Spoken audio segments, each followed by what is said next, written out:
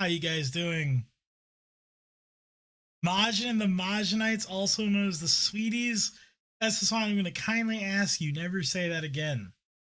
Solid Bowie, David Snake. How's everybody doing? So we're getting, what's up, Frenchmans? We're going to do a tier list. Not just any old tier list, MajinSweets played games tier list. So we're going to make a tier list of all the games I have personally played.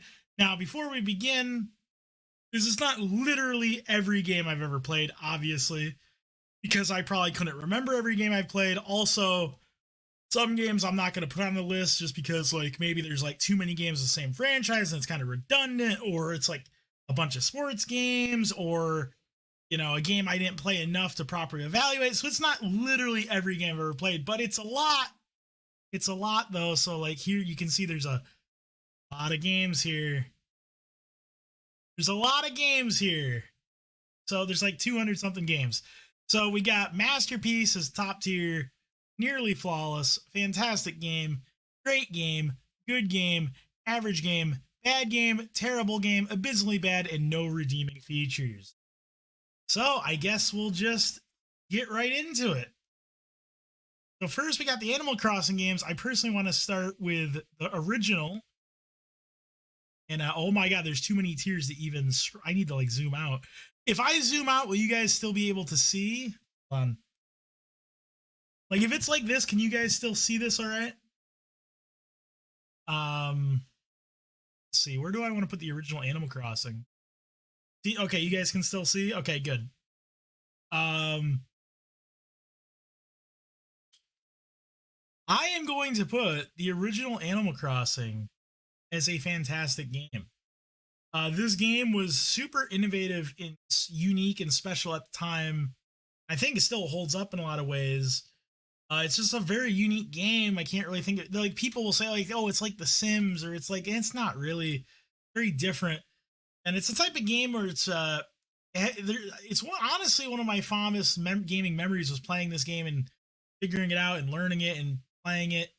It's a type of game where there's a lot of like secrets and a lot of cool things to find. You keep learning new things about it as you go, and you keep talking to your villagers and keep like learning new ways to make money, and you discover new things. It's a really cool game.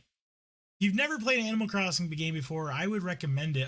This is the original though, and the reason it's not going in nearly flawless is it does have like some rough around the edges issues, like inventory stuff's kind of weird, controls can be kind of weird at times.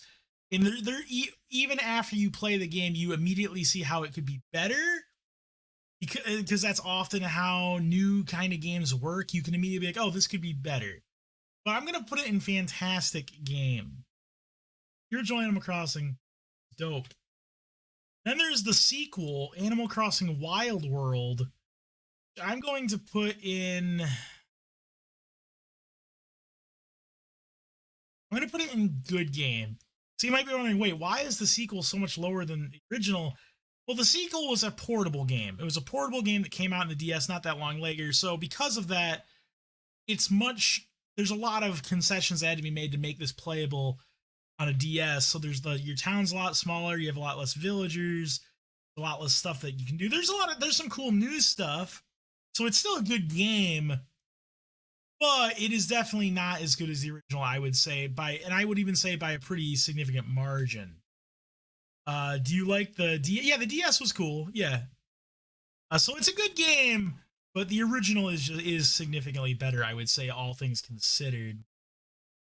Then we have the third game in the franchise, Animal Crossing City Folk, which I'm going to put right here. So why is City Folk below the original, even though this is the third game in the franchise? This one is the first real big sequel. It came out in the Wii. So City Folk did add some things, but the things it added were pretty minor. Like it added like some new items. It added like the city, but then the stuff they added was not really that substantial. And there was a lot of things still missing from the original game. And also the game was just kind of, I don't know, it just felt lacking in a lot of ways. It was okay. It's a good game. But the original game, I think, is still superior. A lot of fun. Oh, we'll get to that MVP. We'll get to that. So City Folk was good, but I think still a step down from the original. So now we're up the fourth game in the series, Animal Crossing New Leaf, and I will say New Leaf matches the original. So New Leaf did finally add a lot of new cool shit. So the New Leaf added you could be the mayor, you could create your own custom park projects, so you could customize your town.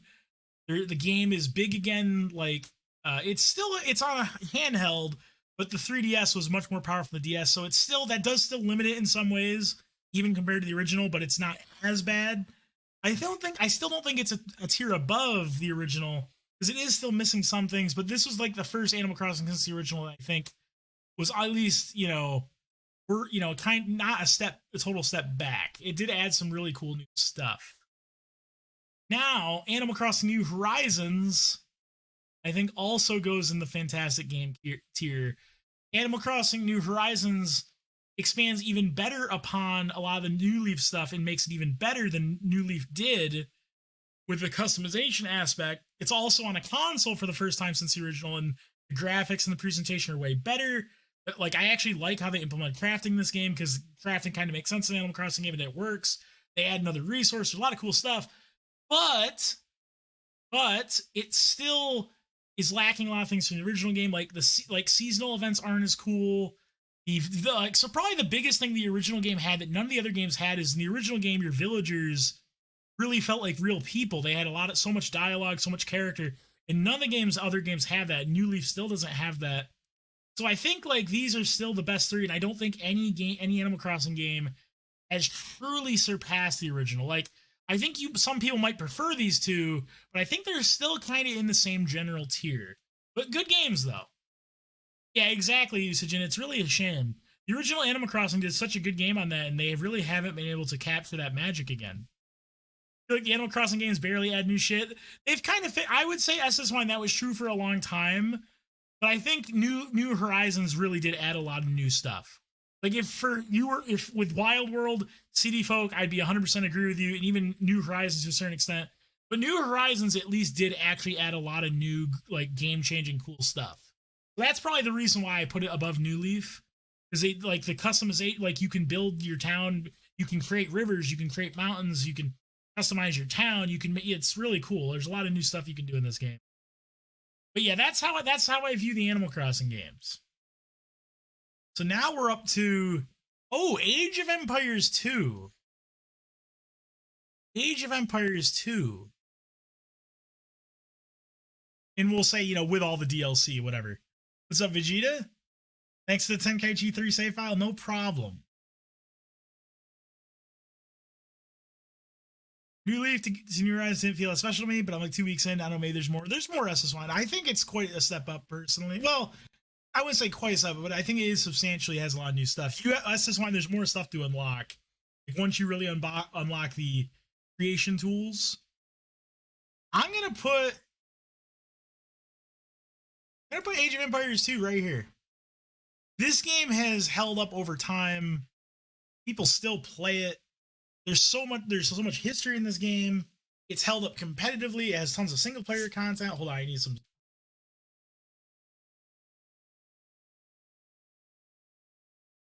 There's been many RTS games over the years, but very few have held up. I think Age of Empires 2 is one of those games that has really stood the test of time. Yeah, the LAN. I'm going to put it in fantastic game. This game, I think, is truly made its mark in gaming history.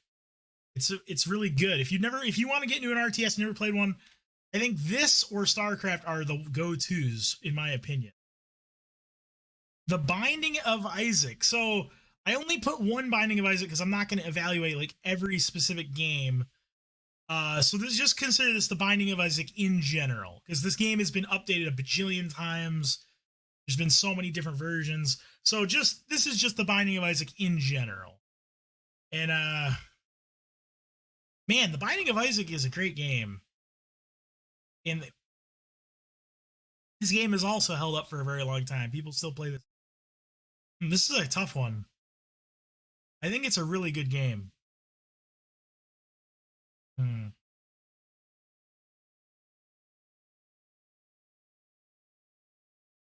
This is a tough one.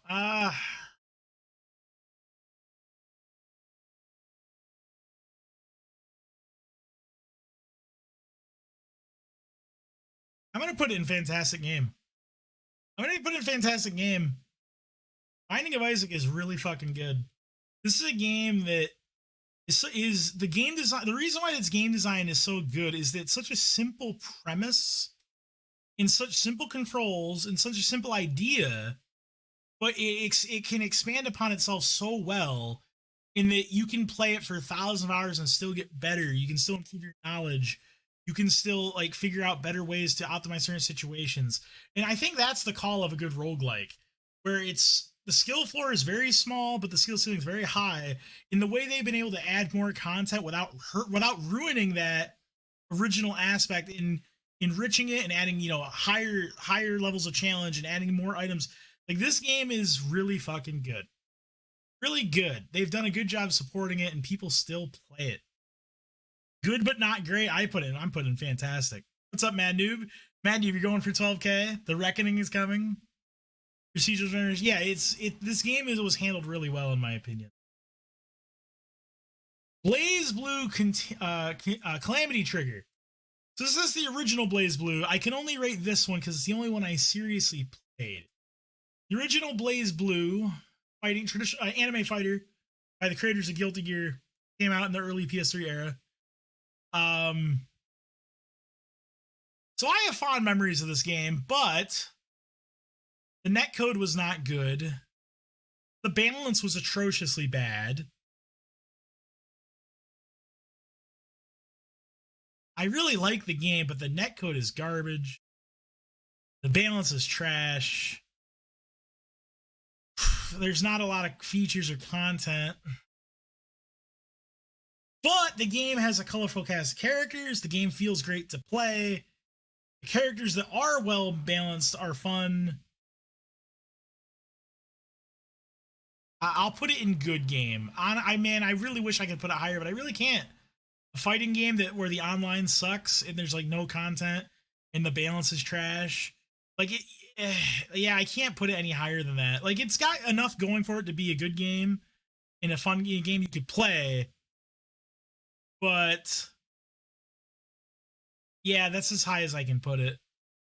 It just doesn't have the content or the features or the polish to put it any higher than that. No bias, Vegeta. There's no bias in this tier list. I'm just putting it how I objectively see it, best of my ability. Can't wait to see where Ogre Battle March Black Queen ranks. Yeah, well, that'll be interesting. Yes, Kingsfield 4 is on the list. Yeah, Tagger in this game. So, all right, I played Ragna in this game. Who's the guy in red right there? I played Ragna. So against Tagger, I could literally do 5C. That's like Ragna's like standing like little roundhouse kick thing. I could press that at the start of the round, and there's nothing Tagger can do about it. He like has to block it, and then I can immediately put him in a block string. So Tagger in that against Ragna is literally at disadvantage before the round even starts. Fucking stupid. Bloodborne.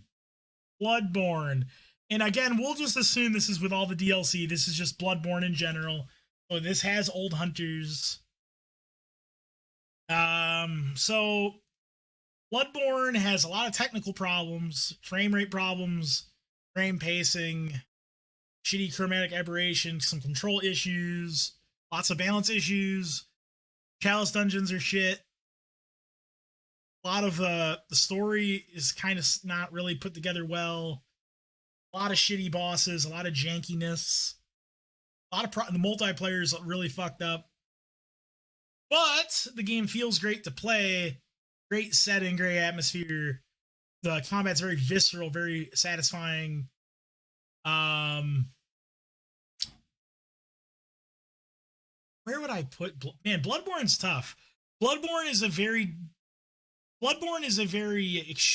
radical game in that the things it does well are really good, but the things it does bad are really bad. So it's hard to rate it. I can't put it in fantastic. I can't. It just doesn't. It's got too many glaring issues to be in fantastic. Like, it's a good game, a great game, but there's just too many big problems that hold it back. Like, this is a game where your only real defensive feature is rolling, and you can't roll while running. You literally can't roll while running in a game where all you can do is roll. Like, that's just so bad. Like, I can't. I'm sorry, Bloodborne fans. This game has too many big issues, like from a core design standpoint. Exactly how terrible certain matchup attacker was. Yeah, I think I've seen that too, Mad Noob. Yeah, the sound effects and visuals are definitely amazing. How you doing, David? Seems fair. My first impression of Blaze Blue. The Chalice Dungeon. Yeah, I agree, Frenchman's. All that time in the Chalice Dungeon is probably why this game is lacking so much polish, which is a shame. Castlevania 3 Dracula's Curse for the NES. So Castlevania 3 is hard as balls. Really hard, brutally hard game. But the combat is good. The music is fantastic. The level design is unique and good throughout. Enemies are hard but fair most of the time. It does get a bit too bullshit at times, but it's still really well designed. The game is, you can just jump into it anytime and play it and have a good time. There's multiple different playable characters in this one. It's a good game. Man, where do I place this? Where do I place this? Shit.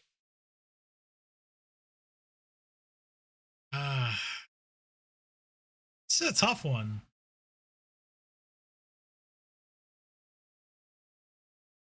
I put Castlevania 3. I'm putting it at the top a great game for now. Castlevania 3 is a fantastic game. Well, not quite fantastic, but it's a really good game. Yeah, I'm going to put it there.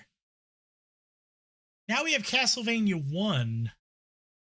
So Castlevania 1 is basically Castlevania 3, but not as much stuff, but also a little easier, which is probably a good thing. It doesn't have multiple playable characters, but it's still like a challenging but good 2D side scroller.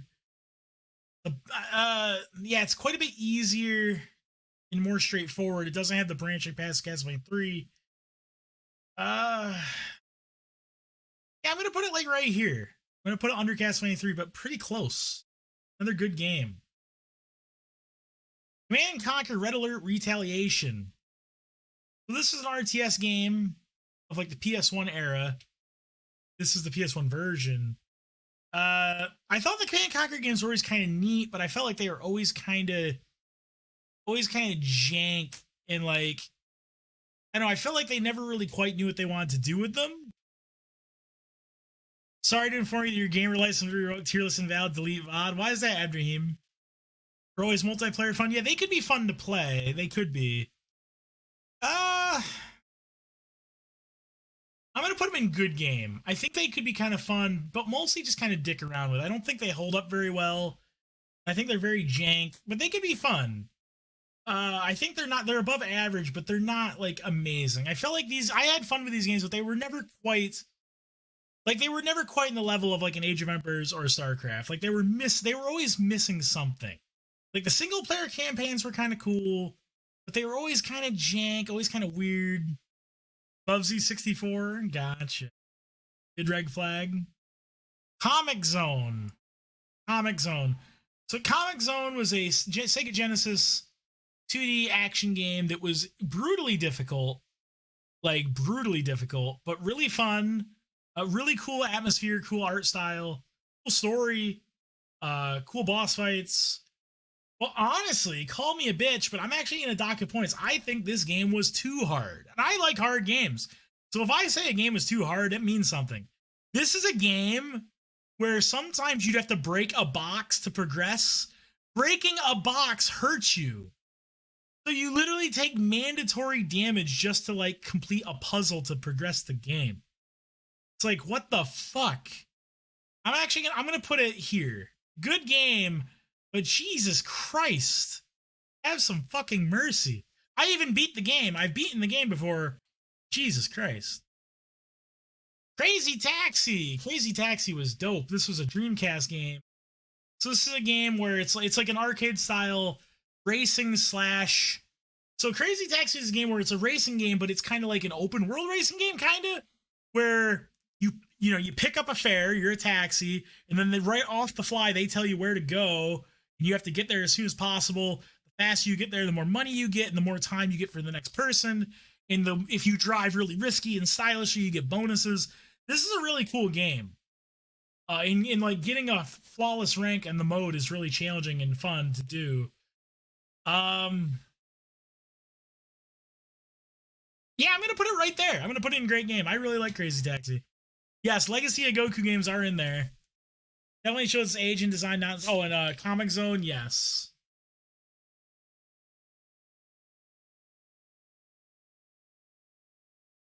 So mostly good games so far. Custom Robo. Custom Robo. So Custom Robo is an arena fighter game where you basically create your characters with customized parts, hence the name Custom Robo. You can have different battle mechs with different like armor sizes that change their speed and defense. So you can have like a flying mech or a speed mech or an armor mech, and then you can give them different gun. Like they all have like 3 different weapons. So you have like guns and bombs and drones, and you can customize what setup you want. This game is sick. The multiplayer is dope. The campaign mode is dope. I'm gonna put it right here. Custom Robo, great game. Highly recommend playing it. Check it out. It's dope. Diablo 2. Oh, shit. Diablo 2 is a game that people are still fucking playing. They've been playing it for 20 fucking years. What do I even say about this? I feel like there's nothing to even say about. What do I say about this game? This game is like crack cocaine for people. Like there's so much to do in this game. There's you can make so many characters, softcore, hardcore. You can farm for items. You can PvP. You can do post game content. You can do ladder seasons. There's so much. There's a lot of there's a lot of cool stuff. I'm gonna put it. You know what? I'm gonna put it right there. It's our currently highest rating game. I'm not gonna put it nearly flawless because the game does have some issues, but I think it's top a fantastic game. There is some negative things I could say about the game. The balance could be better, for example. The balance could be a lot better. Some characters are clearly way better than others, so that's a big problem. But it's I'm happy with this spot. Captain Zeal, it was good, but I had fun. Yeah, you can still have fun with those characters too. I'm gonna put it right here. Also, the game has some jankiness in it from it being an old game, but it's still a great game. Dark Souls 2. Dark Souls 2. Dark Souls 2, and this will include all the DLC. Putting it right here. Putting it right there. A good game. Still has a lot going for it. A lot of content, a lot of stuff to do. The PvP. You can, there's a lot of cool bosses, but it doesn't get into great game because it's got a lot of issues. Game feel is questionable. The RPG stuff is questionable. A lot of filler content. Pacing of the game is definitely not great. It's not. It's a good game, and I would say it's definitely a game worth checking out. But it's not. It definitely has a lot of problems, and it's lacking in the wow factor to put it as like a great game. But I'll put it in the good game tier. Dark Souls 3. Dark Souls 3. Dark Souls 3. Dark Souls 3 is extremely well polished. This game never takes a dump on you. This game has tons of great bosses. Tons of content that's really good. Controls really well. I'm putting it right there. Nearly flawless game. Really well. This is the best Soulsborne game, in my opinion. If you want a consistently good experience with lots of cool bosses, lots of cool areas, cool visuals, good controls, this is the one to play. The Dark Souls 3. Dark Souls 1. Dark Souls 1.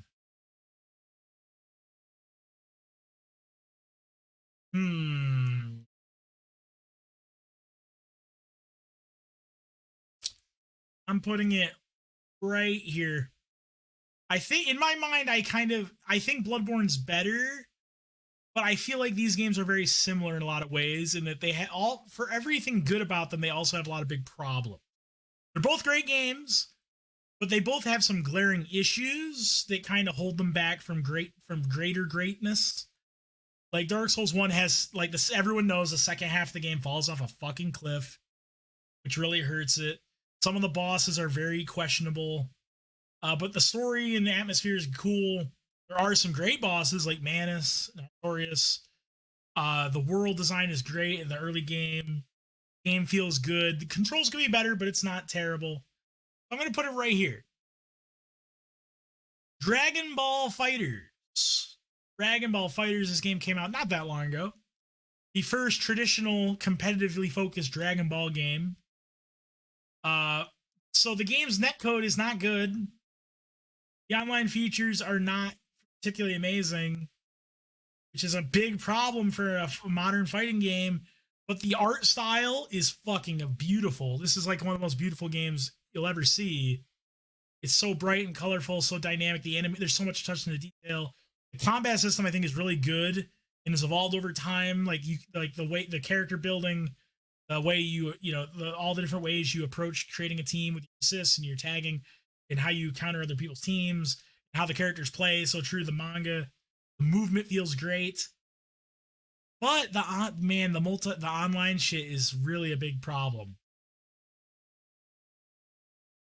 I gotta put it here. It pains me. It sucks. This game could be in fantastic tier if it had good online, but that's such a huge handicap for a modern fighting game. It's a shame. It could be so much better. Shame. Dragon Ball Xenoverse 2. So this is a Dragon Ball game where it's like MMO light. You make a character. It's got like these very deep RPG stuff where all the different you can pick as a Saiyan or an Namekian or a Majin Buu race, and they all have different custom passive traits, and then you can customize their HP or their energy or their melee, and you can get special moves and customize their move sets, and then you can play with other people, you can do raids, you can play a fucking card game. This game is like, it's fucking crazy. It's weird. It's crazy. So if you're not a Dragon Ball fan, you probably have no idea. Like, you're like, what the fuck am I even looking at?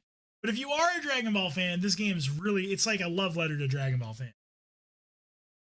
But, because it is basically an online game, it does cause some problems. And the netcode is good, passable, but could be better. But it's a good game.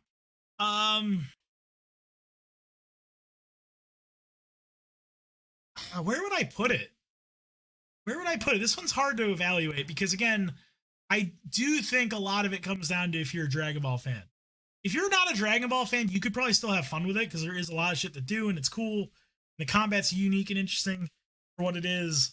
But a lot of this is a fan. Let's not be wrong. Let's not get this wrong. This is a game for Dragon Ball fans, first and foremost. This is fan service for Dragon Ball fans. And that's great, right? Nothing wrong with that. Like, I play this game like, oh, I'm going to meet Vegeta. I'm going to make Vegeta my mentor because I'm going to fanboy out about Vegeta. But that's literally just a Dragon Ball fan thing, right? It's cool that that's in there, but, how much does this appeal to other people? I'm going to put it right here. Good game, but again, your mileage will vary. Yeah, I agree, Mad Noob. And I'm going to put the first one right here because they're very similar games. The second one is basically the same thing, but better. There's not too much more to say about that. Dragon Ball, the Budokai games. Budokai 1. So Budokai 1 is like... So it's a 3D fighting game, but man, how do I explain how this plays? So it's in 3D space, but it kind of plays mostly 2D. It's kind of like 2D, but you can sidestep, so there's a 3D dynamic, but he was just tired of the form, so more of the same wasn't great. I got you, Mad Noob. I'm going to put this in bad game. Budokai 1 doesn't look very good. The 3D graphics for it just don't really look like Dragon Ball. Like, the Kamehamehas are fucking yellow. The game doesn't have a lot of content.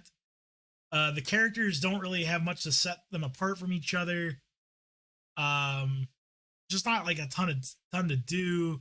It's not a terrible game, but I'd say it's not even average. Story mode was good. I don't know. I don't know if I would say that.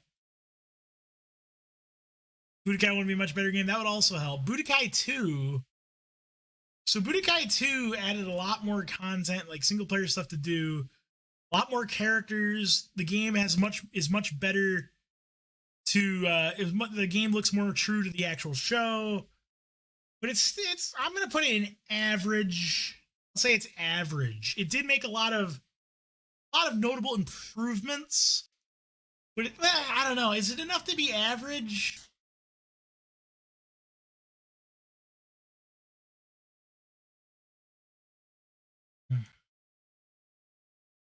I'll say average for Budokai 2. It's better, but still not great. Budokai 3. So Budokai 3 finally added a lot of stuff to make the game like more interesting to play. You can like make your own AI characters with their own custom AI and moves, and they can fight each other. There's like a lot more actual differences between the characters. There's a lot more characters. There's a lot more content. The Tianxia fusion. But they added some really stupid mechanics. This game added Dragon Rush, which is a armored heavy move that if you hit which is unblockable and armored, and if you hit someone with it, it forces an RPS game where it's 100% rock paper scissors, where you press square, X, circle, or triangle, and if the defender guesses wrong, they take a shit ton damage, and it goes on for multiple phases, and it takes like a whole minute to happen. It's trash. So I literally think if it wasn't for Dragon Rush, I would have put this in good game. But Dragon Rush is such garbage mechanic that it's going to hold this game back to being average. Ultimate Tenjai's Dragon Rush the game? Jesus. Yeah, Frenchmans. In a fighting game? Yes, in a fighting game. Yeah, it is awful. Dragon Ball Z Budokai Tenkaichi. So Budokai Tenkaichi 1 is kind of like a tech demo of a game. It's kind of like a tech demo for what this game could eventually be. Like, there's like no content. The characters all fight exactly the same. Graphics aren't good. There's like nothing to do. I'm going to put it in terrible game, unfortunately. I love the Tenkaichi games, but if anybody in chat right now is like, wait, I thought the Tenkaichi games were good. Play this one again. Play the first one again, and you'll be like, oh shit, you're right. But Tenkaichi 2, on the other hand... Wait, which one's Tenkaichi 2? This one. Tenkaichi 2, on the other hand, is not a tech demo. This is Tenkaichi 1, but with an actual budget. The graphics are way better. The characters are much more dynamic. There's a ton of single-player content. There's the PvP is actually fun in this game. There's the combat system is massively improved. I'm putting this in good game. In fact, I'm going to put it right here. We're broken in second 2, though? Yes. Well, I thought you wanted more 50-50s? Yes. Tenkaichi 3, in my opinion, is Tenkaichi 2, but even fucking better. More characters. The combat system has even more juice on it. Now you have perfect smashes, which is a frame perfect tech where you teleport to your opponent and it's unblockable. There's more defensive mechanics like sway and in a sonic sway. There's so much to do in the combat system. You can do 5v5 battles. I'm putting this... Jeez, where do I put this? This game is dope as fuck. Get fucked, Dark Souls 2. Suck my ass. Next up is Dragon Ball Z Infinite World. So not a lot of people played this one. You might even be saying, what the fuck is Dragon Ball Z Infinite World? Dragon Ball Z Infinite World was the Budokai games, but tried to be good. So it's, imagine Budokai 3, but with an actual well-polished and well-balanced combat system. It's basically what it is. So just for that fact, I'm putting it here. If you want to play a Budokai game that's not stupid, play this one. You don't have stupid dragon rushes. The characters are much more properly balanced. This is the Budokai game that nobody played, but it's the best one. So that's my recommendation. Dragon Ball Z Legacy of Goku. This game is ass. Dragon Ball Z Legacy of Goku is trash. The first one is trash. In fact, I'm putting it in abysmally bad. I don't even know what to say about this game. Just play it. Just fucking play it. Like, God, like, I think the only way to beat Frieza is just he spams Solar Flare because he just, this fucking game is, it's bad. But Legacy of Goku 2 is actually pretty good. For what it is, Legacy of Goku 2 is pretty dope. You can play as different characters. You can level them up and pick what stats you want. Like, I made a Vegeta with high on melee damage. I wouldn't register my saves. Oh, yeah. Oh, MVP. So, MVP, you're going to hear a statistic right now that's going to blow your mind. Goku has been in more video games than any other fictional character in the whole of all time. Goku has been in more video games than anyone. Yes, there are a lot of Dragon Ball games. So Legacy of Goku 2 is actually dope as fuck. Cool little mobile, portable game. Yes, way more than Mario. Way more than Mario. Everyone always says that, but Mario's not even close. Legacy of Goku 2 is pretty dope. Late game Legacy of Goku, that's true. I'm gonna put this in good game. I think this game is really sick. It's really fun. So 3 years ago, total of 150 video games. No, it's more than that. Man, dude, that's an incorrect statistic. Actual Goku are like ones which emulate like no, actual Goku. You trying to get picked up by Fiji? Yes, Jay, I am. I'm gonna put it bottom a good game. Legacy of Goku 2 is dope. All right, the last Dragon Ball game that I have on my list. Dragon Ball Z Ultimate Battle 22. PlayStation era fighting game. 2D fighter.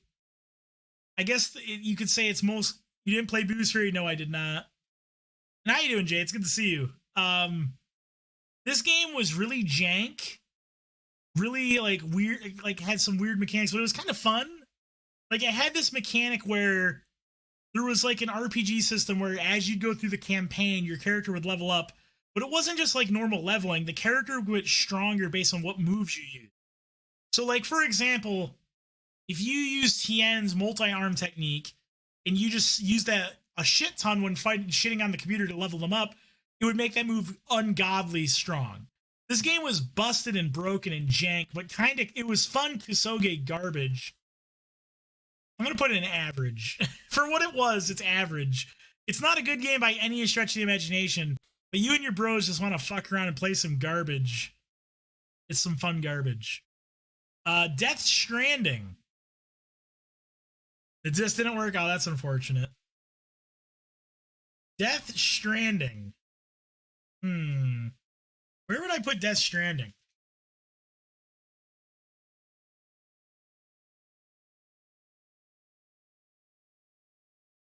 Great game. How you doing, Taryn? Death Stranding is a game that's very unique. Great visuals and music. Cool story. I mean, the story is going to vary from person to person. Not bad. I put it in good. The gameplay loop is super unique and cool. A lot of different ways you can approach the game. Tons of like side content and additional content. Different difficulty settings are well done. The multiplayer stuff is unique and cool. The game does have some jankiness. Like vehicles can be weird sometimes. BT is probably going to be handled better. I'm going to put it... This is a tough one. So many flaws. Fuck with performance. True. How much of a gamer you really are? Yes. Your bandwidth goes high? This is a tough one. Because I really love this game. Where would I put Death Stranding? How you doing, Terrence? Good to see you. I'm gonna put it.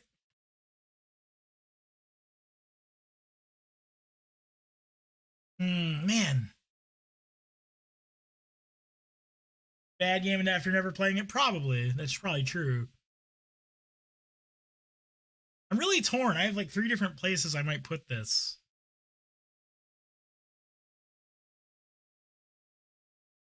Uh,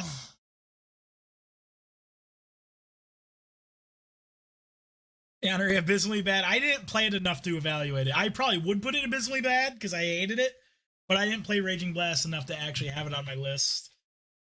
I didn't play it enough to actually rate it.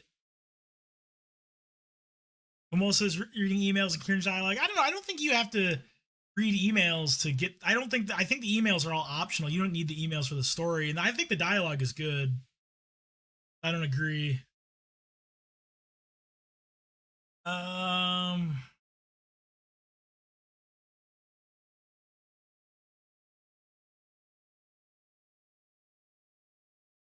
some of these, some are really bad.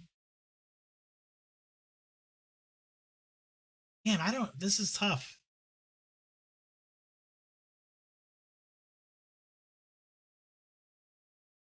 Princess Beach. I like that line personally. I don't know why people freak out about that line so much. Actually, translating Japanese sounds stiff and weird as shit. That happens sometimes for sure. Three and Bloodborne. Hmm.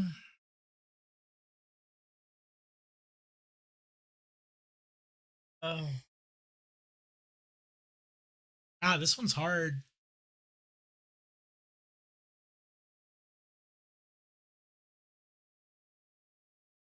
Bloodborne be so low. Yeah, the game has a lot of problems. It does. I mean, it's called the GOAT. People like to call it the GOAT, but I really don't think it is. Yeah, well, people still say that. I'm gonna put it. I'm gonna put it right here between Bloodborne and Dark Souls 1 in the great tier. I'm gonna put it. Demon Souls. Demon Souls. The first Souls game. I think it still holds up pretty well. Game is short and sweet, but that's kind of good. Level design is pretty damn good. So I can put under masterpiece. Not quite. How much you suck? I like the game, but it still has problems. I'm saying Demon Souls is clearly going in the bottom of great game. I think Demon Souls is a great game. There's a lot. The level design consistently good. World building atmosphere is good. Multiplayer stuff is cool. Cool bosses. Game feels good. Yeah, Dark Souls 2 is in good game tier. Yeah. Yep. It's not a terrible game by any stretch. It has a lot of problems though. Budokai 1 of the Soulsborne series. Yeah. The Demon Souls, good job. You're in the great game list here. Diablo 3. Diablo 3. Hold on. Wait, where's Diablo 2? Wait, where the fuck's Diablo 2? Fuck, well, we'll get to it when we get to it. Oh, we already rated Diablo 2. Wait, why was Diablo 2 so early? Well, anyway. Diablo 1. Let's do Diablo 1. Diablo 1 is a fantastic fucking game. It's fun at release. I do not agree with that at all. Diablo 1 is a great game. I think it's still good. Yes, it has a lot of problems from the time it came out. Wish you could run in Diablo 1. Yeah, that'd be nice. Diablo 3 with a friend. I played with a friend, but I don't know. Running a riffs like riffs. Diablo 1. I'm gonna put Diablo 1.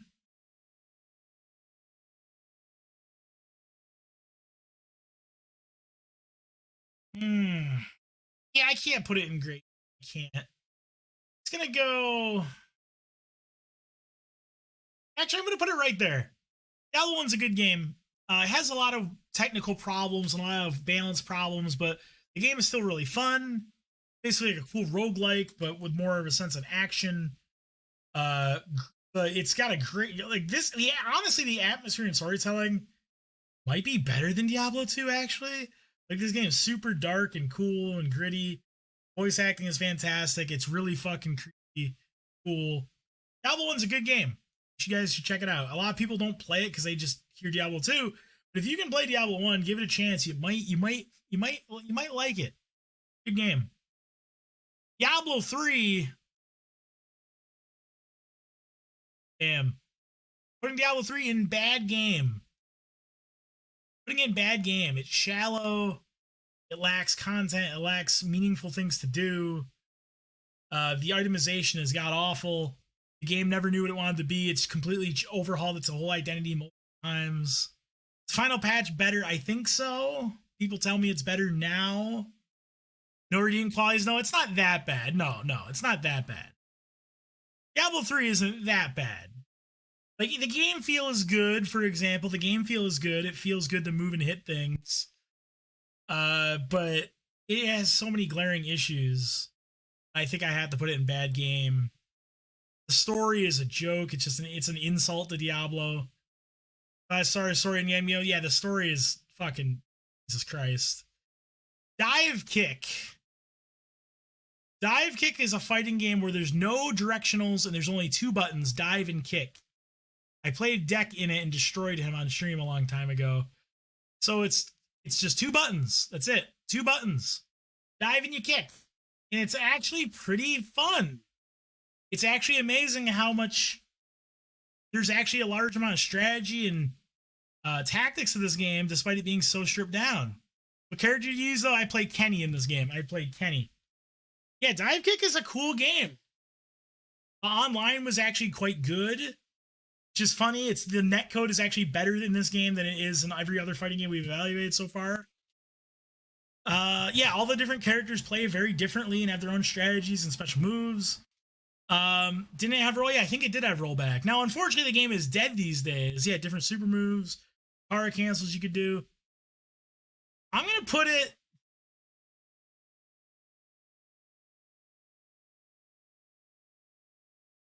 Put it right here. Good game around this area. I put it above Blaze Blue. But hey, Blaze Blue had shit netcode and shit online features.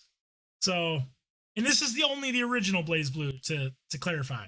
You were just Calamity Trigger, which had a lot of other problems too. The original Devil May Cry. So the original Devil May Cry is the only Devil May Cry game I truly played. I gotta fix that at some point. It's the original Devil May Cry. I played it. I beat it multiple times back in the day. This game was very unique and cool at the time.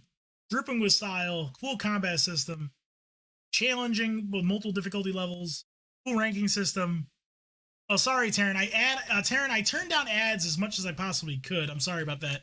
Ads are mandatory now on Twitch, unfortunately.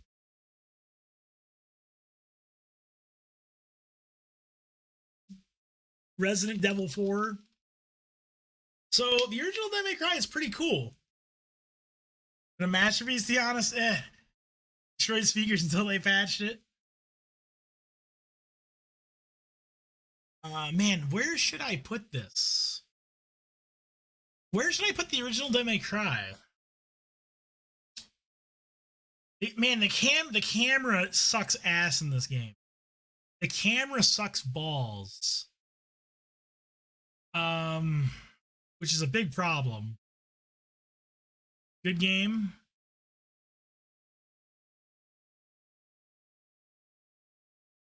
I'm gonna put it here. Yeah, I think it's a good game, but it does have a lot of problems. Camera sucks dick, which is a big issue. And also, it still has some like weird kind of puzzly stuff from Resident Evil that has no real reason to exist. Would have been better if it was the flagship. Yeah, exactly, Horatio. I agree. Donkey Kong Country. Donkey Kong Country for the Super Nintendo. Now, there's a video game review from like the 90s. It reviewed this game, and it has the best line of dialogue from any video game review I've ever heard. And what he said is, you don't like Donkey Kong Country for the Super Nintendo, you are stupid. And then he said, that may sound harsh, but it's also the truth. And I agree with everything that reviewer said. So I'm going to put this in...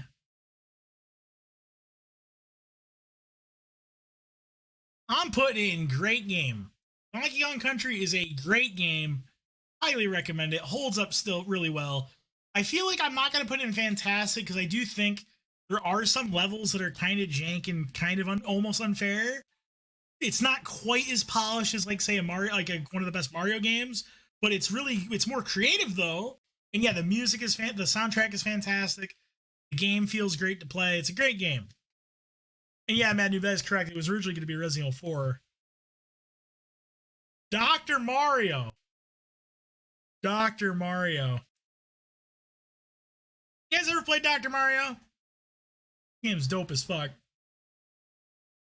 Dr. Mario is pretty sick. I'm going to put it in good game. Dr. Mario is dope. Put it in good game. Simple puzzle game, but fun. Nothing crazy, but it's good. It's an enjoyable game. Definitely above average. Put it in good game. I don't have too much to say about it, but it's good. Fall Guys Ultimate Knockout. Yeah, Dr. Mario is fun. Fall Guys. So Fall Guys is another example of a game that takes a super simple premise that shows you how far you can take it. Really cool multiplayer concept. A lot of cool, like, it shows you how many different ways you can play. I think this is a really good game. And they've been adding more content over time. I'm going to say...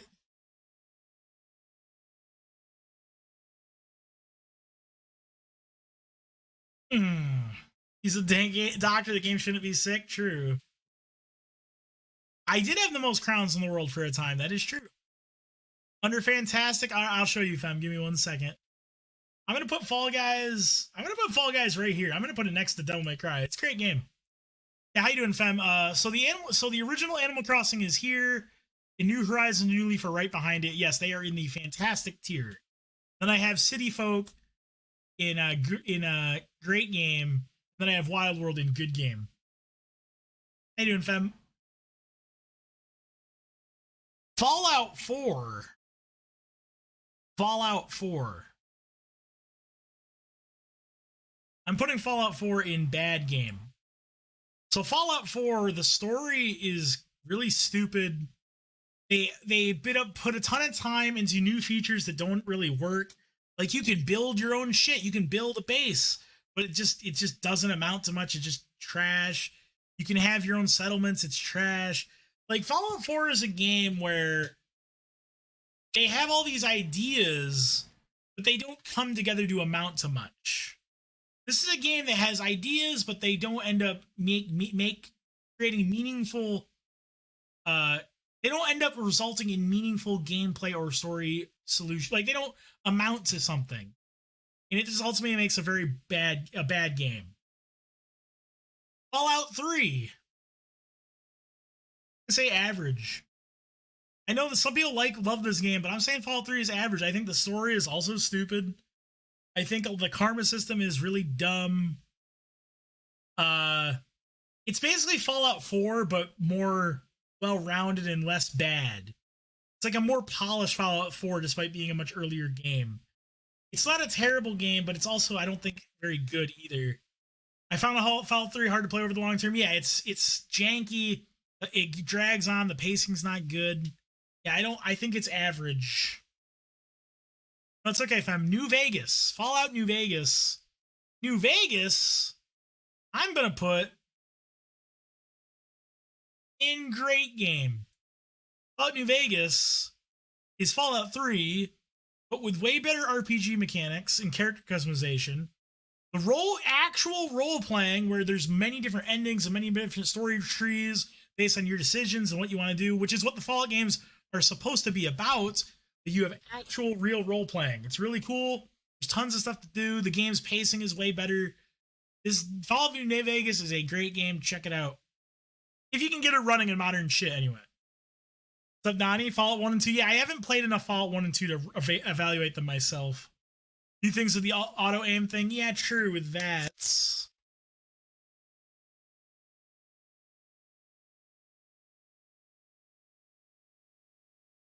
Took like 10 minutes to load. Yeah, that's unfortunate. That is true. Fantasy Strike. Fantasy Strike is a modern, it only came out a few years ago, traditional 1v1 fighting game. So this game has amazing netcode, really good rollback netcode, really good ranking systems where it actually like prevents cheaters and it actually properly evaluates your rank. So those are two huge pluses because a lot of fighting games don't have those things. But this game sucks. This game sucks though. And you guys might be like, wait, Majin, you're always harping on fighting games that have to have good online, good ranking systems, good content. If this game has those things, why does it suck? So this game has a huge identity crisis. It doesn't know what it wants to be. So on one hand, the game is selling itself and is designed as a like super beginner friendly game. It's like there's going to be no hard execution, no motion inputs, no hard combos, no like, no hard movement. And that's not necessarily a bad thing. But here's where it goes wrong, in my opinion. This game is supposed to be a game. It's in the creator of the game has said this many times. This is supposed to be a gateway to other fighting games. You play this game if you don't know anything about fighting games, it'll help you get in the genre. Except this game has such esoteric and weird mechanics that it will not do that. Like the way this game handles throw teching is very strange and not like any other game. This game doesn't have high or low blocking, which is very strange compared to any other fighting game. The way it handles meter management is very strange. It's like auto refills meter. So like there's no resource, like you don't build meter, it just happens automatically. So it's more of like a weird timing thing. So this game is just its design is very muddled, inconsistent, and overall just messy, I feel. Also, I feel like the game's, like, the characters are way too big on the screen. So, like, I feel like there's a lot of times in this game where you do things without wanting to do them. Just because your characters are so big and the hitboxes are so big. Like, someone's going to do a counter and you can't help but hitting into it because the characters are so big that you do a move and your hitbox covers, like, half the screen. Like, I feel like this game ultimately just fails in execution. Like, it's great on a technical level, but that doesn't mean shit if the game just isn't fun and doesn't really work. I'm going to put it in... And also, good luck finding anyone to play because this game is dead as shit, which kind of renders the netcode, kind of meaningless. It doesn't really matter if the netcode's good if there's only 30 people in the world playing the fucking game. So, I'm sorry, Serlin, but I'm putting it in terrible game. I was looking forward to this game for a very long time. I wanted this game to be good, but it just ain't. It's not good. Also, the game looks like shit, and the characters look like low-rent Street Fighter wannabes. It's like the main character looks like a Ryu wannabe. One of the characters looks like a Satsuki wannabe. Like, the characters have no identity, and, a game, it's not good. Why would I ever play that over Power Rangers Battle of the Grid? You won it, Mad Noob. That's why no one plays this game. Too bad we aren't rating by games title. Yeah, Fantasy Strike is also a shitty name. Why did you destroy the community? I didn't destroy the community. I didn't do that. Final Fantasy 12. Final Fantasy 12. So many fucking ads. Yeah, Taryn, that shouldn't be happening. So chat, is anyone else having that problem? Because I have ads set to the absolute lowest. So you should only get an ad once per like hour or two. Shouldn't be getting multiple. Is anyone else having that problem? No? Any ads yet? Taryn, are you accidentally refreshing by any chance? Because if you refresh, it could do that. Not having any? No, I only got one. All right, have a good one, Vegeta. Might be my browser. Yeah, maybe. Yeah, because that definitely should not be happening. I'm so... Oh, thank you, Horatio. Chat, I hate to do this, but I'm putting Final Fantasy 12 as the first game with no redeeming features. Like, I was just thinking about it in my head. I haven't seen a single ad. Well, there you go. You're using ad block? Wait, really? It sends you more ads if you're using ad block? I did not know that. If you're subbed or not. I really thought about it, and I can't think of anything positive about this game. The story is impossible to follow, completely nonsensical, completely just all over the place. It's so poorly written. I cannot stress how this might be the most poorly written story I have ever seen in a game.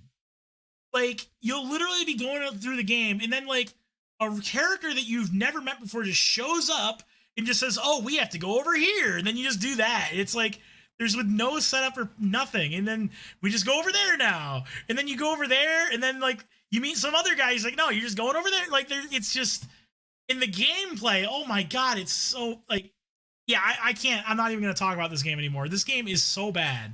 The mechanics are so shallow and nonsensical. The leveling system is so bad. The combat system, if you can even call that, is so bad. The story is so bad. The characters are so bad. This game is trash. Like, oh my God. I beat it, but I beat it, but I hated it the whole time. You give enough ads, it would give you more. Final Fantasy 13. So Final Fantasy 13 story is almost as bad as 12. Almost as it's also very bad. So Final Fantasy 13 story is also bad. Why did you play so many Final Fantasy games? That's a good question, fam. Why did I? Try out 12 eventually? Where's Heartless Adventure? We need his input. Final Fantasy 13 story is also really bad. The characters are really bad. The story is also poorly told and written. But the big difference between 13 and 12 is that 13 at least tries to have a combat system. 13 at least actually has a combat system, and it's not terrible. People pressure you into playing shit gamers to be a real gamer. Kind of true. 13 has good music and actually a not actually terrible combat system. See if it's ironically better than most. I'm going to put 13. I'm going to put 13 here as the king of bad game. It's still a bad game, but it does have some things going for it. Visually beautiful, I don't agree. I think the environments are really repetitive and bland. I can't really agree. I'm going to put it here. It's a bad game, but there's some things to it. The combat system has some things going for it. But that's the best I can put it, honestly. But this is where people are going to get really mad at me. Final Fantasy VI.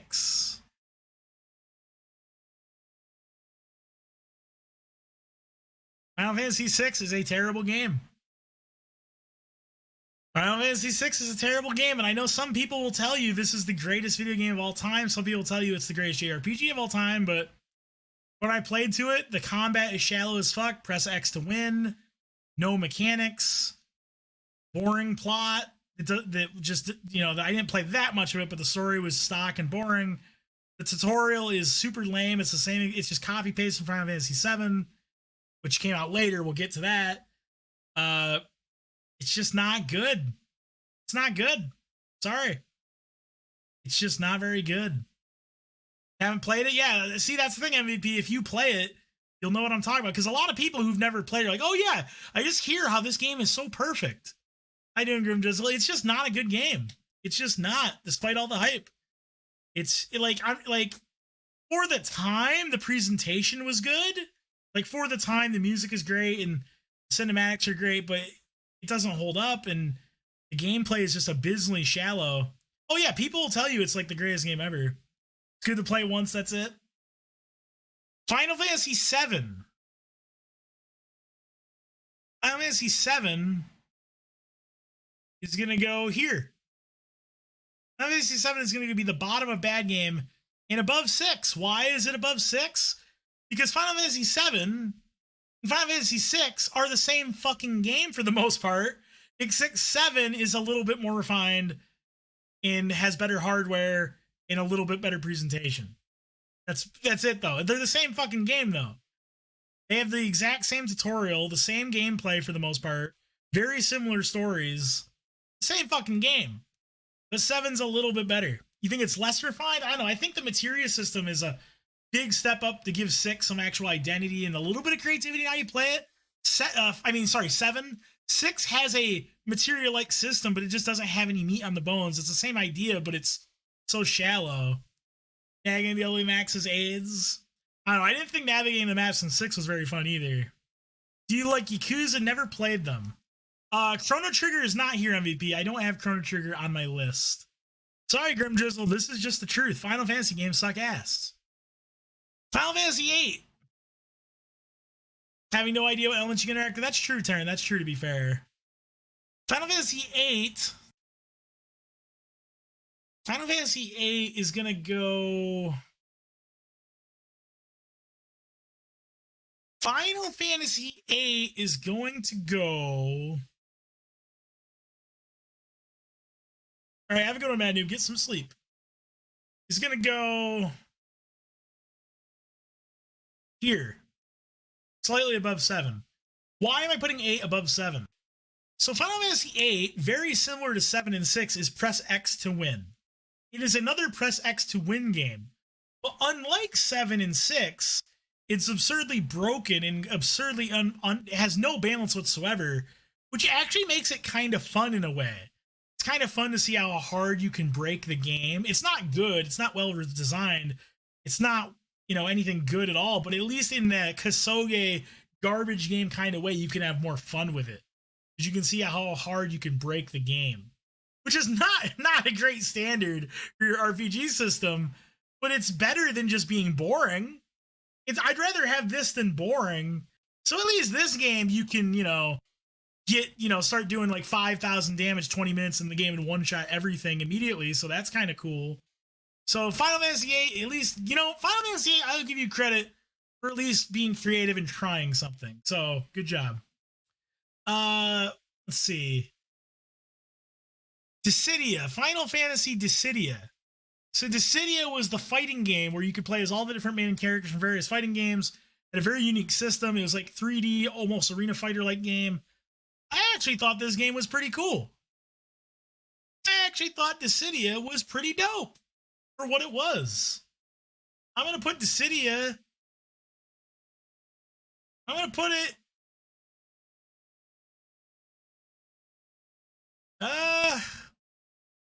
He's just great reported? Yes, I do. Sorry, champ, that's where I put it. Bloodborne, Dark Souls? Yeah, it's above Dark Souls, yeah. It's 2 spots ahead of Dark Souls, yep. So you got what you wanted. Yep. Dissidia is going to be... I'm going to put it in good game. I'm going to put Dissidia around Dive Kick. I thought Dissidia was really cool. I think Dissidia was a pretty cool game. Final Fantasy fighting game was actually pretty fun. Unique, interesting, cool. Cool game. Final Fantasy Crystal Defenders. It's actually a game I played a few days ago. It's basically like Final Fantasy's attempt at a tower defense game, but with much more intricate mechanics and customization and high score competing. And it's really, this game is actually dope as fuck. If you guys never played Final Fantasy Crystal Defenders, check it out. It's really easy. It's cheap. You can still find it. I'm gonna put it right here. Crystal Defenders is dope as fuck. Much? Yeah, Crystal Defenders is dope. Oh, wait, Final Fantasy. Wait, Dark Souls 3? Yeah, Dark Souls 3 is fantastic. Yep, Dark Souls 3 shits on Bloodborne from a high pedestal. Bloodborne sucks ass. But Crystal Defenders I'm putting right here next to Devil May Cry in the good tier list. Crystal Defenders is dope as shit. Muzzle place in Masterpiece? No, not quite a masterpiece. Oh, yeah, but Crystal Defenders is good. The action is great, the linear ripping off of Bloodborne aspects. So Bloodborne is more linear than Dark Souls 3. And secondly, the only thing Dark Souls 3 ripped off from Bloodborne is nothing, because Bloodborne is a janky piece of shit where you can't roll while running. The majority of the bosses in Bloodborne are shit and garbage. The Chalice dungeons take up a shit ton of content and they're junk and garbage. The game is balanced like garbage. Blood gems and beast blood pelts completely break the game and make any of the good bosses a joke. So that even ruins them. The main game is abysmally short, where again, like 60 to 70% of the bosses are trash. Bloodborne's a good game, but holy fuck does it have problems. Don't even talk to me. Dark Souls 3 is way better than Bloodborne. Okay, so Final Fantasy X-2 and Final Fantasy X. Tons of enemy AI and environment assets. Like what? Give me some examples, champ. Give me some examples.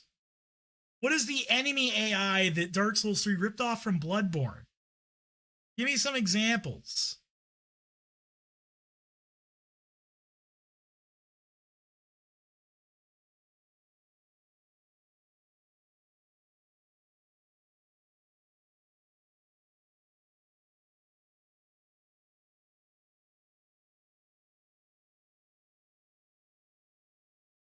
I don't have all day, but if you don't see how Dark Souls took a lot to include the... Okay, so you have nothing.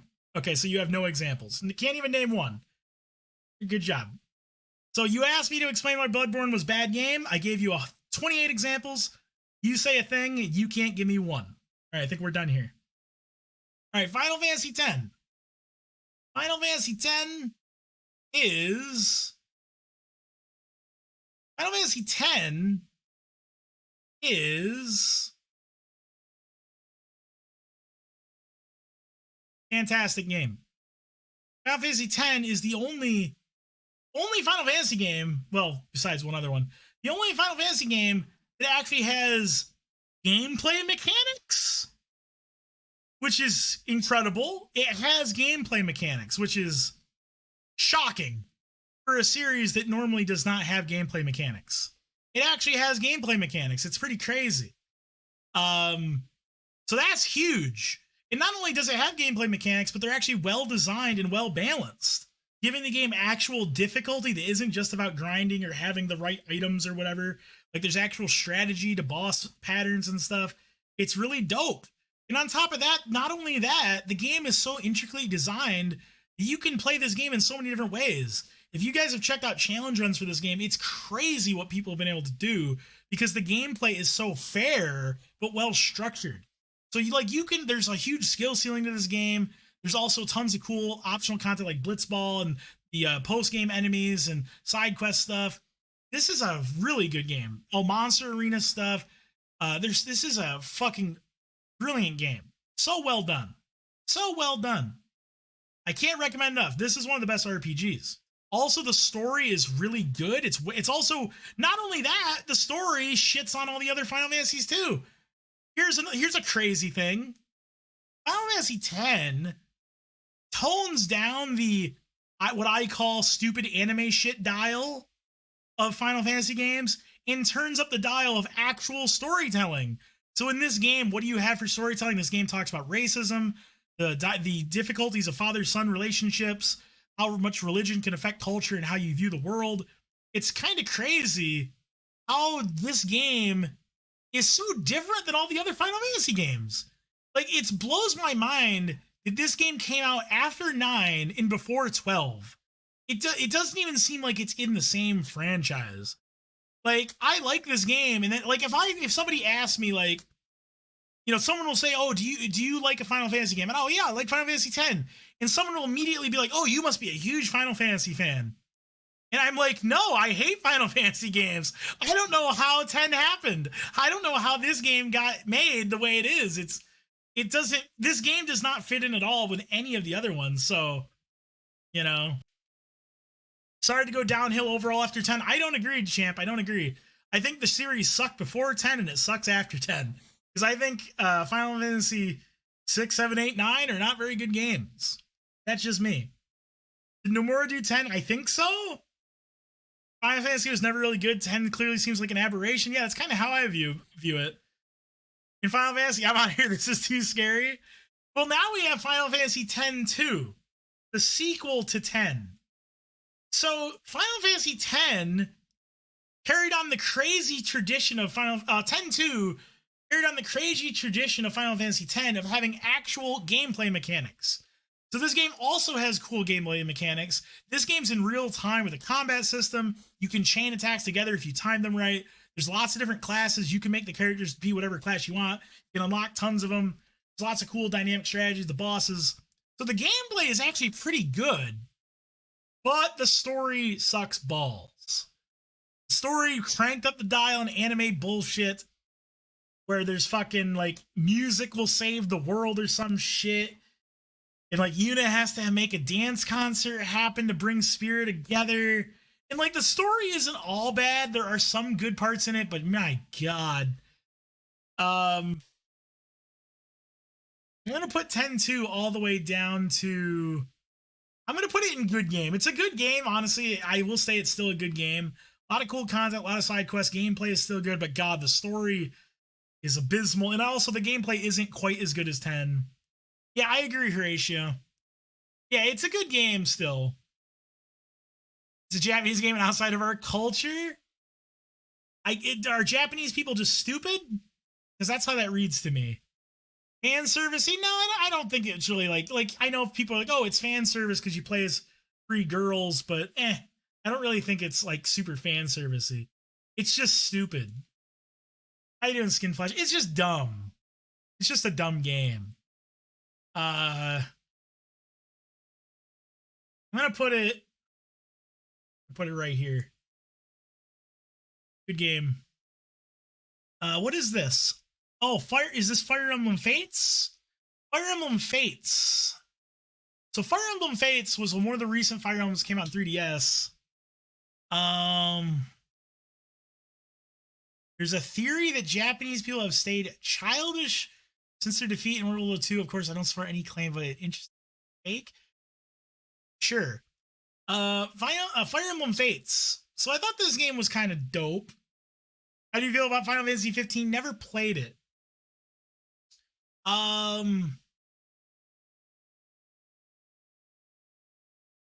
It's a good game, but I thought it was a little too easy. I thought the story was kind of dumb. A little too easy. But it's not a bad game by any stretch of the imagination. Put it right here. I don't have too much to say about it. I thought Fire Emblem Fates was okay. I thought it was okay. I'll put it right there. Fire Emblem Awake. Oh wait, no, this is oh yeah. Fire Emblem Path of Radiance for the GameCube. I like Ike, but this is one of the weaker Fire Emblem games. I'm sorry to say, this game kind of sucks. The gameplay, the pacing of the game is so slow with the new 3D models. The story is typical anime garbage. The game is a slog. It goes so slow. It's not very good. I like Fire Emblem, but this is one of the weaker ones. I'm going to put it in average tier. I don't think it's quite a bad game because it's still like a solid Fire Emblem game. But as far as Fire Emblem games go, it's definitely a weaker one. It's not very good. Yeah, it's just not. I'll put it there. Ashner and Titania carry it. That is true. It's just it has a lot of problems. Fire Emblem: The Sword of Seals for the Game Boy Advanced. This is one of the first ones America played, and I think it's pretty good actually. It's very snappy. The story again is nothing special, but it's better than this one, I would say. And the gameplay's good. Pretty good balance of challenge. Honestly, this is I'm gonna put it behind Final Fantasy X-2, but above Fates. I think this is actually a solid game. Check it out. Sword of Seals. Fire Emblem 3 Houses. So this one was very divisive among Fire Emblem fans. Yeah, that was the Roy one. Or I guess it's technically his son, right? It's Eliwood. Technically, I think, or whatever, but yeah. 3 Houses was very divisive. Like some Fire Emblem fans really hated it. I loved it. I thought it was awesome. The story is dumb. I shouldn't say that. The overarching story is dumb. Stupid anime girl god garbage. You're the chosen one shit. The original Roy one was garbage. Yeah. But I thought the premise of this game is really cool with the 3 houses, where you can pick 3 different schools and you're like the teacher and the characters go through school and evaluate the civil war that happens. This game is, I honestly think this game is fucking awesome. I think 3 houses is dope. In fact, I'm going to put 3 houses. I don't know if it goes here or here. I want to put it either at the top of good game or at the bottom of great game. I really like 3 houses. I love all the like the whole premise was so good. It's so just clever.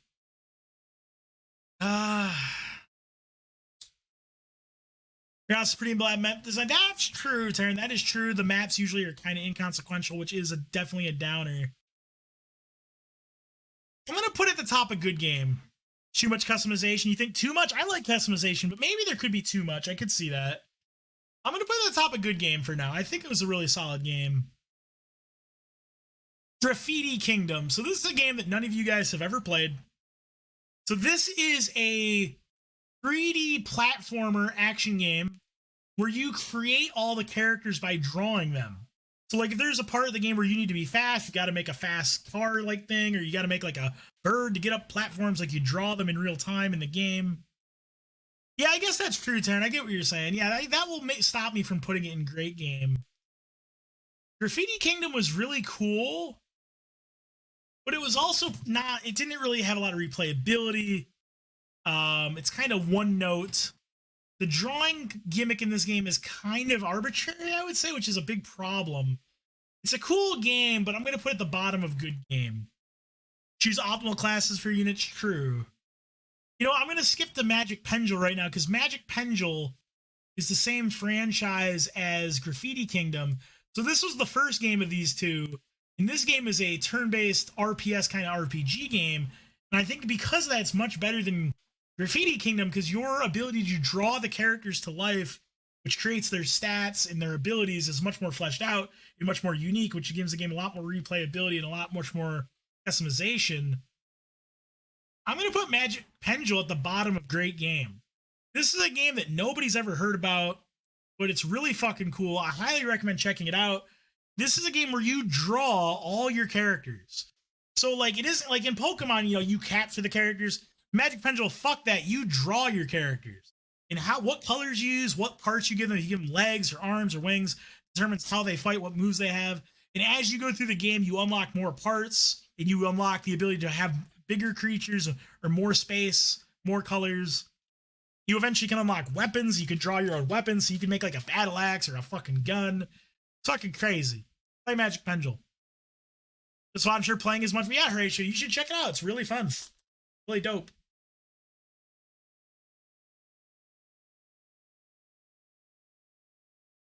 New Vegas isn't really flawless. Sorry, Mitch. New Vegas is a good game. I mean, a great game is very high, Mitch. But again, New Vegas has a lot of problems. Like people were saying before, it can be very buggy at times. Like eventually it could take 10 minutes to load your save file. Like I love New Vegas, but it's just not it's not up here. It's just, I'm sorry, it's a good game, but it has a lot of problems. Yeah, Pierre, I had to put Dragon Ball FighterZ here and not any higher because the netcode is shit and the online features are not good. You know? Yeah, Magic Pendule is super creative. Grand Theft Auto 3. Man, it's gonna pain me to do this because this is a game I played a shit ton when it came out. But I'm only gonna put this in average tier. It just doesn't hold up very well. This is a game nowadays where the missions are just kind of repetitive. The difficulty of the game is not balanced very well. The story is okay, but it's nothing amazing. The game has a lot of charm. It has a lot of charm. I love Chatterbox, the radio station. It has a lot of character. But I don't think I could put it in good game. Like, there's just not... It's just a very early open world game, and there's just not enough meat on the bones. Sorry to say. I have a lot of fond memories of Grand Theft Auto 3, but it just doesn't hold up.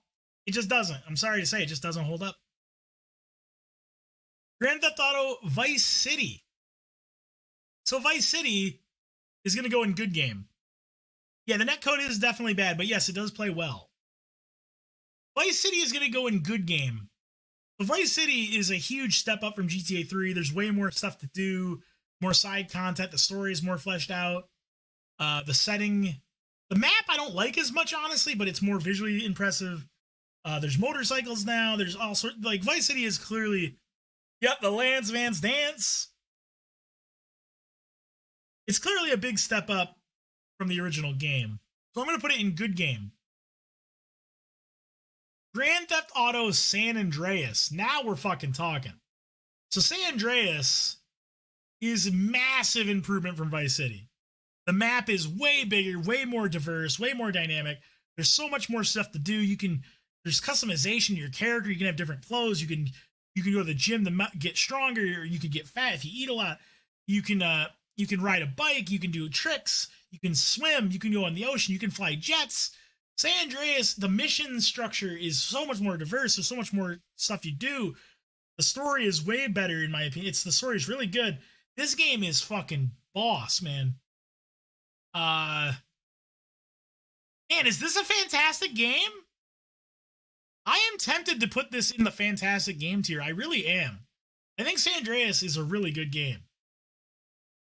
Fuck yeah, I'm doing it. I'm putting San Andreas in fantastic tier. I did it. San Andreas is a good game. Very highly recommend. Nay, they won't get a nay from me. Great game. Grand Theft Auto 4.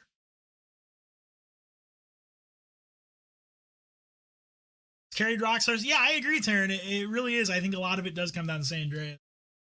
Because Grand Theft Auto 4, in my opinion, yeah, I think this game sucks. And it's weird. I still hear people defend this game. Be like, oh, it was more realistic and the story was good. It's like, what are you talking about? This is like the worst story in the whole franchise. It's so tonally inconsistent. There's times when they're trying to tell like a very modern, human story. Then there's another time where they're saying there's fart jokes and shit. Or like, they're trying to tell a down to earth, realistic crime story. But then you're just like shooting police helicopters down by the dozens. It's like all over the place. It makes no sense. The physics of this game are also all over the place and make no sense. Sometimes you'll be driving a car and you'll make a cool turn and the physics feel good as you drift into the turn. But then there's other times when you're walking down the sidewalk and Nico slips on the fucking curb and that results in him taking a 30-second concussed tumble down the road because he fucking stubbed his toe on a curb. And it's like, what the fuck is going on? This game, in the mission, oh my god, the mission structure of this game is so bad. So it has so little diversity in the missions. How many missions are go here, use our very bland cover system, shoot all the guys? Jesus Christ, this game's mission structure sucks. I'm gonna put this in kind of stupid base game demo. It was made for DLC. Yeah. Hate about movement in modern games. Yeah, me too, Taryn. The movement is so precise and just feels shitty. Feels like Liberty City Story is a wee bit better than 3. I would agree with that.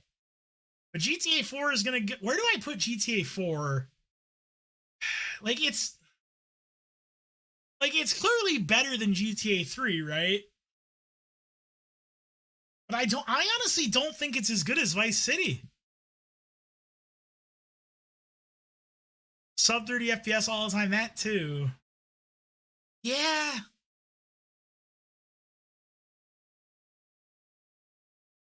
I vote good average.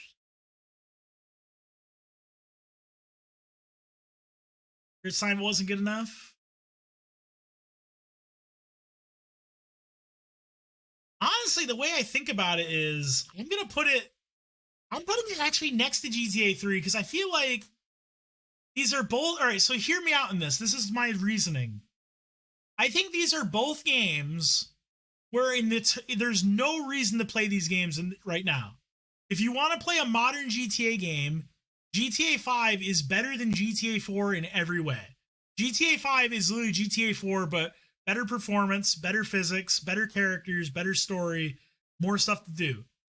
There's no point in playing GTA 3 these days because in terms of old school GTA, San Andreas is better in every conceivable way. So these games are kind of the same in that way, that they're just obsolete. Yes, this is the one with Nico Bellic. There's just nothing, there's just no reason, they don't have any reason to exist anymore. They offer nothing. So I'm just going to put them in average.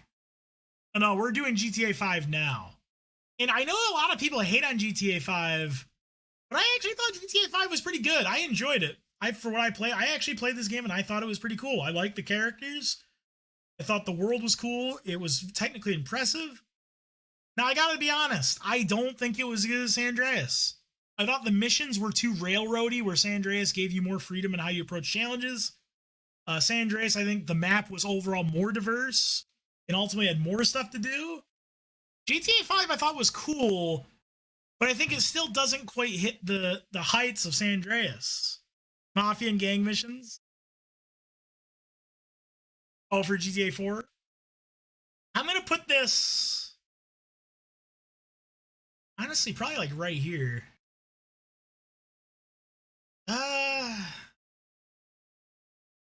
Put it right there. I think GTA 5 was good. It was good. I put it even in great game. But I think San Andreas is still the GOAT of Grand Theft Auto games. But KOTOR, oh, we'll get to that, Mitch. We'll get to KOTOR. Guild Wars 1.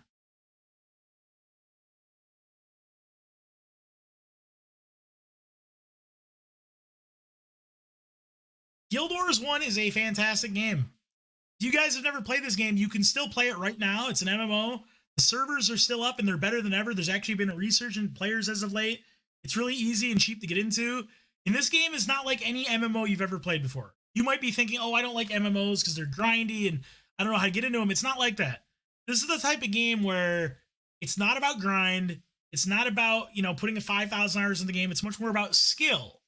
The creators of this game went in a totally different direction with Guild Wars. They wanted to make a skill-based MMO. And it ultimately creates a really fun game. The character creation in this game is also not like any other MMO game you've played before. It's really cool, really creative. It allows you to really play the game in your own way.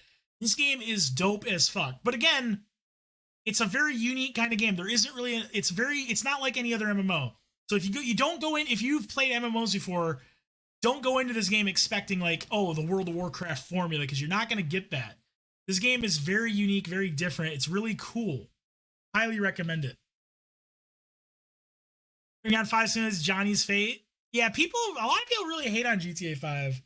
Which brings us to Guild Wars 2. Guild Wars 2, I'm going to put in bad game. So maybe this is my bias from a Guild Wars fan, but I felt like Guild Wars 2 in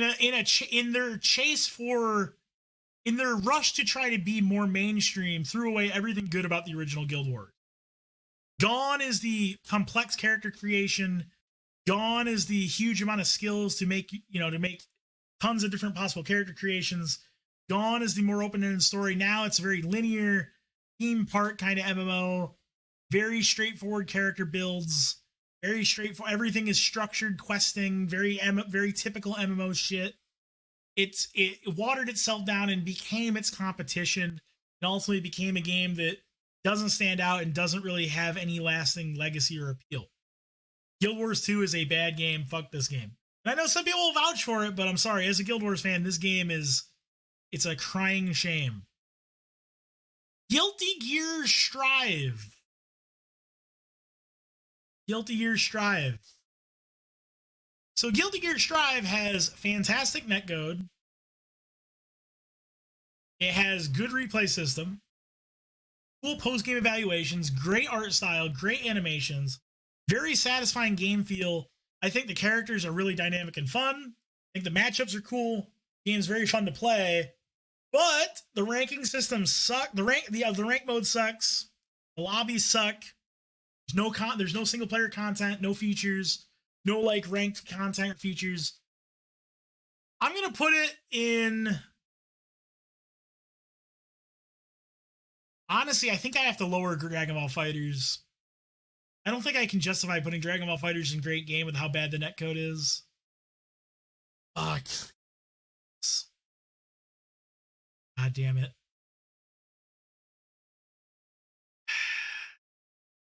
Because I feel like Guilty Gear Strive deserves to be in great game. I don't think Dragon Ball FighterZ does. Like a fighting game where you can't play it online without it being like a laggy piece of shit. And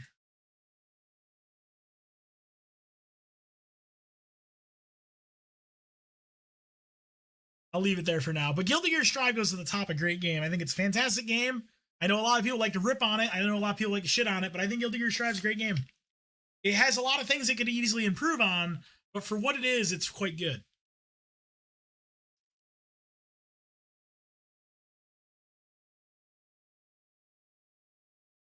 Kingsfield 4. Kingsfield 4 going to the top of abysmally bad. Better than Legacy of Goku, and it's much better than Final Fantasy 12. Kingsfield 4 is a game where the game starts and you're 1 foot away from an instant death trap, and if you step in it by hitting forward, you go back to the title screen. That's just the kind of game it is. It takes 4 seconds to turn around. Because that's just the game it is. The combat of this. So this is a first-person view action RPG, but the combat feels closer to Ace Combat. You ever play an Ace Combat game? The jet fighting games where you're buckling and as you turn to try to get behind the other jet, right, as you're doing the spirals. That's how the combat feels in this game. Because that's how hard it is to simply turn around. Like, you and an enemy are, like, buckling, turning at 45 degrees, trying to get behind another so you can whack each other with a club. It's an experience. That's where Kingsfield 4 goes. KOTOR Knights of the Old Republic, Star Wars game for the Xbox. This game had amazingly cool role-playing features where the game's story would change based on who you talk to and based on your, if you're on the light side or the dark side of the Force. The game's RPG where it's like dice rolls and the combat plays out based on your stats and how you played your character. Like, game's very open-ended. It's great. Yeah, Kingsfield 4 was a good experience. The game does a great job of really capturing that old Star Wars feeling. The dialogue is great. Characters are great. The combat for what it is fine, I think. I'm gonna put it. The game does start to drag on by the end, but it's still good. I'm gonna put it.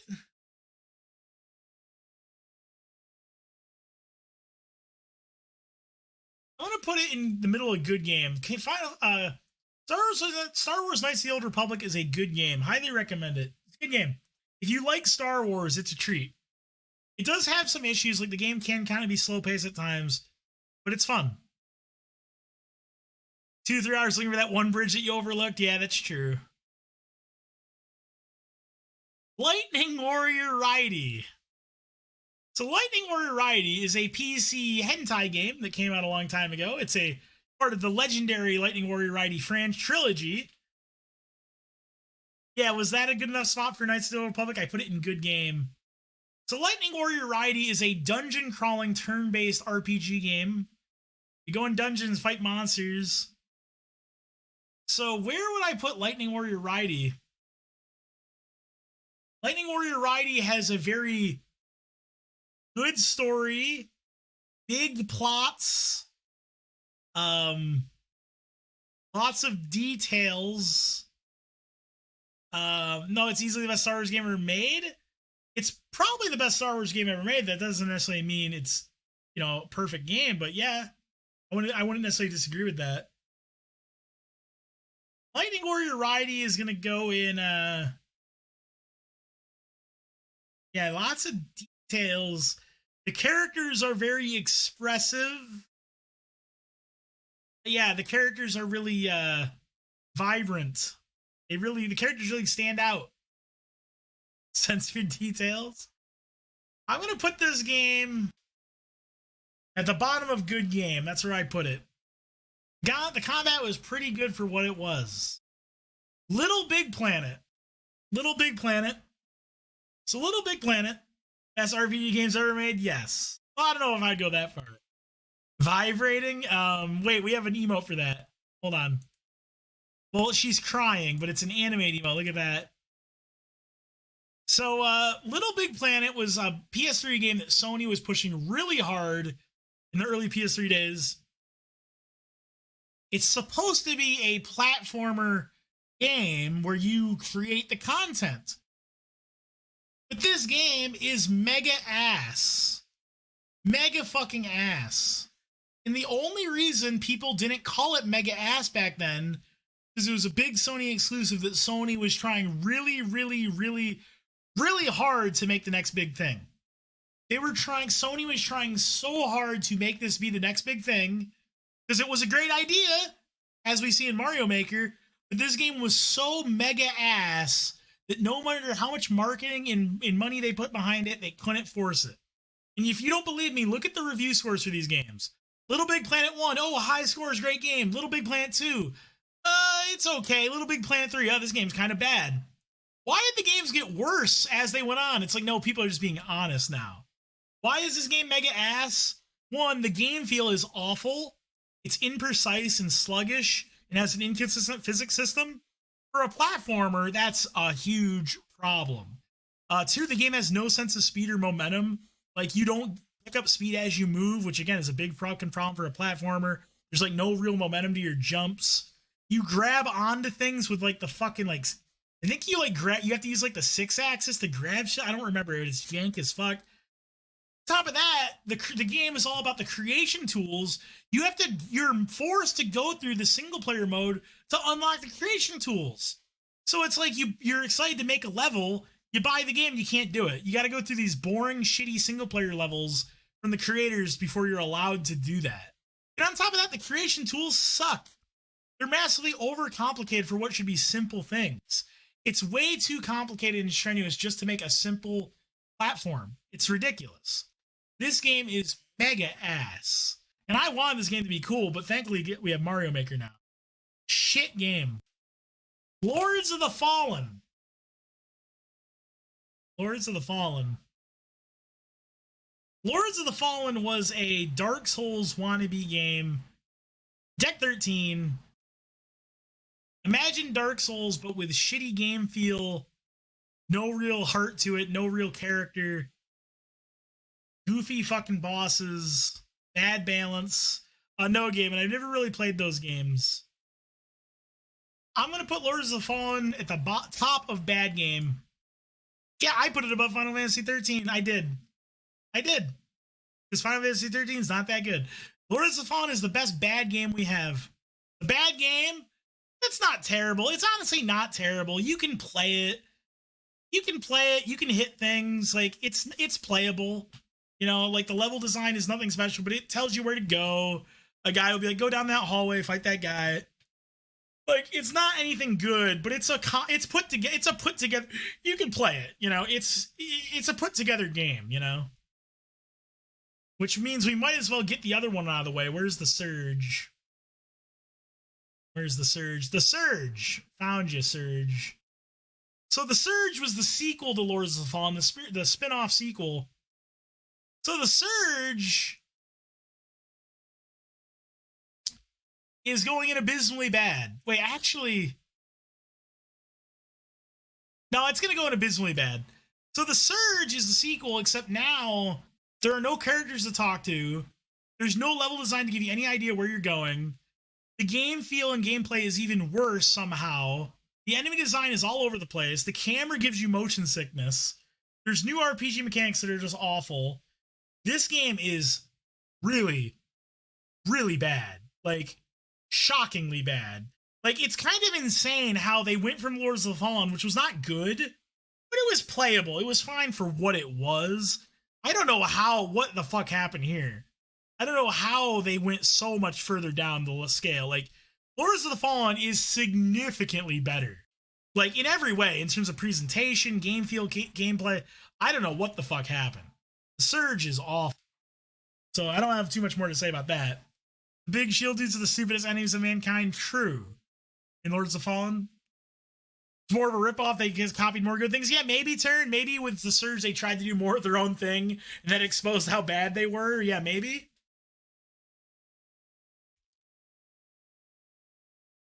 So yeah, that's not good.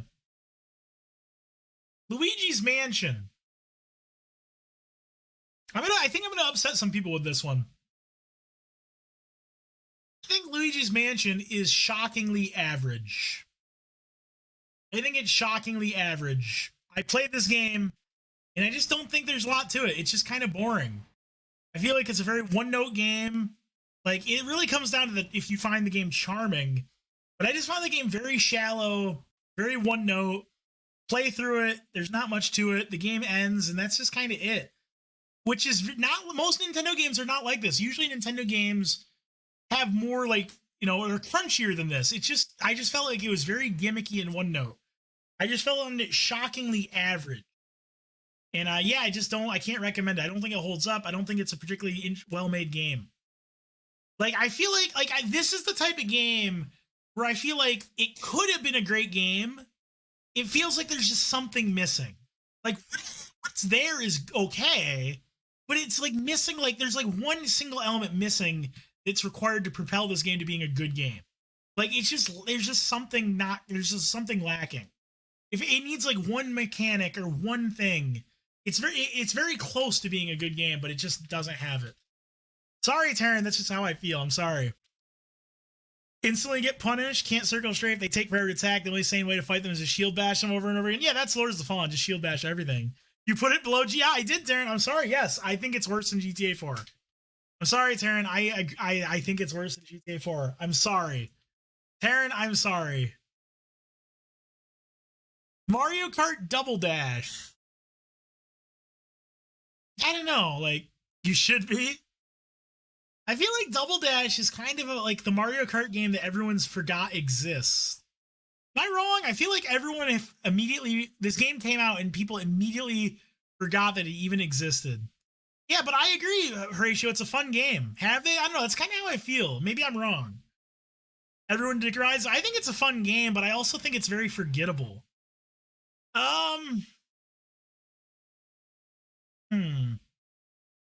I think I'm going to put it in good game. I think it's an okay game. I don't think it's anything special, but I think it's all right. It's fun. You can have fun with this game. Co-op can be fun. I'm going to put it above Command Conquer. I think it's okay for what it is. I don't think it really stands out as anything special, but it's all right. Super Mario Sunshine. Uh-oh. People are going to get mad at me for this one, I think. I think Super Mario Sunshine has a lot of pacing issues. I think this game drags on for far too long.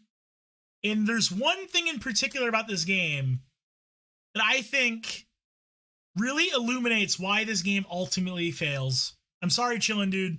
Sorry, Super Mario Sunshine fans, but in my opinion, by far the most fun parts of this game are the challenge levels where you don't have what's it called? What's the nozzle? The water thing? What's it called again? Flood. When you don't have flood, those challenges when you don't have flood, I think are by far the most fun parts of the game. I think that's a huge red flag. If you're introducing a new mechanic to your platformer to make it a new game, and the most fun part of the game is when you don't have that part, that's really bad. I feel like the game often feels like a slog where it's not hard, but it just feels like you're like slow and punishing. Like, oh, I fell down here. I got to get back up. Oh, I need more water. I got to clear it. It doesn't feel fun a lot of times. It feels tedious. And a platformer should never feel tedious. Like, I think Super Mario 64 gets way too much credit, but Super Mario 64 never feels tedious. You're always moving. You're always going to the next objective. This game oftentimes feels tedious. There's a lot of areas in this game that feel like shit. I'm going to do this. I'm actually going to put this in bad game. I didn't actually think I was going to do that, but I'm sorry. I think Super Mario Sunshine kind of is just bad. I actually didn't think I was going to put it in bad game, but I think I convinced myself to put it in bad game. I think it's just kind of bad. How you doing, Sneaky Breaky? Yep, Death Stranding in great game tier. Yep. Blood, yeah. How you doing, Eugene? Bad, yeah. Yeah, me too, Taryn. That's why I don't like a lot of Metroidvanias as well. Yeah, they're boring and tedious feeling. They like suck the life out of you. Super Mario Brothers 2, baby. I even got the platinum plaque for Super Mario Brothers 2. This is going to be our first masterpiece game. Super Mario Brothers 2, baby. What can I say about this game? This game is basically a perfect game. You can play as 4 different characters. You fight fucking Birdo 8 times. You beat his ass. You pick up the fucking turnips and beat people's ass. Power blocks are godlike. Super Mario Brothers 2 is our first masterpiece. No, okay, it's not. No. Super Mario Brothers 2 is not a masterpiece. It's a good game, but it's not a masterpiece. So, to be real, I think this is a game that gets a lot of shit for not being a real Mario game, quote unquote. But I think it's actually still a good game. Yeah, I know it's originally Doki Doki Panic, but it's a good game. And I'm going to say, I'm actually going to put it like, I'm going to put it above Comic Zone. You had me for a second? What's up, Spectre? Kingsfield Invisible, just you wait till Kingsfield 2. Spectre, I can't wait for Kingsfield 2. Kingsfield 2 is a good game. One game of the year, 80 years in a row. That's right, Horatio. It's a good game. I think Mario 2 is a good game. I'm going to put it right here. Yeah, it's a great game. Wait, all right, Mario 1. So I actually am going to say, well, okay, so here's the funny thing about Mario 1. Mario 1 can be really challenging. Don't get me, like, people don't think about this. Mario 1 will fuck your ass. Also, Mario 1 feels good to play. It holds up. Honestly, I don't know where to rate this because I think Mario 1 and 2 are both good for slightly different reasons. Yeah, great music for both these games. I think it's also going to go in the good game tier. 2 better than 1, you think so? I don't know. I don't know. I feel like Mario 1 has more consistent level design. I think the level Mario 2 does have some pretty stupid levels at times where they're very gimmicky or kind of stupid. Slides after landing in one. Wait, that's the best thing about it. The momentum. That's what makes it good.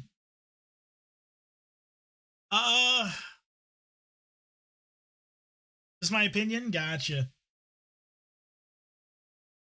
I'm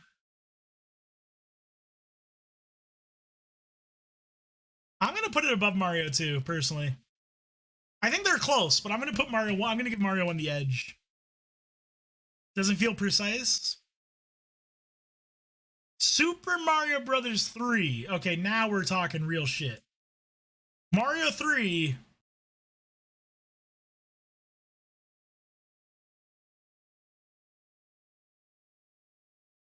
Great game. The top of great game. I think Mario 3, as far as the old school Mario games, has extremely consistently good level design, which is probably the most important thing for a classic platformer.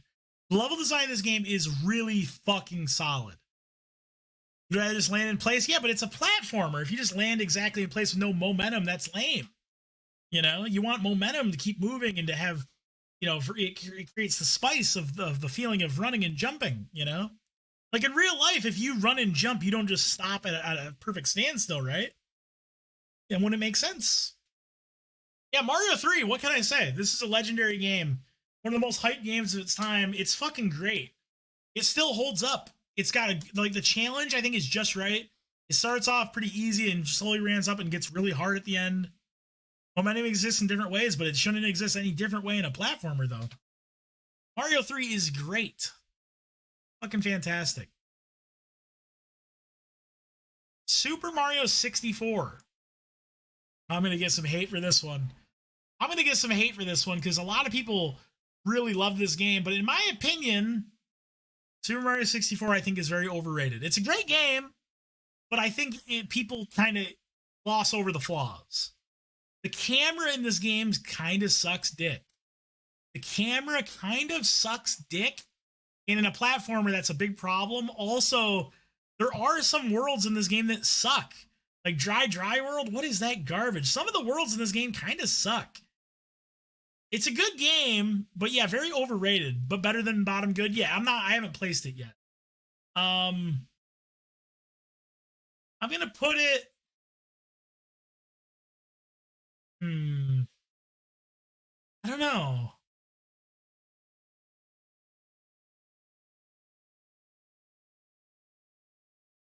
Putting it here.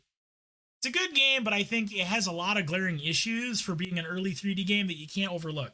People want to overlook those issues, but you shouldn't. Those issues are real, and they definitely hold the game back. It's a good game. It's still a fun game. Groundbreaking at the time, still holds up in a lot of ways, but it does have some pretty big flaws. Camera issues, level design inconsistencies. It's a good game. Which brings us to Super Mario Galaxy, which in my opinion addressed a lot of those problems. The camera in this game is much better. And yeah, I think the level design is also better. Also, the post-game content for extra challenge stuff is cool. I know this is where people get mad at me, but I think Super Mario Galaxy is better than 64. I think it is overall a stronger game. I think this game was fucking dope. I'm even putting it right there at the top of great game. I think Super Mario Galaxy was dope as shit. I think that's where I'm putting it.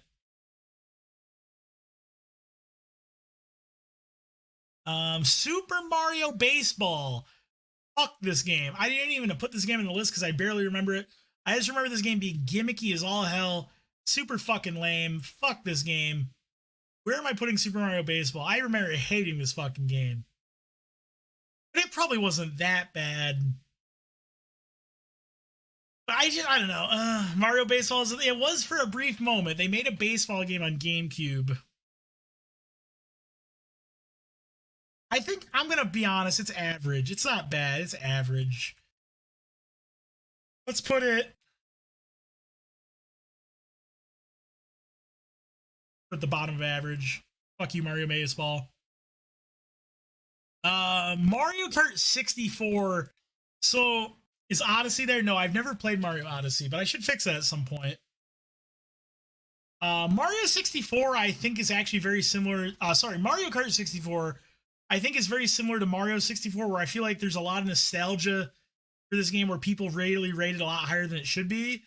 Like, for example, the sense of speed in this game really sucks. It always feels like you're going really slow. The frame rate's not good. The physics are kind of eh. Like, I feel like this game is very overrated in general as well. It's not a bad game, but yeah, it's definitely, yeah, I would say it's not as good as Double Dash either. I think this game is very overrated. I'm gonna put it here. Yeah, the versus mode is fun. Yes, for sure. Speaking of that, now we have Mario Kart 8. Oh, shit, where do I rate Mario Kart 8? I remember playing this game a lot at work with friends, and I remember always thinking that this game was fucking bullshit because items are insanely powerful, and like sometimes someone just gets a bullet bill and they just blow past 18 people and knock every, and it's like, what the fuck is this? I don't know. Like, I guess it depends what you want from Mario Kart, but I feel like this game is fun in a really stupid way. But they went way overboard with items and how powerful they are. It just feels like sometimes you're not even playing the game. It almost seems like the game's playing itself. Like, I know somebody will come in here and be like, oh, well, you know, if you get really good at the game, you can, you know, there's tricks and stuff to get over this stuff. But I don't know, it just doesn't feel rewarding to play because of that. It feels really kind of lame as fuck. You know, and Mario Kart's always had that element, but I feel like these newer Mario Kart games, they go way overboard with it to the point where it feels like you shouldn't even bother playing the game. That's just how I feel though. I'm gonna put it. I'll put it like right below Mario Kart 64. Honestly, these games have very different problems, but ultimately I kind of put them in the same spot. So I guess I still have Double Dash as the better one, even though I didn't really think too highly of Double Dash. Mario Kart DS. Okay, chat. Here's the real shit. Is Mario Kart, all right, real talk, is Mario Kart DS actually the best Mario Kart? Why do I feel like this is actually the best one? Yeah, right, Taryn, you agree? No, you don't agree, hair ratio? I feel like this game had the best balance of skill and items and like really good courses and just really solid design. Like, I feel it's just really clean and good. I really like this one, actually. Like, I think this game was just, it just struck the right balance. Then again, I haven't played I didn't put Super Mario Kart on this list, the original, which I also think is very underrated just because I haven't played it in so long, so I didn't feel comfortable rating it. Honestly, I liked it more than Double Dash. I actually did. I'm going to put it above Double Dash. I actually liked it more. Sorry, Horatio. I liked it more. Mario Kart Wii, I feel like Mario Kart Wii is kind of the same thing as Mario Kart 8, but not as bad. But then again, Mario Kart Wii felt so lame because I hated the motorcycles. Now they dominated. It felt so wrong for a Mario Kart to have bikes, which were just clearly superior to the karts in a Mario Kart game. It just felt stupid. So I didn't really like this one either. This one also just felt kind of dumb. I'm gonna put it here. Yeah, fuck Mario. No, fuck Mario Kart Wii. This one sucked. Fuck that game. Why are there bikes? Get that? It just feels like, I know it's not. It might be a weird nitpick, but it just feels wrong. Why are there fucking bikes in this game? Get that shit out of here. The original Mario Maker. The original Mario Maker on Wii U is dope as. Wait, that's super. Wait, no, this is the original. Wait, no, this is the original. Super Mario Maker for the Wii U. Fantastic fucking game. So you got classic Mario with lots of different themes, also, and you can also make your own fucking levels. This is a brilliant idea for a game, and not only that, that they were able to make a game where not only can you create your own levels, but it's seamless and easy to do, which is extremely difficult to do. I don't think I can stress enough how hard it is to make a level creating game that is easy, where someone else can a 6-year-old can buy this game and make a level. That is a monumentally amazing feat that Nintendo was able to pull off. And I dare say, I don't think any other company could have pulled it off. I don't think any other company could have made a game like this that works as well as it does. A lot of people shit on Mario Maker because, you know, you go online, there's a lot of bad levels and stuff, which is true. But I think we take for granted how well this actually works. It's actually kind of miraculous. I'm going to put this at the top of great game, and I'm going to put Mario Maker 2 in fantastic game. I think this is actually a testament to how amazing Nintendo is at making video games. I'm going to put it in... I'm going to put it... Where should I put it? You talk too much about Mario Kart. You can actually summon Scott the Woz. Really? Is that true?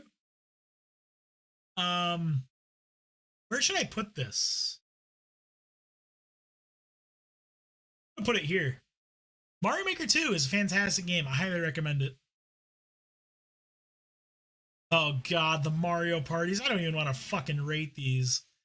Mario Party 2 and 3, and then I have Mario Party 7. I think those are the only ones I really played. God, I fucking hate... You know what? You know what I'm going to do? People might get mad at me for this, but I know what exactly I'm going to do with these fucking Mario Party games. I am putting all of them in bad tier. Fuck these. And actually, I'm putting them... No, like this. Fuck Mario Party.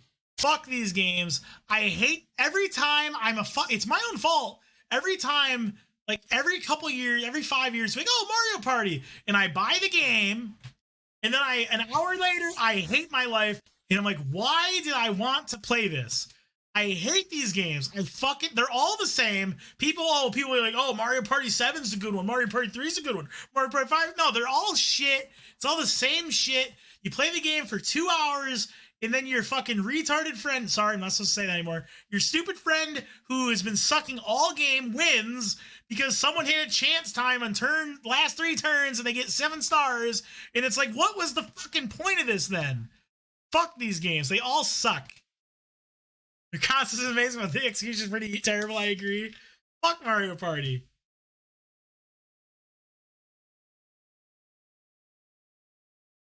Fuck those games to hell. What's this?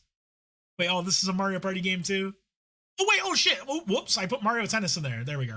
So Mario Tennis for the GameCube, this game was actually sick as fuck. I wanted to actually get the new Mario Tennis that came out in Switch because Mario Tennis, this is Mario's Power Tennis for the GameCube, was dope. So all the characters have their own special moves. They have different abilities to give them different advantages. Like, the game's really visceral and feels really good to play. Yeah, I agree, Taryn. This game was really dope. I'm actually going to put it... Dark Souls. Yeah, Dark Souls are nearly perfect. But yeah, all right. We got Mario Tennis fans in the stream. New Super Mario games for 60 is a crime. I agree. MVP. Also, I'm going to put this... I think I'm going to put it in good game tier. I don't think it's quite good enough to be a great game because it had no online. It didn't have a ton of content. So that if it had online, that would have made it so much better. I'm going to put it behind Dissidia, but ahead of Blaze Blue. But yeah, Gaben, yep, Dark Souls 3 is currently our highest rated game. Nearly flawless. I think it's a great game. Mario and Sonic at the Olympic Games, the original, this game was kind of dumb, but also kind of fun. I actually kind of dug it. It's basically just a collection of mini games, so they're kind of cute and fun. It's nothing special, but I kind of liked it. It wasn't, for what it was, I thought it was kind of cool. I'm going to put it in average. I don't think I can justify putting it above average, but I think for what it wasn't that bad. Like, it's a better Mario Party. Kind of, I guess. Well, it's a Mario Party with better, so imagine Mario Party, but with way better pacing. You can finish a game in like 15 minutes instead of an hour.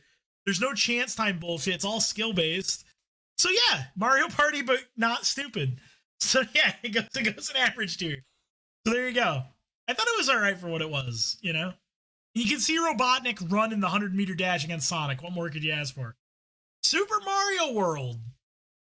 So this is another MajinSweet hot take. I think Mario 3, Mario 3 is distinctly better than Mario World. I'm sorry, Horatio. I think Mario World is a good game, but I don't think it holds up as well. I think the game's pacing and level design isn't as good as Mario 3. I think the sense of challenge isn't as good. I think it's just too fucking easy.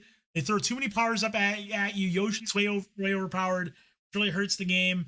It's a good game, but I don't think it reaches the heights of Mario 3, Mario Galaxy, and Mario Maker. I'm going to put it right near the top of good game.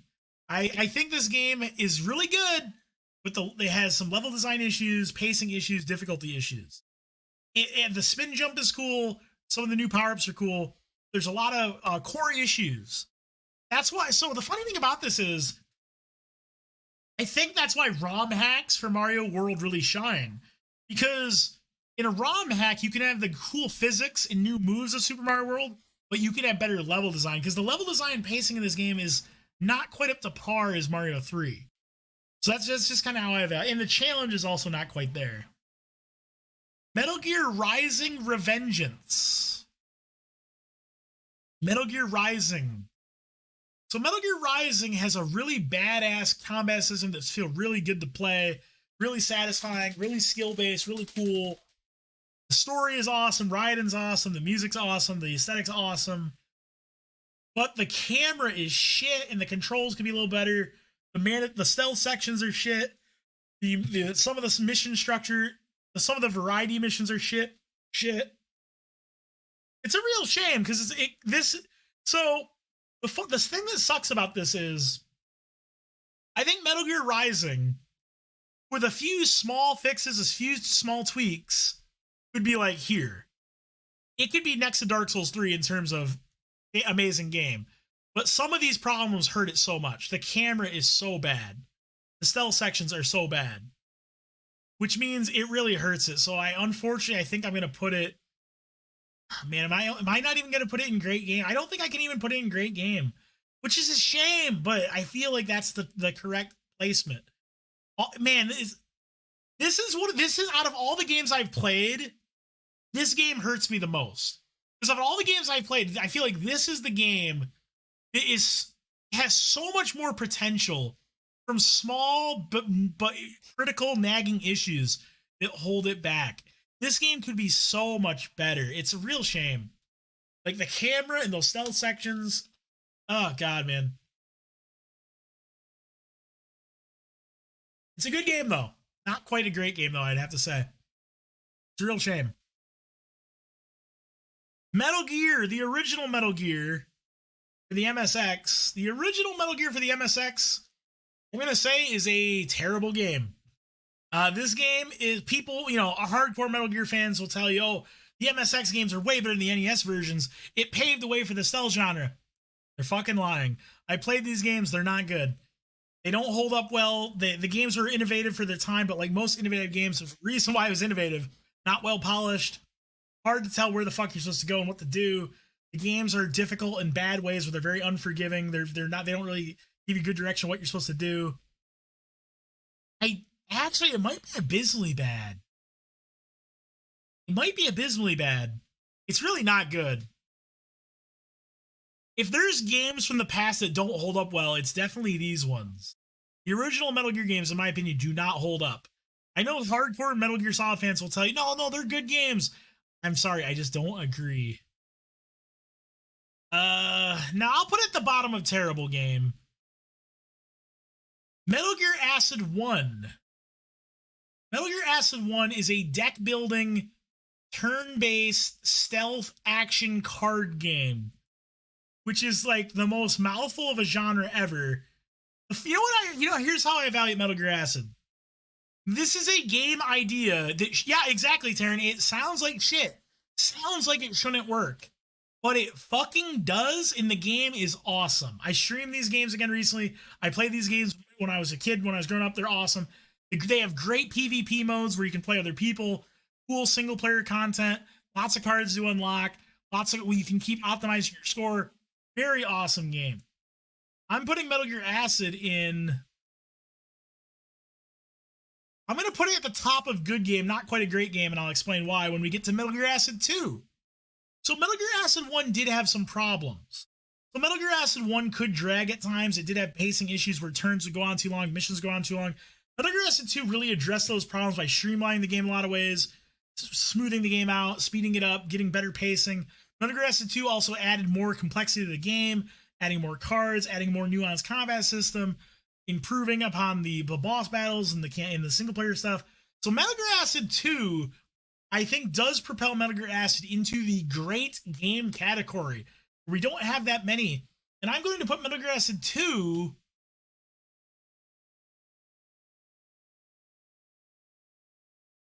here. Good job, Metal Gear Acid 2. Not a lot of people play these games, but they're really good. I highly recommend them. Taryn, they're actually really dope. Cool games. Uh-oh. The original Metal Gear Solid. The original Metal Gear Solid. Philosophy at turn-based? Well, Taryn, it's not what you think. Like, it's dynamic turn-based. Okay, Taryn, turn-based games can be fun. Taryn, you should appreciate turn-based games.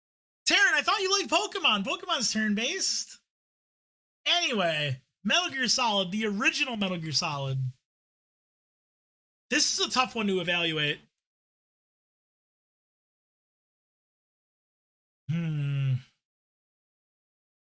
This is a tough one. Pokemon isn't actually very fun. I think Pokemon's fun, personally. Metal Gear Solid is a game that was, like a lot of the other Metal Gear games, massively innovative at the time, but not much to look at these days. But it can still be fun because it's still very fast-paced, visceral action game kind of game. Child for the vibes, gotcha. But you know, they're 3D games, but they're all bird's eye view, and it's kind of jank in some ways nowadays. Where would I place Metal? The story is still fantastic in my opinion. Where would I put Metal Gear Solid 1? Man, Metal Gear Solid 1 is hard to rate now. It's a great game, but I don't know if it's in here.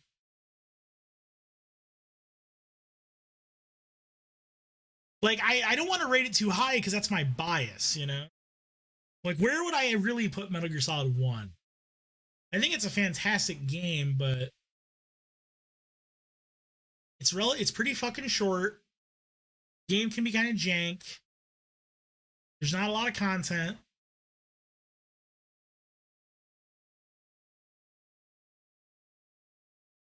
I'm going to put it at the top of good game. I'm going to put it at the top of good game. Metal Gear Solid 2, Sons of Liberty. This one will not be much of a surprise for anyone. Everyone knows where this game is going.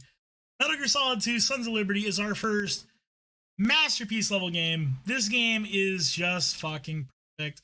I can't say enough good things about this game. The gameplay, the story, the additional content, the sound, the visuals, everything. This game is just, it's just a masterpiece. I don't know what else to say. It's literally perfect. It's just a perfect game. The gameplay is fast-paced, very rewarding, very intricate, huge skill ceiling, so much ways you can approach all your challenges. There's tons of different difficulties ranging all the way from journalist mode all the way to the super hardcore of games. So anybody who likes, you know, approach the game has a difficulty for them, and it's not shitty difficulty. They put so much attention to detail in every difficulty mode. They didn't just raise enemies' HP. Enemies have different AI settings on different difficulties. Bosses have different moves, different approaches. They put so much painstaking effort into the difficulty system, just the way things play out. There's so much variety in the type of challenge in the game. The bosses all function differently. Objectives of the game also reward your exploration, your creativity. Like, the side content, there's so many VR missions that have so much variety and give you so much to do, and they're very challenging. The skateboarding minigame, the boss rush mode, you compete for high scores. There's so much content, and there's so much the gameplay is so just amazingly diverse, yet polished at the same time. I can't say enough about this game. Also, the story is amazingly deep and is so relevant and so good, and the way they use the game to tell the story is something that other games should start fucking doing. They use gameplay to tell a unique story that's unique to this game and the world we live in to this day. Metal Gear Solid 2, you're the best game. You're the best game. I can't say good enough things about you. Kind of sucks. Well, why does it suck? And the twist at the end felt like nonsense. Well, it definitely wasn't nonsense. It's a masterpiece.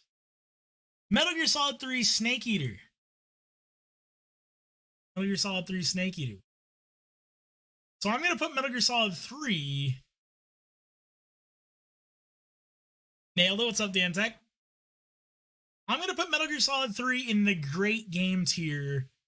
And I'm going to put it right on Demon Souls. Yeah, gameplay in a video game. Snake Salute. So why is Metal Gear Solid 3 so much lower than Metal Gear Solid 2? So Metal Gear Solid 3 also has a great story. It does. But it has so many huge glaring flaws that really hold the game back. So like a big one, for example, there's so many mechanics in this game that are locked behind a start menu that has to load and then load each menu, killing the pacing of the game. You want to change your camouflage? Start menu, submenu, submenu. You want to go to, there's an item you need that's in your backpack? Start menu, submenu, submenu. Oh, you need to go to the cure menu? Start menu, submenu, submenu. It's ridiculous. It's just not, it just can't be forgiven. Secondly, a lot of these menus suck dick. The cure, like so many of these systems are so half-baked and just not good. Like the cure menu, so the cure menu, they're trying to get across this idea of survival, right? Like, oh, if you get injured, you don't just lose health. You get injured and that will affect your character. The injuries don't really affect your character. Like if you get a leg injury, Snake doesn't limp. That would have been kind of cool. It doesn't work that way. It just lowers your max health, which I'll get into that later, which is also stupid. So you get injured, you go to the cure system and you got to cure your injury, but there's no skill or reasoning to it at all. Like you have to use the right medicines or, items to cure yourself, but there's no penalty for using the wrong thing. So like, let's say you have a stab wound in your leg. If you select the cigar on your fucking stab wound, nothing happens. So you really quickly realize you can just mash all the items and it doesn't make a difference really. Like theoretically you could run out of healing items, but it never happens because they give you so much. So the cure menu is just completely waste. It's a complete waste. Completely sucks. And now let's wrap our head around the backpack system. Oh my god. So this might be the dumbest mechanic I've ever heard in any fucking game. The backpack from Metal Gear Solid 3. Wrap your head around this, okay? So, because it's survival and you're just a man, there's a limit to how much stuff you can carry, right? I think you can only have I think it's 10 items and 10 weapons, or no. Is it 5 and 5? I don't remember. That's not the point. So the point is, at a certain point, you go to an item and it's like, oh, you don't have enough space. It goes in your backpack, which means now that item, you still have the item, but it's in your third submenu, right? And if you want to use the item, you got to go to your third submenu, go to pause the game, go to backpack, go to items. Then you pick an item that you put in the backpack, and then you take another item out of the backpack into your item. And remember, this all happens from a start menu that pauses the game, meaning there's no strategic decision in this whatsoever. So it effectively doesn't matter. Secondly, the less stuff you have on you, but in your backpack, the less stamina you lose. So the game is encouraging you to carry as little as possible. But remember, there's no strategic decision in this at all because it's paused.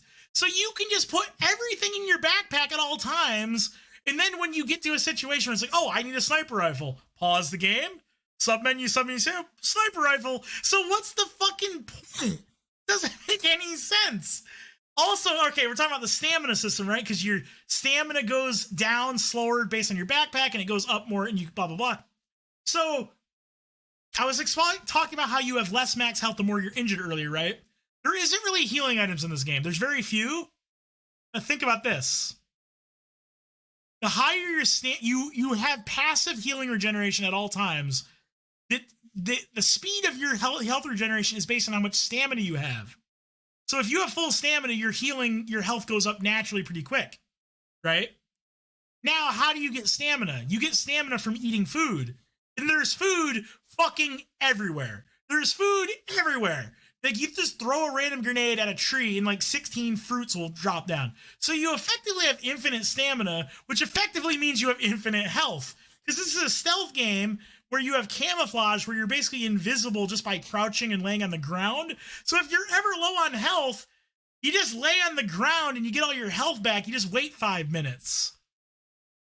I love Metal Gear Solid 3, but what the fuck is this shit? Like, it's just not. It has a lot of problems. It's a cool game, but fuck, man. All right, I shit on Metal Gear Solid 3 enough. It's still a good game. I didn't talk about all the good things. It does have a lot of cool things, but my god, it has a lot of problems. Like, holy shit. That sounds J-Dev as fuck? Yes. Yeah, it's a lot of tedious bullshit. The boss fights are fucking amazing. I don't know. I actually think the boss fights in this game are pretty weak for the most part. Like, the pain is just lame and boring. The fear sucks. The pain, the fury kind of sucks. The sorrow is just a gimmick fight. The boss is good. Shagohod kind of sucks. Like, Volgan's okay. The boss fights are very hit and miss in this game, I would say. The end is very overrated. But Metal Gear Solid 3 is still good. Metal Gear Solid 4. Metal Gear Solid, where the fuck, God, where do I rate this? Metal Gear Solid 4. So from a gameplay perspective, Metal Gear Solid 4 is basically... Wait, oh, I just moved the wrong game. Oh, shit. Grand Theft Auto 4. Metal Gear Solid 4 is basically, from a gameplay perspective, it's basically Metal Gear Solid 3, but makes more sense. It has all the same things as Metal Gear Solid 3, but refined and polished. So in Metal Gear Solid 4, it has a similar camo system, but you don't have to pause the game to do it. It's actually implemented in the gameplay, which makes it way more fun, both strategically and from a pacing issue.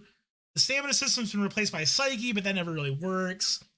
Weapons, you don't have to worry about the backpack shit anymore. So Metal Gear Solid 4 is like a more fun Metal Gear Solid 3, but the level design's worse. Yeah, yes, the active camouflage is nice. It is very nice. So Metal Gear Solid 4 had a lot of new ideas. It had an idea for like active battlefields that would be different every time, and you could pick sides of the battle as you sneak through. And none of that shit works. The battles play out the same way every time. They're all scripted. Picking the side in the battlefield is not a real thing. Like, you can help the rebels, but it doesn't fucking matter, so it doesn't come together. The stealth just doesn't feel good. It just feels really baby mode easy. Like, the stealth in this game just feels like you just crawl on the ground and you win. You just slowly but surely crawl around. The boss battles are all just third-person shooting galleries. You just shoot people. There's not really much creativity to most of them. The pacing of the game is abysmally bad. Like, the game starts off kind of strong, but then it falls off a cliff, and there's just way too many cutscenes, way too many on-rail sections, way too many shitty sections, very little actual fun stealth sections. Story is nonsensical garbage that not only is bad, it makes no sense, it's poorly written, but retroactively it hurts the games that came before it. This game takes a big steaming dump on Metal Gear Solid 3. It takes a big steaming dump on Metal Gear Solid 2. It completely shits on the past games in terms of story. The game has no real reason to exist anymore, because if you want to play a game like this, you're better off just playing Metal Gear Solid 5. Metal Gear Solid 5 is a way better realization of this concept in pretty much every way in terms of gameplay. Because Metal Gear Solid 5 is also, you can go in these open battlefields. You can also be sneaky or action.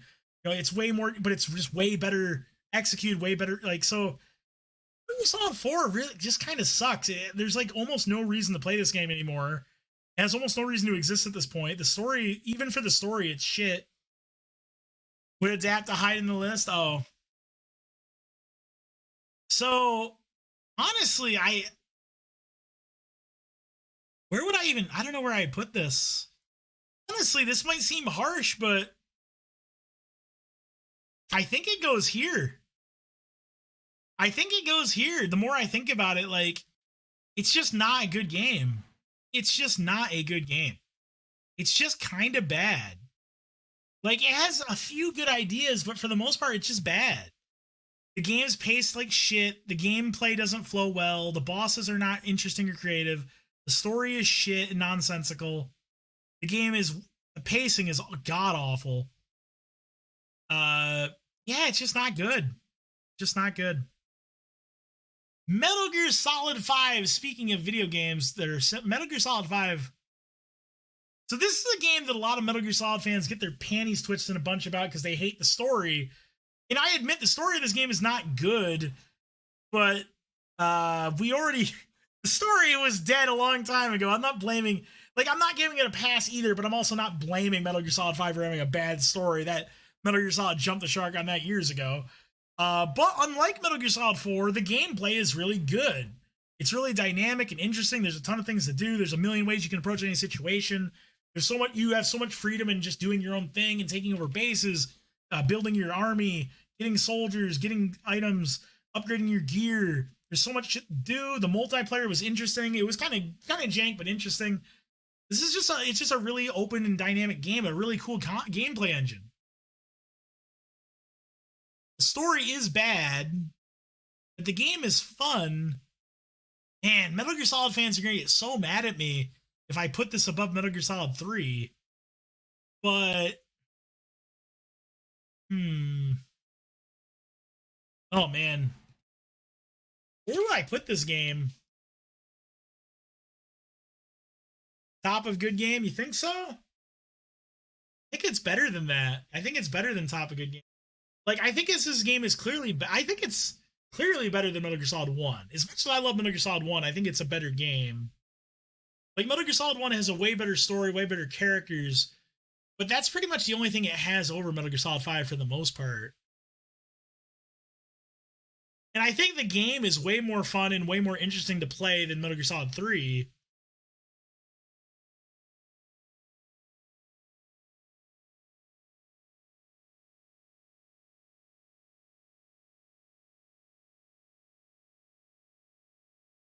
I think this game, you know what? I'm going to say it right now.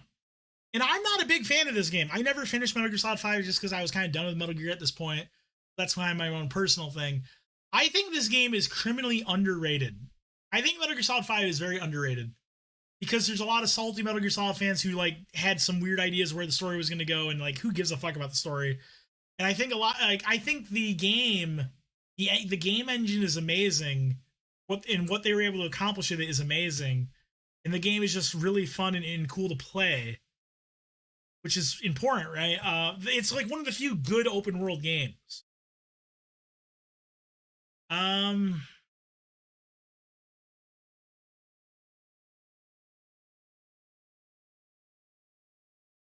am going to put it.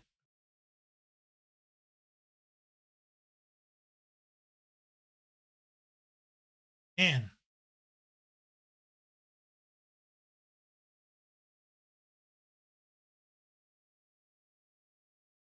I am going to put it.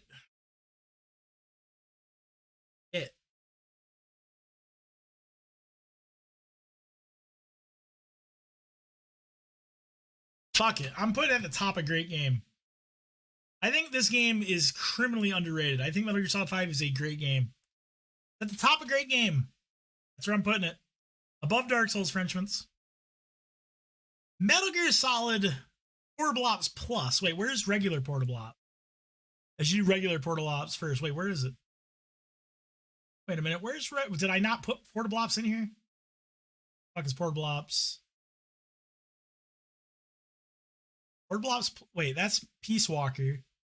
Where the fuck is? Maybe I just didn't bother because this is not. Well, it would have mattered, I guess. Don't see it. Fuck it. So this is Portable Ops Plus. What's up, Higo? Yep, good video games. How you doing, Higo? So this is Portable Ops Plus, a game nobody played. It was a sequel to Portable Ops, which was a shitty fucking game. So this is a PSP game. It's kind of like a precursor to Peace Walker and Metal Gear Solid 5. You can capture soldiers, build a base, but the gameplay is really janky and how it works.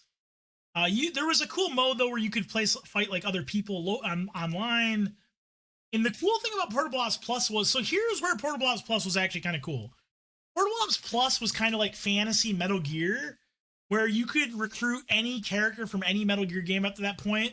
So you could fucking recruit Arsenal Tengu soldiers from the end of Metal Gear Solid 2, like those ninja fucks, and put them in your army and shit and fight people with them.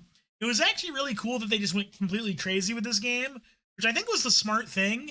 Because like Portable Ops is, as in terms of a serious Metal Gear game, Portable Ops is kind of bad. So I think they made the right choice with this game, and they made it kind of good. Definitely no masterpiece, but it was at least fun to fuck around with from like more from like a simulation point of view. So I'm gonna actually put it. I'm gonna put it here. It was okay. It was okay for what it was. Yeah, it's good to see you, Higo. MVP in shambles. Peace Walker. So Peace Walker was like trying to be the new and improved Portable Ops where it would have like better gameplay. And it is better, but it's still not great. It's still a portable game, so the controls are kind of and the mechanics are kind of It's a fun game in this, but I think the story is really dumb and continues to ruin the Metal Gear story. And it's okay. I still don't think it's really anything. It's nothing like, it doesn't really hold up. I'm gonna put it. It's okay. I'll put it here. Portable Ops is okay. I mean, Peace Walker's okay. It's all right. You can have fun with it. You can recruit soldiers. You can do your thing, but it's okay. Metal Gear. Wait, oh God. Metal Gear Solid: The Twin Snakes. Jesus. Metal Gear Solid: The Twin Snakes is a remake of Metal Gear Solid 1 on the GameCube. It slapped on Metal Gear Solid 2 gameplay on top of Metal Gear Solid 1. They redid the voice acting. They redid, obviously, the game's in 3D graphics. Now it's first-person aiming. This game is shit, honestly. So, like, they didn't put any attention or care into it. So, like, they added first-person view aiming, for example, but so many of the bosses are not changed. So, it's like almost like it feels like a cheat code. It doesn't feel like it's supposed to be there. So, like, I'll give you guys a perfect example of how bad this is. So, in the original Metal Gear Solid game, you fight this guy called Revolver Ocelot. And his gimmick is he can ricochet bullets. So, even if you're on the other side of the room, he can shoot the wall and hit you. And it's like, oh, fuck, I gotta chase him on the, and get him. I gotta run around the room and chase him. And that's how it works in the original Metal Gear Solid game. And that's supposed to teach you running and gunning, right? But in the Twin Snakes, you have first-person view, so you can just look across the room in first-person view and shoot him in the fucking face. Now, here's how sad this is. This is such an easy fix to make this game work. Ocelot his gimmick is that he can ricochet bullets. All they would have had to do to make this work is have Ocelot shoot from behind cover into a wall to hit you. But they literally just copy-pasted the enemy boss code and the enemy boss design, and with no changes. So Ocelot just stands out in the open and lets you shoot him in the face with first-person view. Very simple thing to fix. They just didn't give a fuck. Which makes Twin Snakes a lazy remake. A lazy fucking remake. And there's so many examples like that in the game where they just didn't fucking care. So frankly, I'm going to put it here. Bad game. Bad game. Also, the new cutscenes are fucking stupid. Don't even get me started on that. Fuck you. Fuck the Twin Snakes. Metal Gear Solid VR missions. So Metal Gear Solid VR missions is Metal Gear Solid 1, but no story, all gameplay. You play this game if you just want to get into the gameplay and get more out of it. More good than bad games. Yeah, Haley, well, there's a lot more games to evaluate. But yes, we got a lot of games here. And I like to play good games. So VR missions is Metal Gear Solid 1, but all gameplay. So imagine the extra features Metal Gear Solid 2, but it's one game. Which is kind of shitty when you think about it. This was like a fully priced game, but it was just... It's basically a DLC to Metal Gear Solid 1 before DLC was a thing.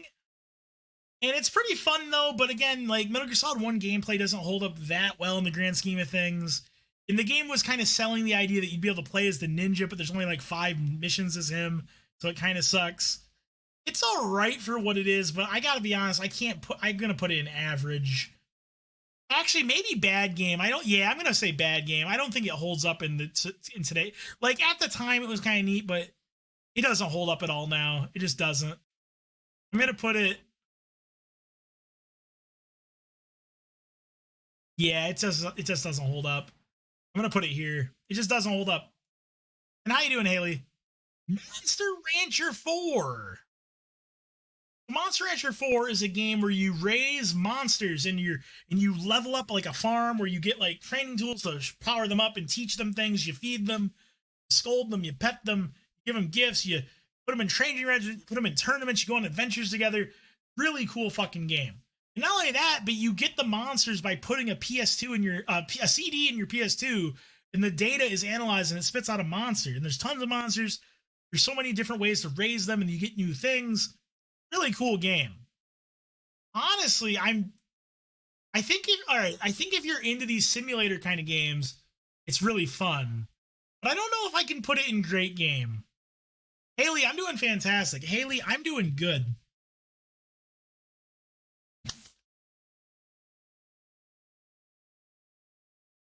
Yeah, I streamed this, yeah. I did stream this for a bit. I'm gonna put it.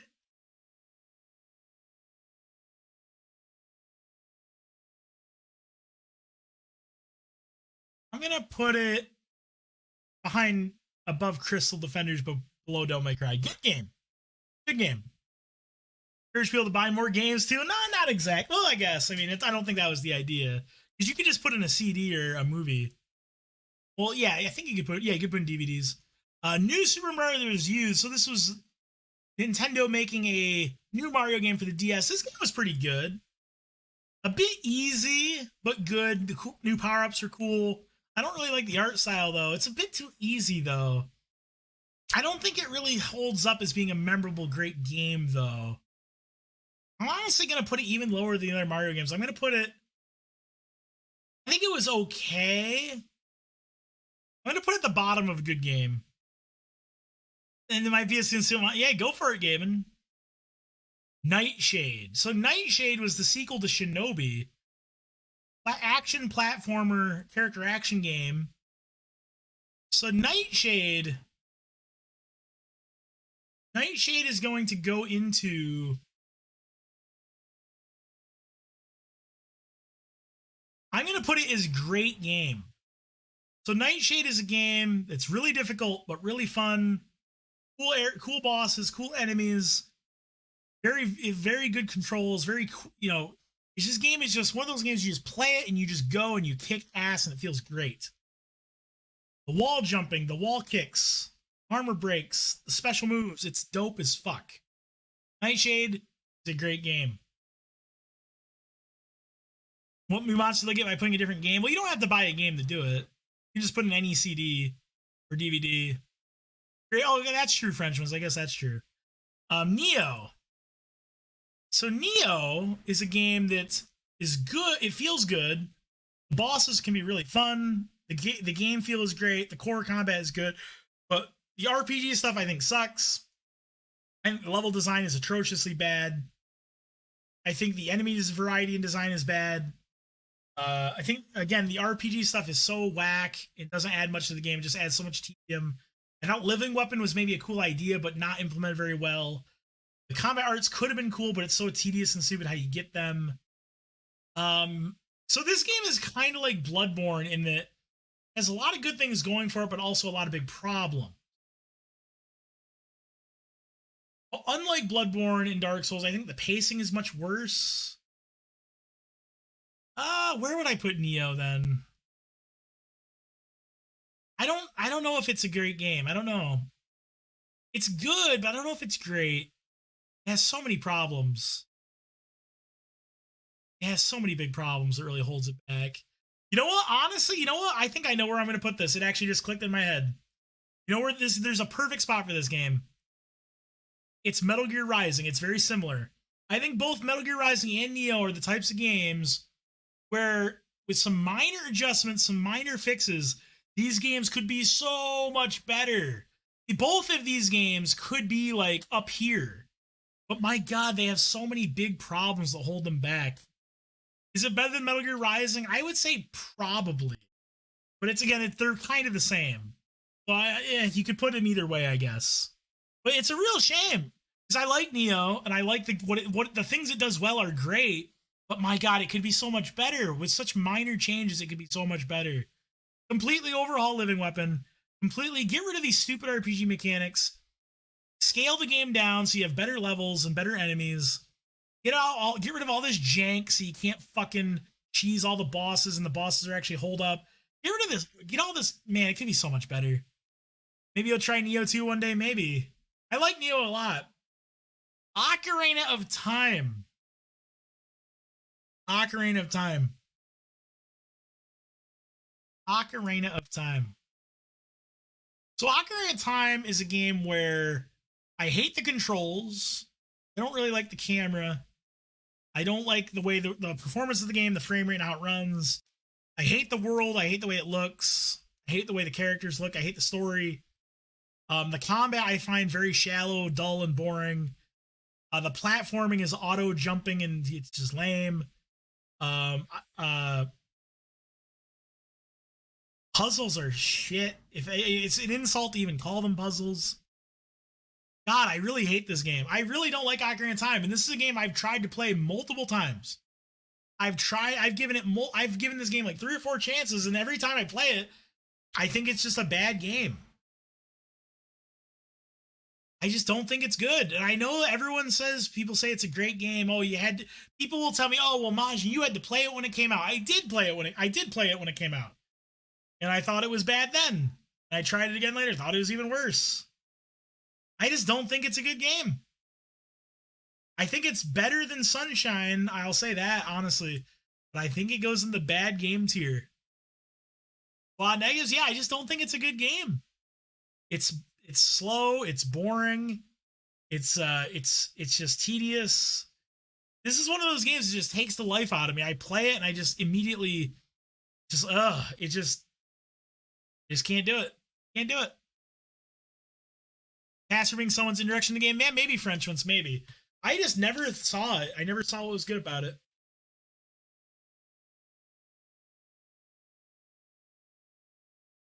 Ogre Battle March of the Black Queen. Ogre Battle March of the Black Queen. This is the PlayStation version.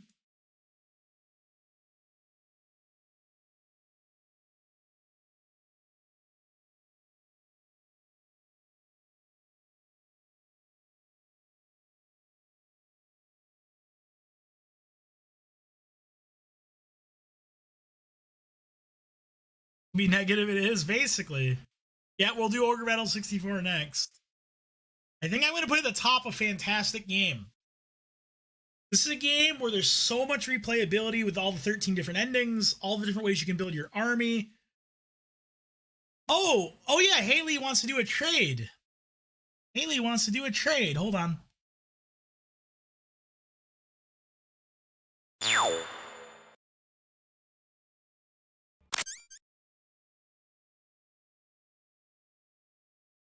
Trade complete. Haley received Makoto Kusanagi, and Haku received Megiri Ozora. And Haley, Haku agreed to the trade, right? Before we confirm this, before I update your guys' commands. Because I'll totally update your commands now. All right, so Haley receives Makoto Kusanagi from Haku. Now we'll update. Let's see. Well, Haley is trading Megiri Ozora. Megiri Ozora to Haku.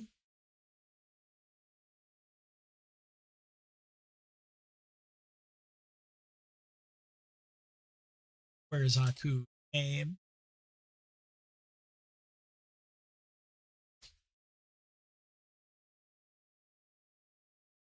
Is.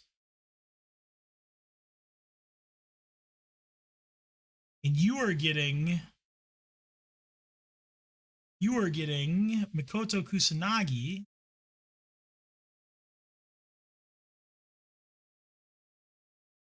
Haley.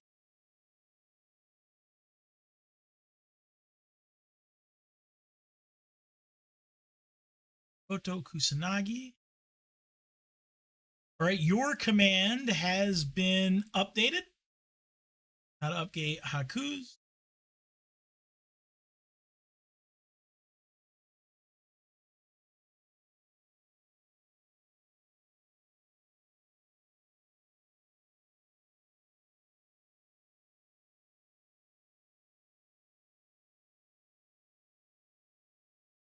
Okay, and Haku's command has been updated as well. Trade confirmed.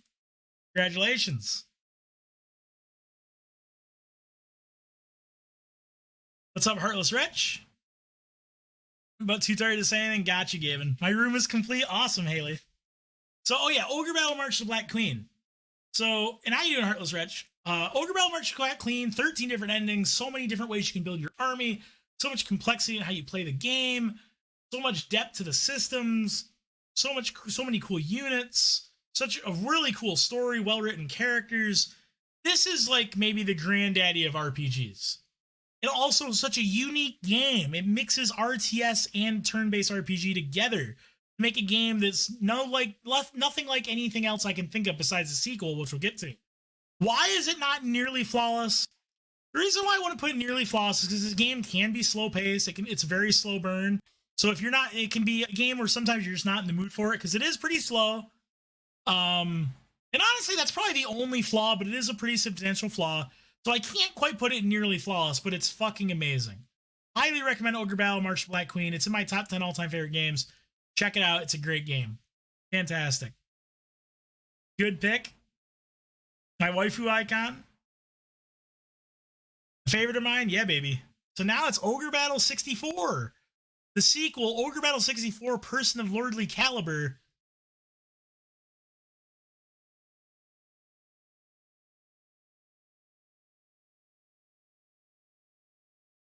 I hate to do this. Frenchmans, I hate to do this to you because I know you like this game, Frenchmans.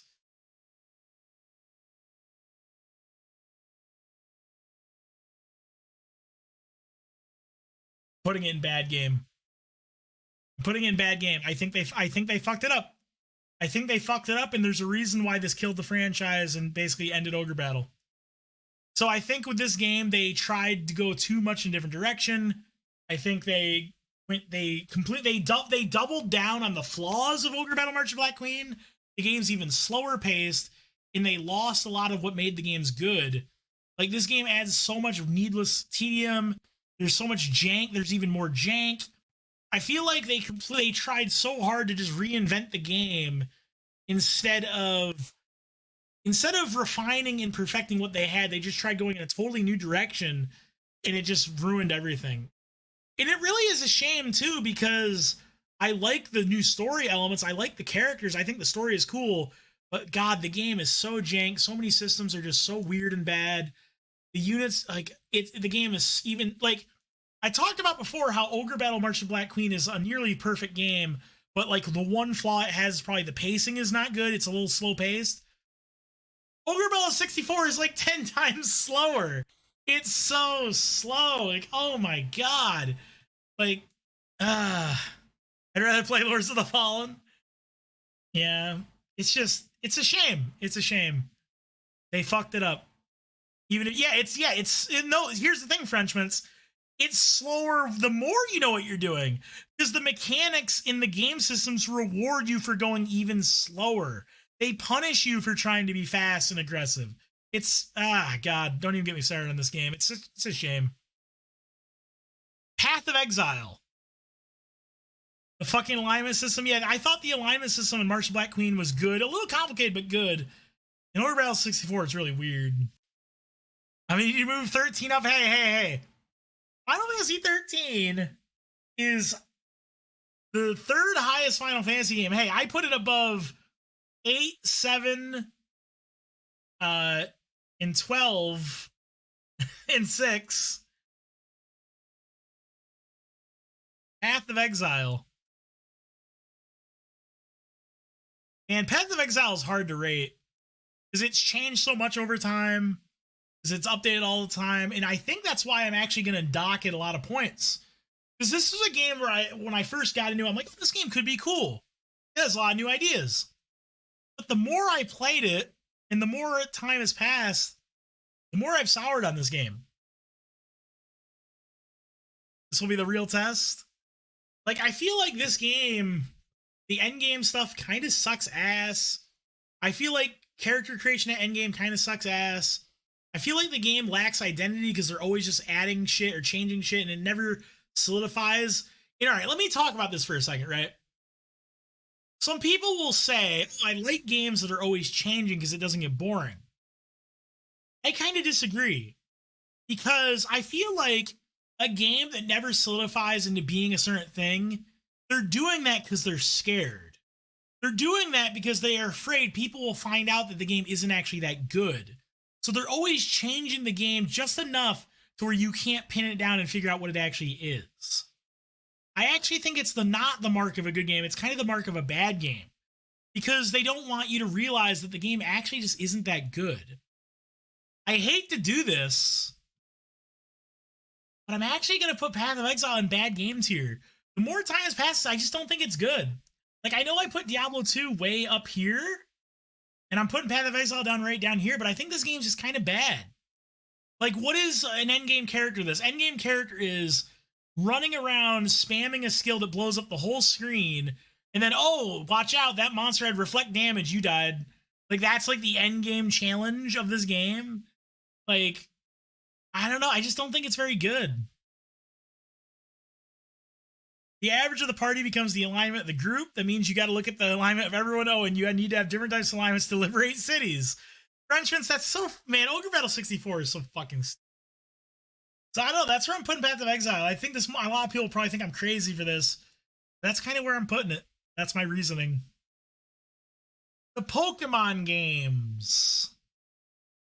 Yep, Metal Gear Solid 4 is in the bad tier. Yep. Along with Twin Snakes and Metal Gear Solid VR missions. Pokemon Red. So this is, all right, so like I was saying before, this isn't every game I've ever played. So I've played a lot of other Pokemon games, but I don't think we need to put every single one here because a lot of them are pretty similar. But here's just the most, like, more prominent ones. So Pokemon Red from Gen 1, this is hard to evaluate because this game is massively limited from a tech point of view, super janky, very rough around the edges. The bugs make it better. I don't know. Getting wrapped for 8 turns. I don't know. Everything fritting all the time because the way they statted it. I don't know. I just don't think it's a great game. Like, if I'm being honest with myself, would I ever play this game again? And the answer is probably no. I don't think I'll ever play this game again because why would I?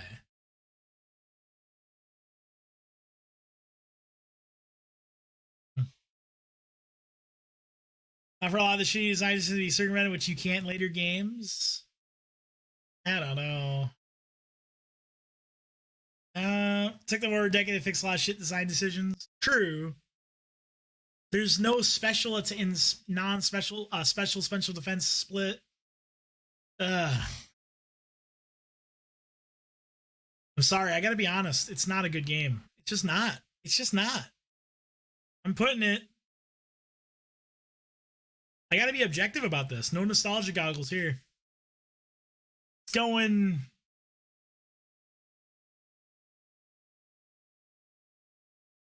Going there. Bad game. I said it. It's bad.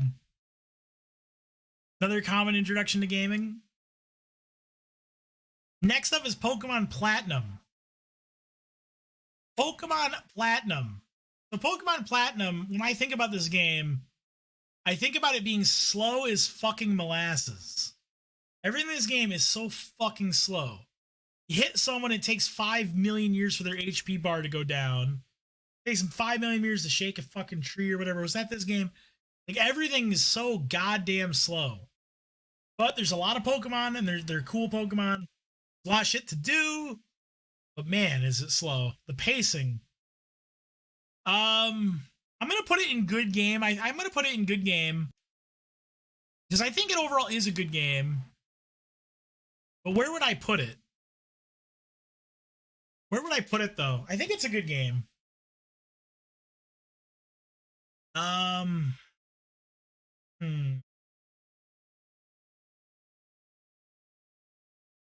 Where would I put it?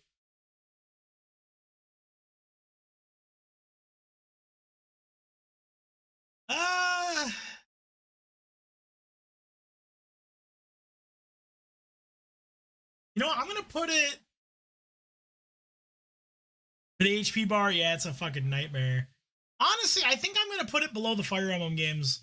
So I'm being honest with you, I think I actually enjoy, I think the Fire Emblem games are typically better than Pokemon games in terms of, if we're talking like RPG strategy kind of games. I think the Fire Emblem games are typically better. They feel more rewarding. It feels like you have more decisions. I'm going to say it's a good game, but the Fire Emblem games have the edge. So that's where I'm going to evaluate it. It's not slow, masterpiece.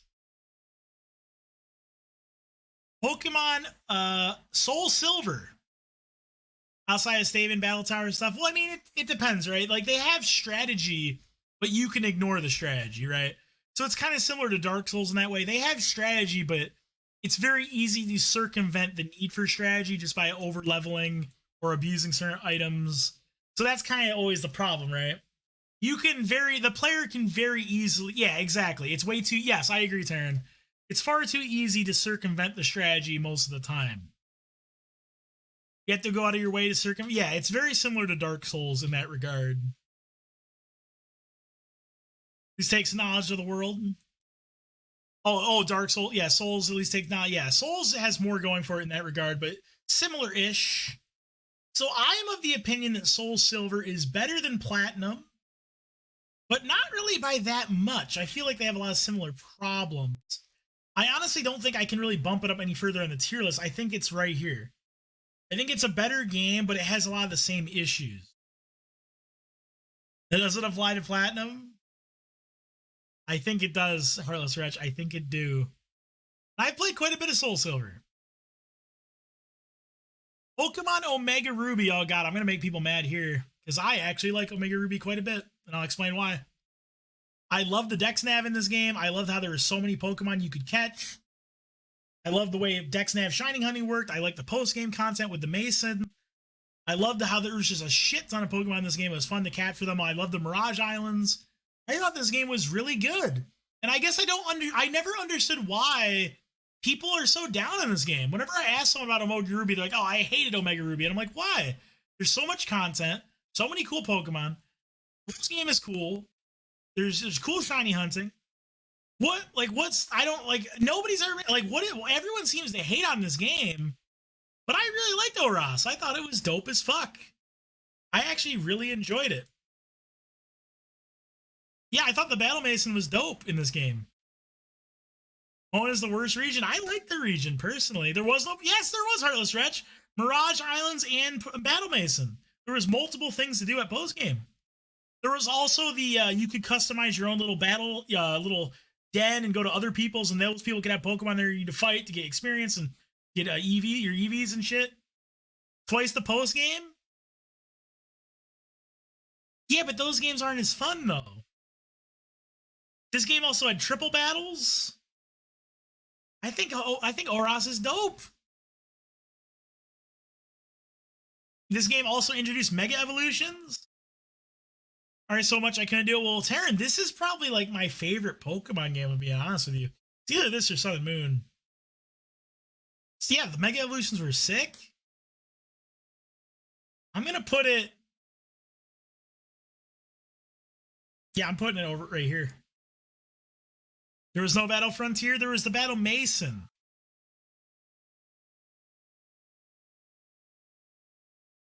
Pokemon Moon. So Pokemon Moon has, I think this actually has the introduction of a lot of the coolest new Pokemon. Mason is demonic. So like this game actually has a lot of cool new Pokemon designs. Like Arachnid, there's some really, Salazzle, there is some really cool Pokemon in this game. I think, so if I were to criticize a lot of the new Pokemon games before Moon, so like, you know how a lot of people like to make fun of Gen 1ers? People will say, oh, Gen 1ers are stupid, and there's some truth to that. But I think Gen 1ers do have a point that over time, some of the designs have gotten kind of weak. I think Sun and Moon has probably the best new Pokemon designs in a long time. I think the new Pokemon for this game were actually really cool. Also, the starters were very cool. Yeah, Salazzle was cool. I also loved how they mixed up the content where they got rid of HMs, introduced a new system, which I think, even if you don't like that, I think just doing something different was good. Also, the having your own Pokemon Pelago thing was cool to raise Pokemon in a different way. And The day-night system was kind of interesting, I guess. They were trying, like, this was a game where they were actually trying to spice things up, and I like that, you know? Oh yeah, X and Y did it first, right? I liked what they did with this game. They really tried to make something fresh. I don't know if I don't think I'll put it over. The thing that sucks about Sun and Moon is the story stuff can drag on for way too long. This is other games you don't play every game, so you knew. No, I played a lot of Pokemon games, Heartless Stretch. I played a lot of them. I really didn't like X and Y personally. I thought the map design was kind of shit. The game was way too easy. Oh yeah, that's another thing. Sun and Moon actually made the games decently challenging, which is great. Like the new what do they call them? The totem battles were actually legitimately, like, this game actually did a good job of trying to make Pokemon kind of challenging. Yeah, the totems were good. I might actually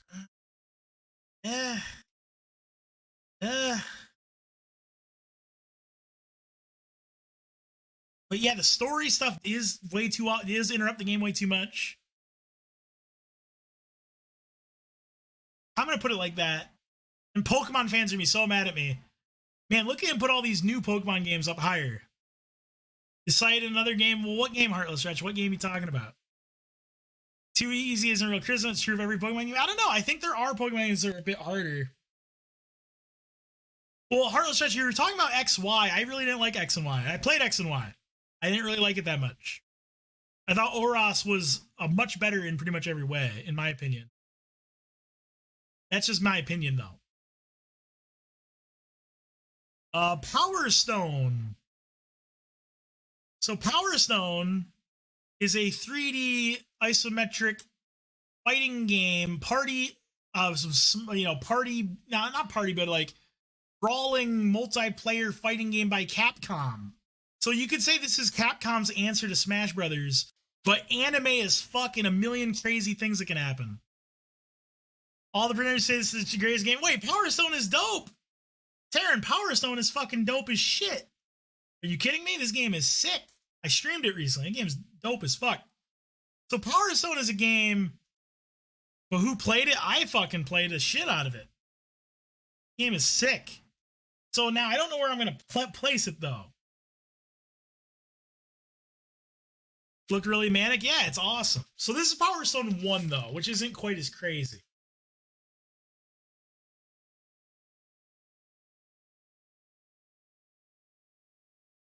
Is this good enough to be a great game? You did the Gen 3 post game, it's far cry from its former glory. Yeah, but Gen 3 sucks, Heartless Stretch. Heartless Stretch, I've played like every fucking Pokemon game. Stop saying like, oh, well, if you played this one, I've played like all of them. I just don't think Gen 3 was that good. I know what to tell you. I've played like fucking all of them. Yeah, this is Power Stone 1. So I'm going to put Power Stone 1 here for now. I'm going to put at the top a good game. So why is it not a great game? It does lack content. Not a lot of content. The fighting is good. It's a great multiplayer game. It's really fun. But it does lack content. There's no like multiplayer, like online multiplayer or anything like that. But it's really good for what it is. Very fun, arcadey game. Lots of cool mechanics where you can, all the characters have a super form with extra moves, so you get the Power Stones. 4 players is fantastic. Now let's talk about Power Stone 2. Power Stone 2 is Power Stone 1, but with now, instead of like 15 items, there's like 500 items. There's more characters. There's a campaign mode where you fight bosses and shit now, and there's different paths you can take. You can collect money to upgrade your shop and customize, combine items. There's those secret characters. There's boss characters. The game is fucking insane, and it's awesome. The dynamic moving stages with stage hazards, and the stages have like 3 different forms. This game is dope as fuck. So good. I'm gonna put it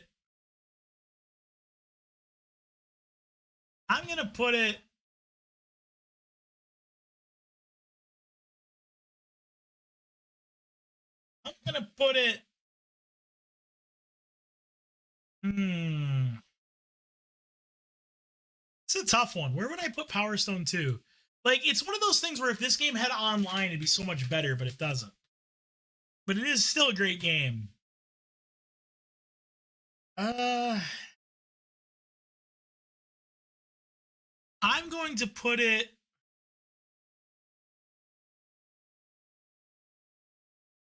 here. There you go, Power Sun 2. Well placed. Oh boy. Resident Evil 2 Remake. Resident Evil 2 Remake. Resident Evil 2 Remake. Resident Evil 2 Remake.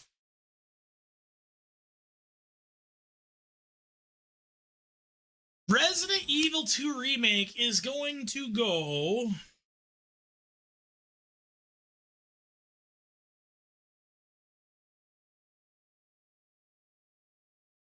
here.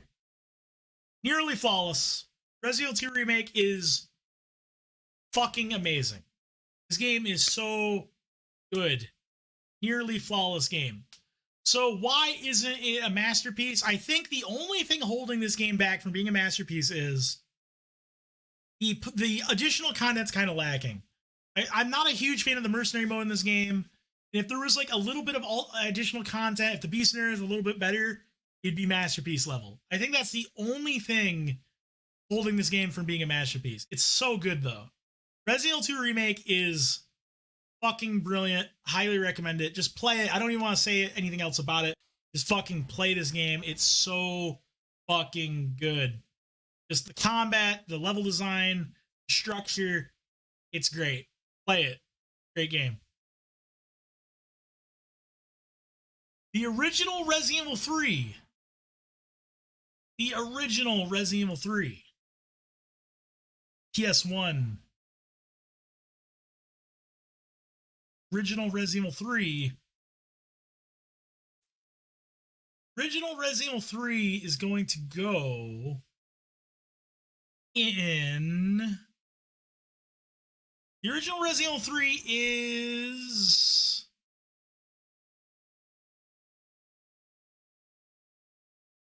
Fuck, man, this is tough. Original Resident Evil 3 is going to go here. Fantastic game. It has tons of replayability because there's a randomization to like what items show up. You can mix gunpowder to make different items, so playthroughs can play out differently. There's different branching paths. I wasn't scared of 3. Really? I find this to be the scariest Resident Evil game personally. Nemesis is like amazingly well-crafted enemy. There's so many. This game is so fucking good. I think it's like the best of the OG Resident Evil games. I think it's so fucking good. Highly recommend it. Why is it not nearly flawless? Because the mercenary mode in this game was it's introduced it and it's cool, but it's kind of limited based on the kind of game it is. So there's not like a ton of post game content. The game is a little short, but that's probably a good thing. But yeah, the game, I wouldn't quite put it on nearly flawless, but it's close. Great game. Oh, you were? Okay, you were. I was gonna say, yeah, Resident Evil 3, they'll get you. Resident Evil 3 Remake. So the remake of RE3. The remake of RE3. Too scared of this game? Remake of RE3 is also scary. So the remake of RE3 is a little too on rails. I'll say that. It definitely is. But I do like the unlocks that change like how repeat playthroughs go and the additional difficulties you can unlock. I like the combat system with the dodge feature. The enemies are really scary, but you can dodge back and shoot and stuff. Nemesis is great, but he's only in the beginning of the game, which is kind of lame. So yeah, those things do hurt it. Over Mario Sunshine, I have Mario Sunshine in bad game category. Super Mario series not a masterpiece? No, I don't think I can quite put it in masterpiece. It's a great game though. I'm gonna put Resident Evil 3 Remake in. I'm gonna put it in great game. I'm gonna put it in great game tier. I'm gonna put it I'm going to put it. You have Galaxy? Yes, I have Galaxy in great game. I'm going to put Resident Evil 3 Remake here. I think it's a great game, but it does have some glaring issues that are unfortunate. They could have easily have been fixed. How you doing, Boone? Great game, but it could have been so much better. Yeah, Galaxy's fantastic. Yeah, I think Galaxy's very underrated. Like I was saying before, Mario people are probably get mad at me, but I have Mario 64 way down here because while I think Mario 64 is a good game, it's a good game. It's very overrated. It has a lot of big issues. Like the camera sucks. Some of the worlds are clearly not as good as others. The swimming sections are really slow and boring. Like Mario 64 is good, but I think it's very overrated by most people. Speaking of very overrated games that haven't held up over time, Resident Evil 4. Resident Evil 4 was really groundbreaking for the time, but it just doesn't hold up. It has a lot of pacing issues. The game drags on too long. By the end of the game, you're just being spammed by machine gun guys. The game just gives you way too much ammo. It doesn't know if it wants to be a horror game or an action game. I like Resident Evil 4. I thought it was good for the time, but it just doesn't hold up. I'm going to put it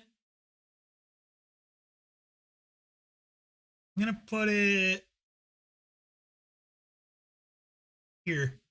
Still a decent placement, but it just doesn't hold up. GameCube RE4's peak, the analog. Yeah, I think it was better on the GameCube. That's what the version I originally played. Yeah, I played it when it was brand spanking new. It's a good game, but it just doesn't. It just doesn't hold up in my opinion. Every time I try to play it now, I just get bored very quickly. But speaking of that, Resident Evil 5, the direct sequel to RE4, which in my opinion addressed so many of the issues that RE4 had, then expanded on things, added tons of new features, and ultimately made a sick fucking game that unfortunately was never appreciated by anyone. Resident Evil 5 is dope. Resident Evil 5 is a dope fucking game that does not get the credit it deserves. The co-op is really cool. The bosses are really dope. The game is paced a lot better. The game knows what it wants to be. It knows it's not a scary game. It's not trying to be a scary game. It's just trying to be a cool fucking action game, which I appreciate. Now, if you're an old school RE fan and you don't like that, I get you. I totally understand that people will be like, oh, I want a scary RE game. This isn't scary. I get it, but that's not, I understand that, but that's not what this game is, right?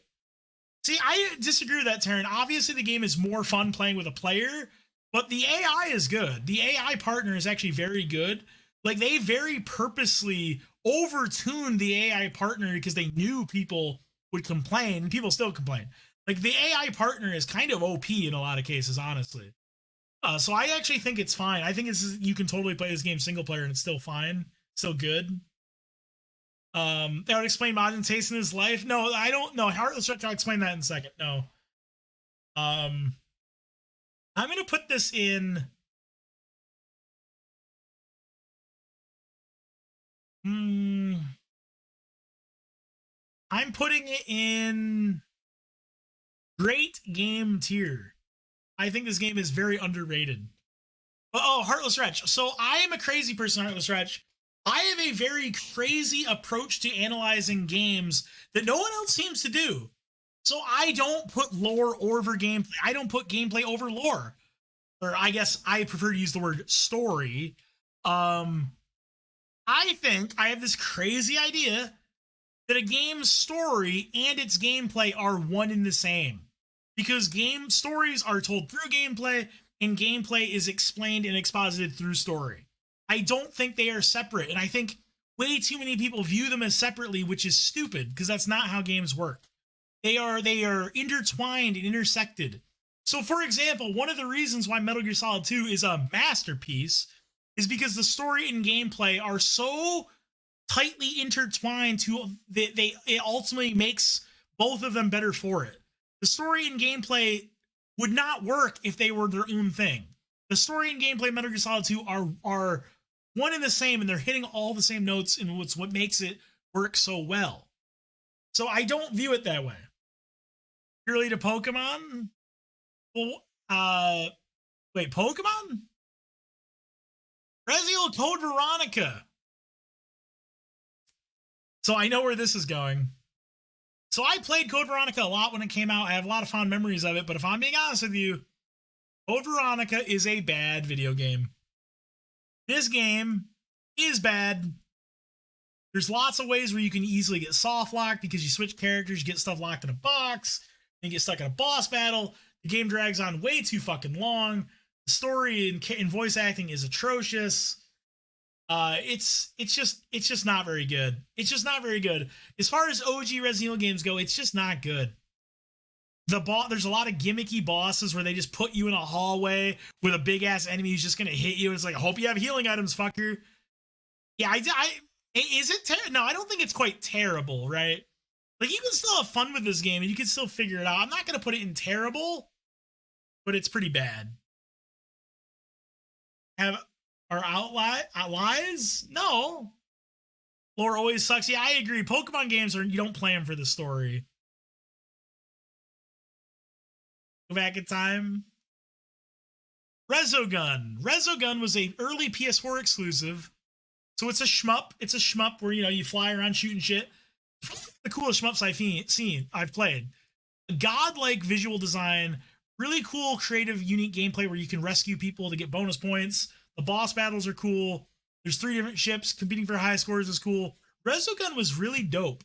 I really liked it. All the super move was cool. Really cool game, and it was visually striking, very fun to play.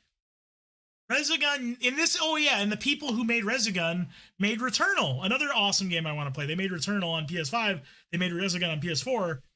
Resogun was really dope. I'm gonna put Resogun.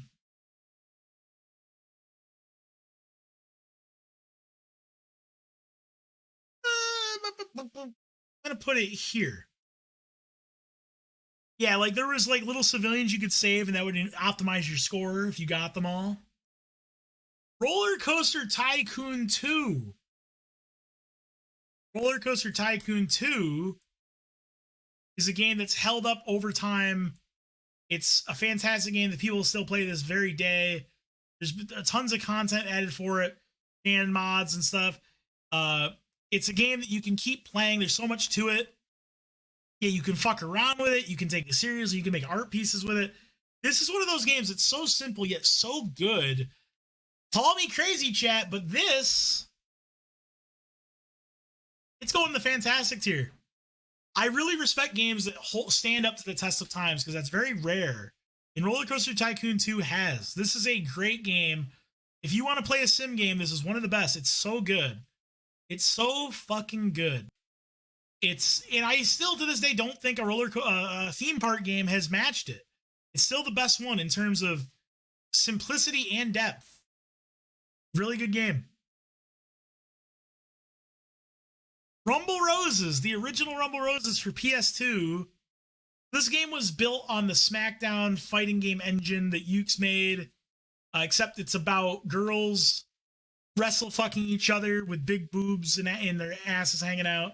It has a ridiculously silly anime storyline where like some evil lesbian doctor girl is trying to create the ultimate female wrestler robot by getting everyone's DNA, Metal Gear something something. It's really fucking stupid. The game has like no content.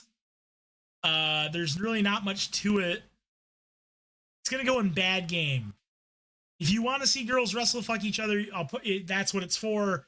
But we'll get to the sequel in a second. It's going in bad game. So now the sequel, Rumble Roses Double X. So it's the same thing as the first game, yet they got rid of the stupid story mode. They pumped up the graphics so you can really see the girls' boobs. There's more wrestle fucking. There's more modes, more unlockables. Masterpiece. Well, Mitch, don't get ahead of yourself. Why do you think we're talking about the sequel now? Rumble Roses Double X.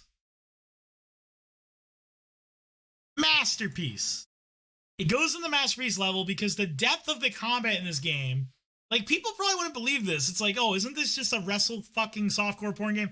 No, the combat depth is just out of this world. The counter system, the holds, the humiliation finishes. It's actually kind of incredible what they've made now. So Rumble Roses Double X Honestly, I'm gonna not. I think it's an average game. I actually think they made a decent game here. Like you can actually have fun with it. Like the combat system isn't that bad. Um, it's nothing amazing, but it's playable. It actually holds up decently well.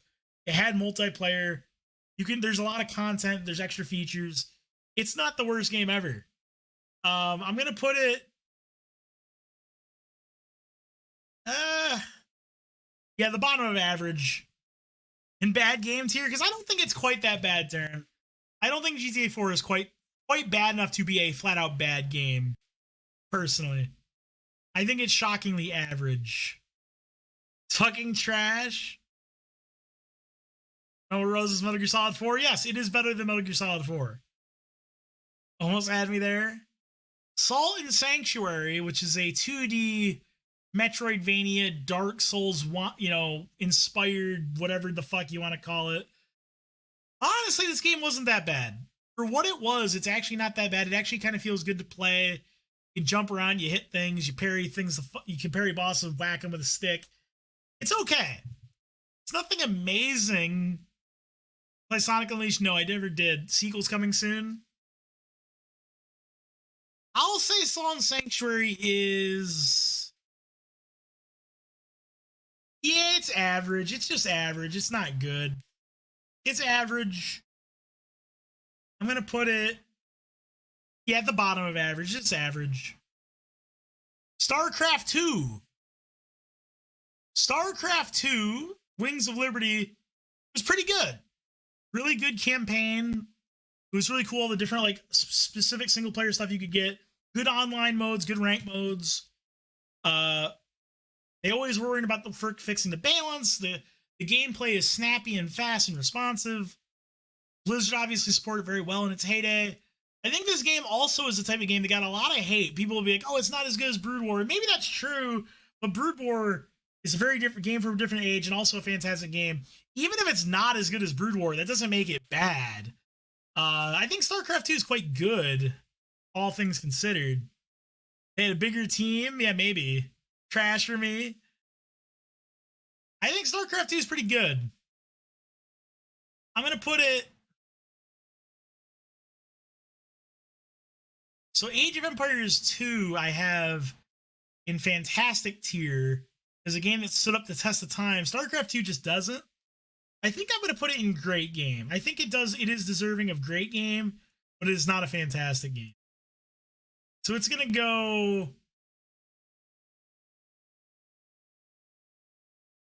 It's going to go here. Still a pretty good spot, though. I think StarCraft 2 deserves that. But they have great devs? Maybe. Seaman. So Seaman is a game that none of you fuckers have ever played. Let me take a sip of my Diet Pepsi.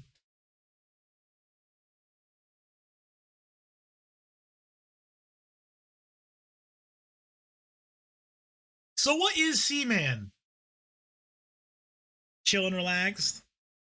Seaman is a pet game where you raise a seaman, which is a fish with a human's face that talks to you. And you talk to it with a microphone attached to your Dreamcast controller. And you raise him. And he's an asshole who makes fun of you and talks shit about you. And you eventually raise him from an egg to a seaman to a frogman. And it's really fucking weird. But also kind of cool. And I didn't lie about anything I just said. That's literally what the game is. It's a pet simulator game that you talk to it, and it's a really pretentious asshole seaman. I'm gonna put it in. Yeah, I can only put it in average. Oh yeah, the game was also real time. So Gabe, and another thing about this game, it was real time. So like for example, when I went to school, I'd make his tank pretty hot because when I'm gone for 6 hours, it's gonna cool down, and I'm not there to help him. So it was also real time as well. So I'm going to put this in... Oh yeah, Leonard Nimoy voiced the game as well. Tolo should play this. Oh my god, Tolo would love this. Tolo should play this game. Holy shit, he would love it. I don't know how you could get the voice recognition thing to work on emulator or whatever though. But man, Tolo would love playing this game. It's a perfect Tolo game. I'm gonna put it in average though. It's not, there's really, it's interesting for the novelty, but that's about it. Yeah, it's gonna go in average tier. Sekiro Shadows Die Twice. Sekiro Shadows Die Twice.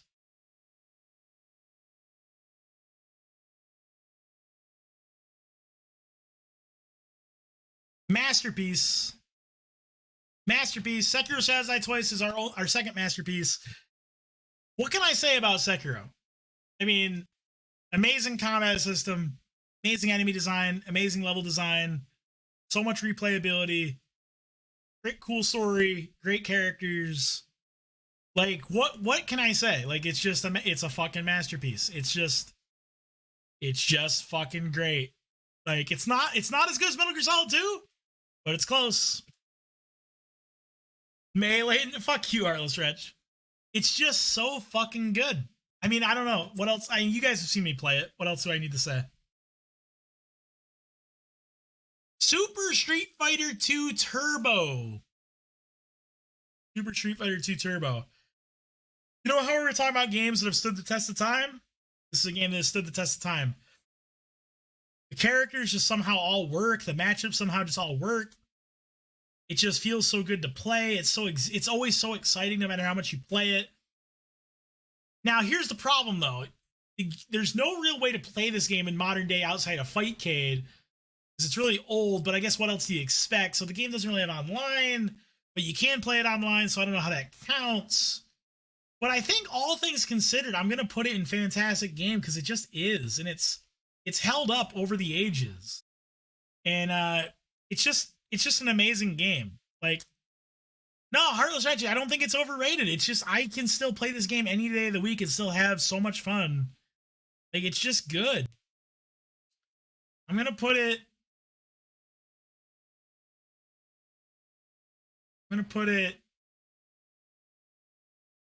here.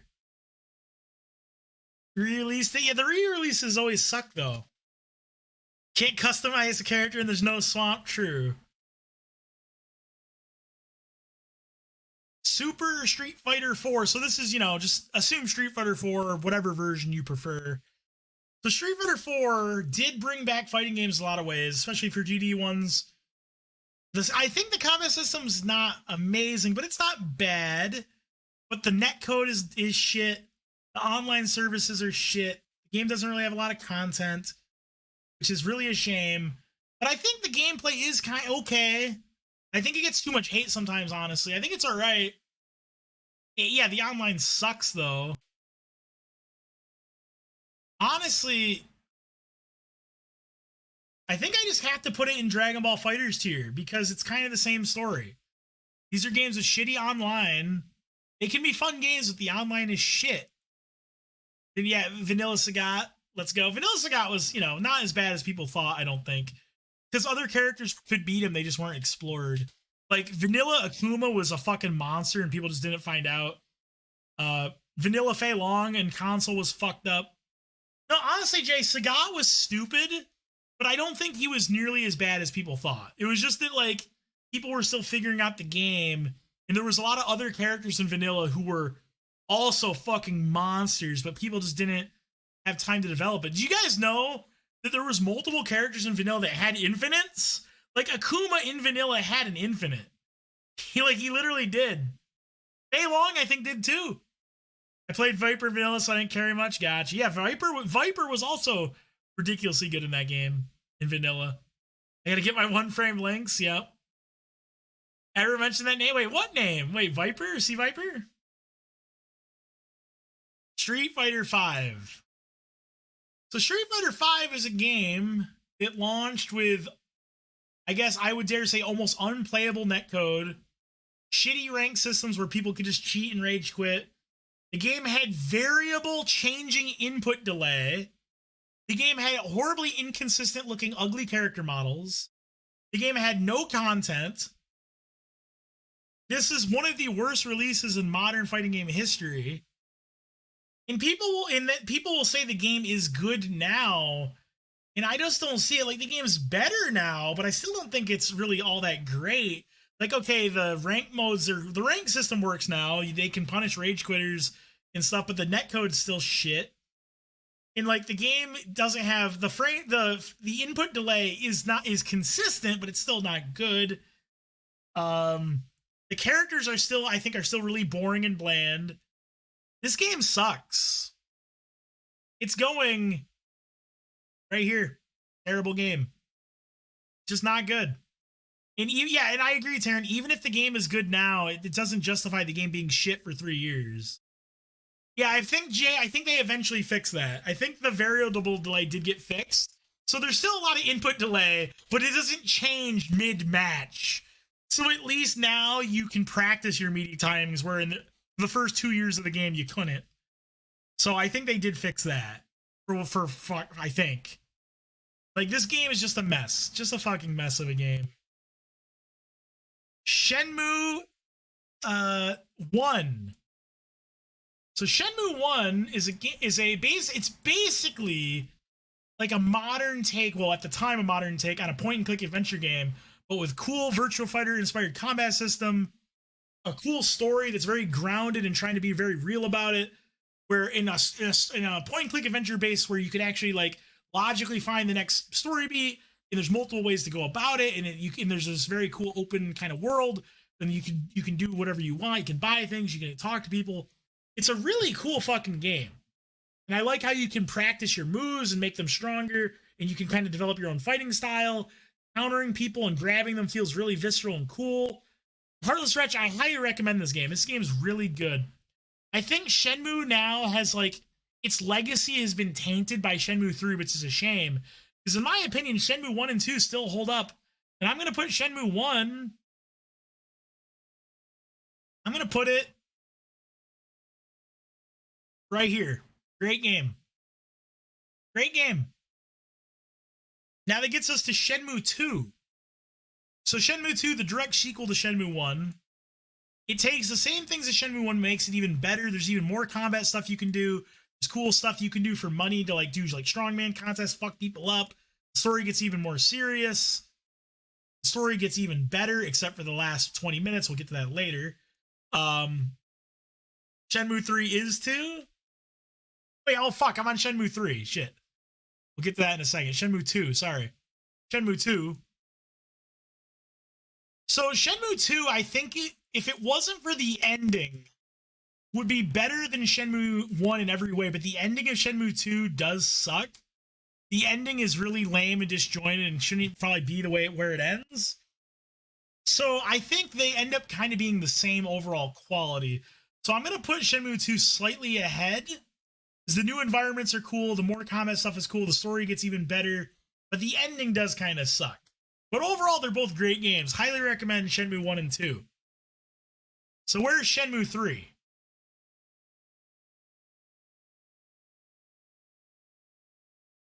Which one is worse? Chat, which is worse? Is Final Fantasy 12 or Shenmue 3 worse? I don't know which one is worse. No, let's be honest. Shenmue 3 is worse. Shenmue 3 is worse. You think 12 is worse? Well, 12 is a much longer game, which is bad. They're both so bad. These are both the worst, some of the worst things I've ever experienced. I don't know. I'm torn. Which one is worse? They're both so bad. Yeah, that's true. Final Fantasy 12 isn't funny bad. Shenmue 3 can at least be enjoyable to laugh at. Kickstarter bullshit? Final Fantasy 12 has better voice acting and music. Final Fantasy 12 has better voice acting and music. I think that gives Final Fantasy 12 the edge. The music and voice acting in Final Fantasy 12 is better. But the environments in Shenmue 3 is better. The environments in 12 are so ugly. When I think of Final Fantasy 12, I just think of giant stretches of brown. Just big stretches of brown. Yeah, this is Final Fantasy 12, sorry. Never be good. God, I don't know. They're both so bad. it's like puking on a pile of shit. Which is worse? God damn. So if it wasn't for the Kickstarter existing, despite the fact they got a crap load of money elsewhere, the game's short. It's just padded out bullshit. I'm gonna say Shenmue 3 is worse. If I'm being honest, I think Shenmue 3 is worse. I'm gonna go with that. Shinobi. Shinobi for the PS2 character action platforming game.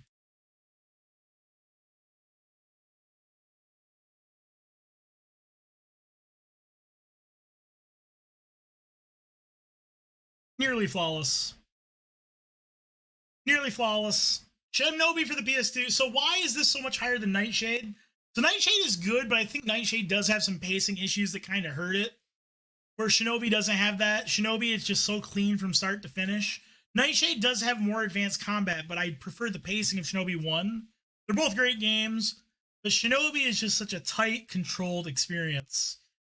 And yeah, I put it above Resident Evil 2 Remake because this game is fucking great. And also, the 3 difficulty levels give you so much extra content, so much high levels to push yourself to get better and better. This game is fucking great. Shinobi the PS2, one of the best character action games of all time. If you like action games, play this fucking game. Nobody knew Nightshade was a thing. Where'd you place Budokai 3? Budokai 3 is in... Where is it? Average game tier. It's average. SOCOM 2 U.S. Navy SEALs. SOCOM 2 U.S. Navy SEALs. So SOCOM 2 is going to go in the fantastic game tier. Dark Souls 3 is nearly flawless. Yeah, you will have. Well, Gabe, and isn't it obvious? Dark Souls 3 is just a clean, consistent game. Controls well. Such tons of great bosses. Tons of content. So SOCOM 2 U.S. Navy SEALs had an absolutely fantastic online rank system. Super competitive. Great maps. Great gameplay. Super high skill ceiling and how you could get better at shooting. Like, the shooting system in this game was so cool in that at a low level you could just spray and pray, but at a high level you could get so much better. Like, this I think is a good example of why a shooter on console can be good. You don't fucking need aim assist. You don't need that garbage. You just have to let people get good at the game through fundamentals and knowledge and skill. SOCOM 2 is a game from a different era. No respawn bullshit. You got preset rounds. This game was so fucking good. And the single player campaign wasn't bad either. It wasn't great, but it was, it was decent. It's unfortunate that you can't play this game anymore. Servers are shut down and Sony has no interest in remastering it, which is fucking lame as fuck. So it's lost in the depths of obscurity now. It's a real shame. But for its time, it's fucking fantastic. Yeah, getting good, right? Who wants to do that? The cleanest version of the same 13-year-old formula? Yeah, Gavin, exactly. SOCOM 3. SOCOM 3 sucked ass. So SOCOM 3, the direct sequel to SOCOM 2, I'm going to put it in bad game. It's not a terrible game. Well, no, maybe it's... No, it was bad. I'm going to put it...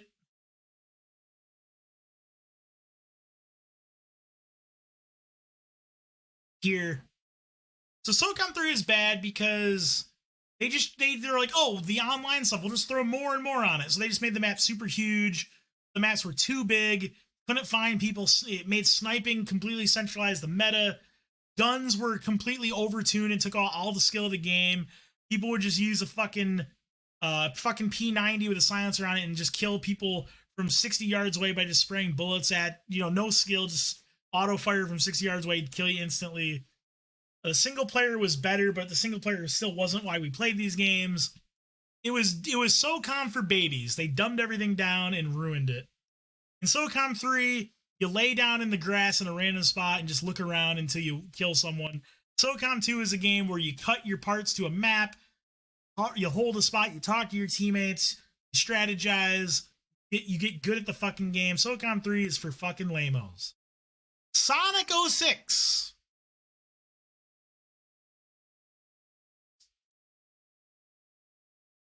Put it there. Sonic 06 is worse than Final Fantasy 12, but better than Shenmue 3. I have nothing else to say about this. The original Sonic the Hedgehog, I think the original Sonic the Hedgehog is pretty good. I think it's actually pretty good. And you know what? This is maybe a hot take. This is maybe a hot take. That fan dub, yeah, the fan dub. This is maybe a hot take, but I think Sonic 1 and Mario 1 are pretty comparable, all things considered. I'm going to give a slight edge to Sonic 1 because it has better color, it's prettier to look at, and it's just kind of more visually and artistically pleasing. Proud of you. Why is that, Arliss Wretch? Now, Sonic 2 is where shit gets really good. Sonic 2 is fucking dope. Us too scared of OG Sonic? It is scary. Yeah, the music, Sonic 2 is where shit gets good. Sonic 2 is gonna go. Wait, where's Sonic 1? God, there's so many games. So many fucking games. Sonic 2, alright, Sonic 1's there. Sonic 2, I'm actually gonna put. Sonic 2 is a good fucking game. Dronic music hurt me. It can't, yeah. Sonic 2 is a good fucking game. I'm gonna put it above the Pokemon games. And that's where Sonic 3 will go as well. They're pretty comparable. Some people say Sonic 3 is way better than 2. I think they're kind of comparable. Sonic 3 had some good things, but also had some things that were kind of worse. I'm going to put them next to each other. Not even the nearly flawless tier. No, not quite. No. They're good games. They're good games, though.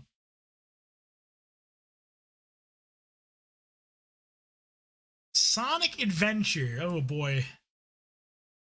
So, Sonic Adventure does have chows. You can raise a fucking chow. The Sonic levels can be pretty fun, but they're a bit jank. The Knuckles levels suck ass. The Big the Cat levels suck ass. Tails levels are just okay. So this is a game where the good parts of it are pretty good, but there's so much garbage content.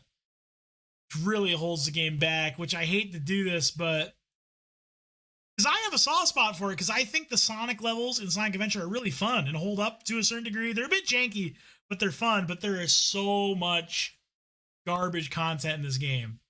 Why are there 6 characters, but only 1 is good? Why? Speaking of that, Sonic Adventure 2 has the same fucking problem. So Chao stuff is once again even better.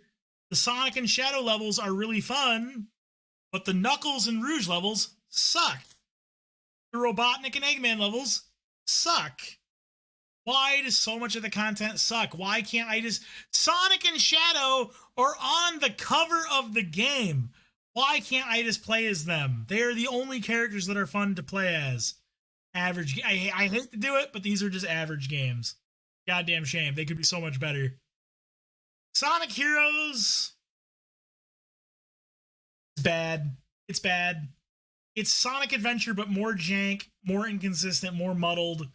Again, play as a bunch of characters. Why can't they just make a focused, solid, polished Sonic 3D game? Why can't we just have a Sonic Adventure game where you just play as Sonic or Shadow or, you know, a Hedgehog and just have fun? Why do they keep doing this? Why? There you go. There you go. I think in Sonic Adventure 1, it showed that 3D Sonic could be fun, but they just wouldn't do 3D Sonic. They're like, no, you're going to play as fucking Knuckles and play a fucking Easter egg hunt. Jesus Christ. Sonic Mania. Sonic Mania is fucking amazing. I played this game recently. It's so damn good. I'm tempted to put it in Fantastic Game, but I don't think I've played it enough to really say it's that good yet. I would need more time to evaluate, but it's definitely going in the great game tier. So, Harness Wretch, if you like classic Sonic, play Sonic Mania. This game is so fucking good.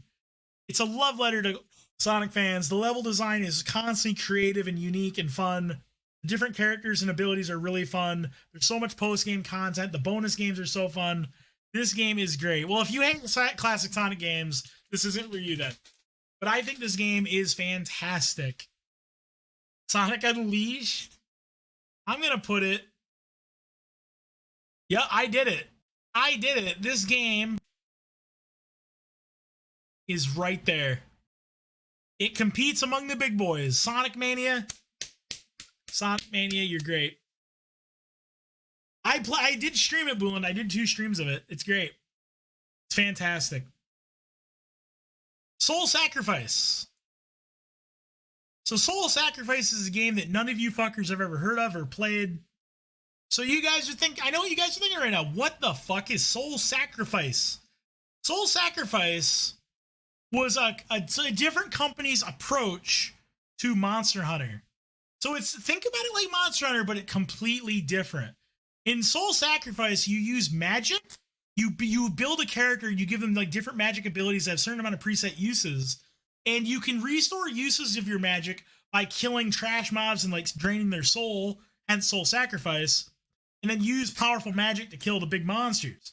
And there's also like a cool karma system effective your build, where if you absorb the soul for a monster, you go evil, but you can like let their soul go to heaven and become a good guy, and it changes your abilities. This was a really cool game. Very overlooked because it was on the PSP. I highly recommend it. I honestly, all right, don't tell anybody I said this. I'm going to whisper this to you. I think Soul Sacrifice is Monster Hunter, but better in like every way. It's Monster Hunter without all the stupid tedium, and the gameplay is just way more fun and interesting and dynamic. It's just better Monster Hunter. Okay, so where am I going to put Soul Sacrifice? It was designed by Kenji Inafune. Oh, I didn't know that. I'm going to put it in great game somewhere. Where is it going to go, though? Really cool game. I'm going to put it right there. And honestly, now that I look at it, I got to be honest, Crazy Taxi's too high. Crazy Taxi's too high. It's a great game, but it's not quite that good. Crazy Taxi's going to go here. Sorry, Crazy. You're a good game, but you're not that good. Okay. Maximum Carnage was a beat 'em up for the Genesis and Super Nintendo, where you played as Spider-Man and Venom, and as the name implies, you eventually going to fight Carnage. It's a really good beat 'em up from those days. Great soundtrack, really a hard game, cool bosses, cool set pieces, good game. Very hard though. I'm going to put it. I'm actually going to put it above Comic Zone because I think it had a better sense of overall challenge design. And also the web swinging was cool. The combat was cool. The super moves are cool. Like you could collect assists. So one of the cool mechanics in this game is there's these little assist icons you could collect. And an assist icon was basically it could be any Marvel character ever. And once you have that icon, if you're in a jam, you activate it, and that character will come down and like do an AoE move or something. It's really cool. So there was dozens of different Marvel characters who could show up and save your ass. It was really cool. This game was really dope for the time. Hoping it dies so you can move on. True, Boolin. That's true. Oh no. The Smash Brothers games. People are going to get mad here. Super Smash Brothers Melee.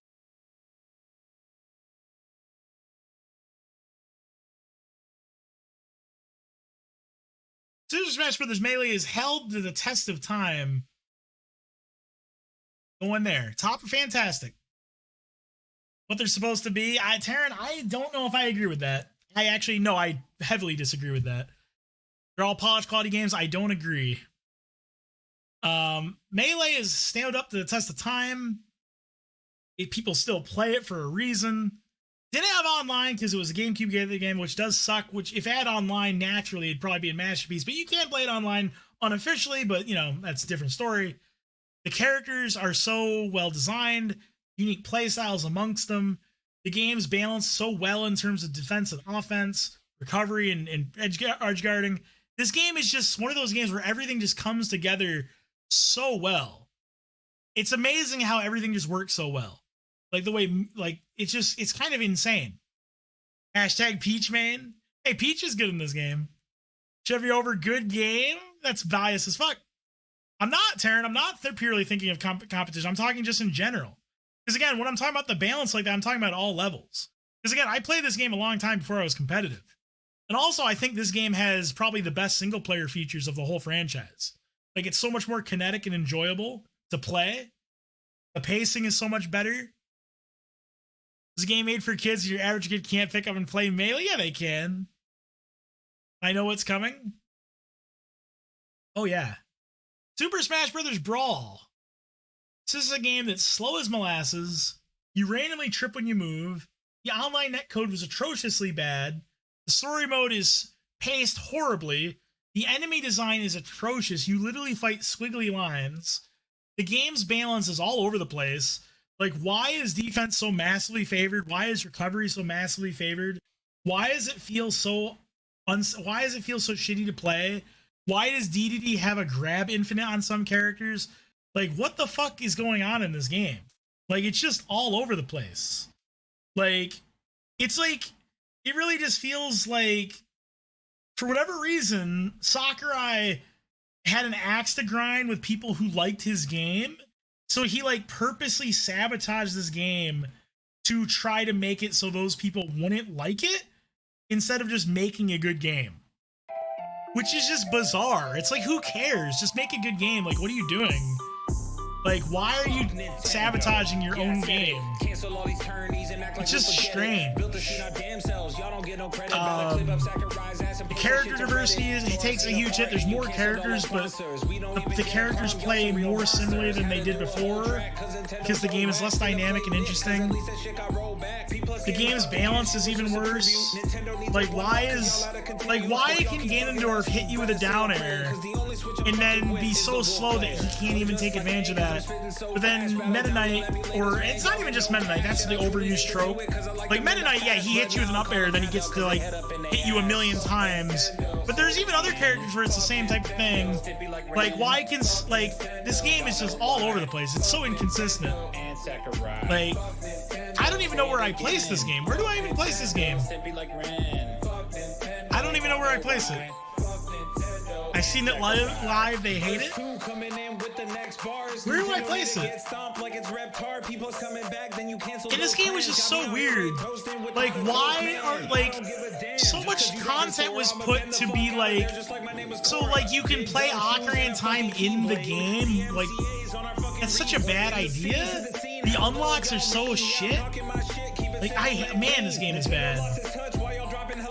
Like, I feel like so much of the praise for this game is purely nostalgia. Like, I feel like there's no way anyone would say this game was good now. Like, as far as Smash Brothers goes, like, my god. Is this the worst way you could make a Smash Brothers game? Like, Jesus Christ. It's all games, though? I don't know. Like, the roster is cool, you know, like Sonic's in it, Snake is in it, but those things don't last over time. As far as homogenized in 4, I really don't agree. I really don't agree. Smashes are fun. This game was fun. I didn't find it fun. I found it sluggish, tedious, and boring. I did not find it fun.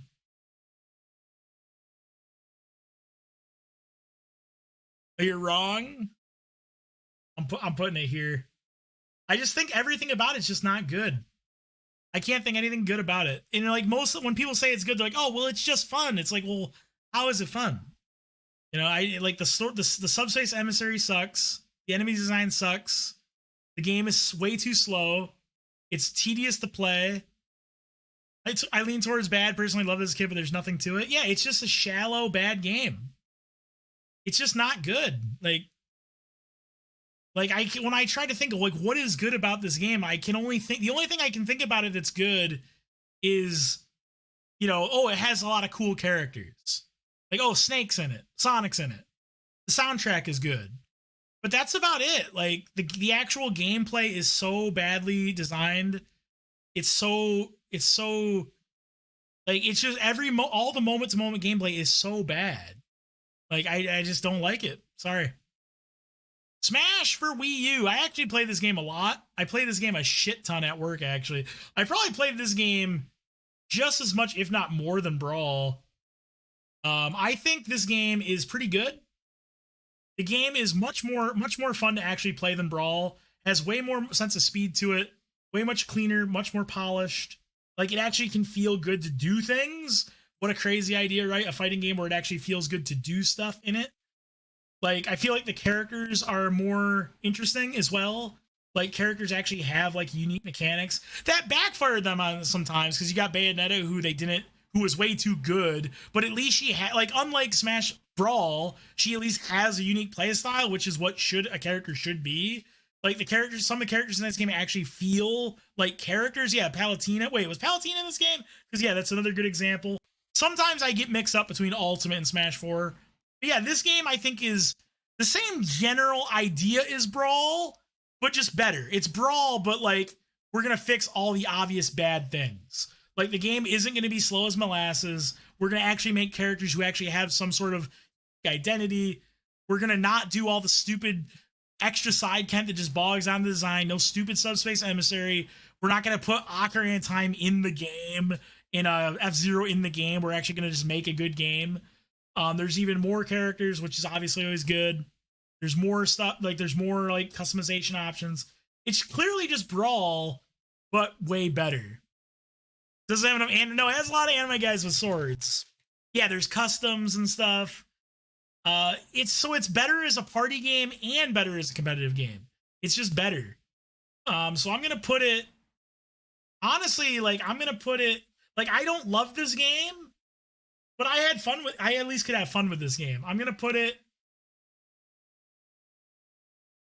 Where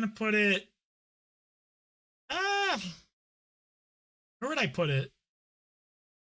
I made them all. I love this game. I thought it was all right. You could do much worse, like Brawl. You could do much worse, like Brawl. I'm gonna put it.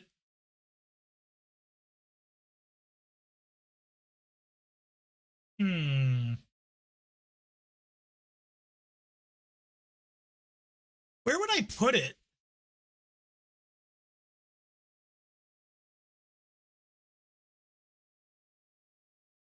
The experience, I don't think it's a good game.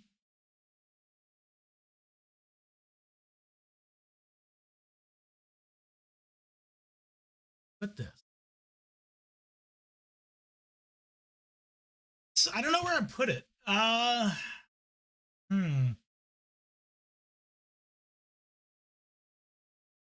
gonna put it.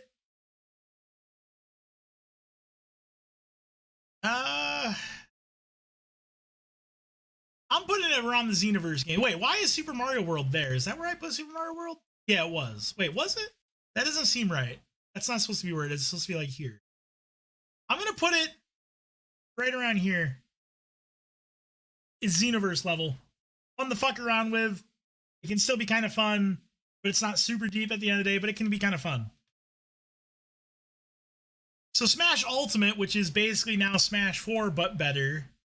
More characters. Again, them still fixing more of their mistakes. Trying to make more unique characters. So Ultimate's kind of the same dealy, but again, more refined, more improved.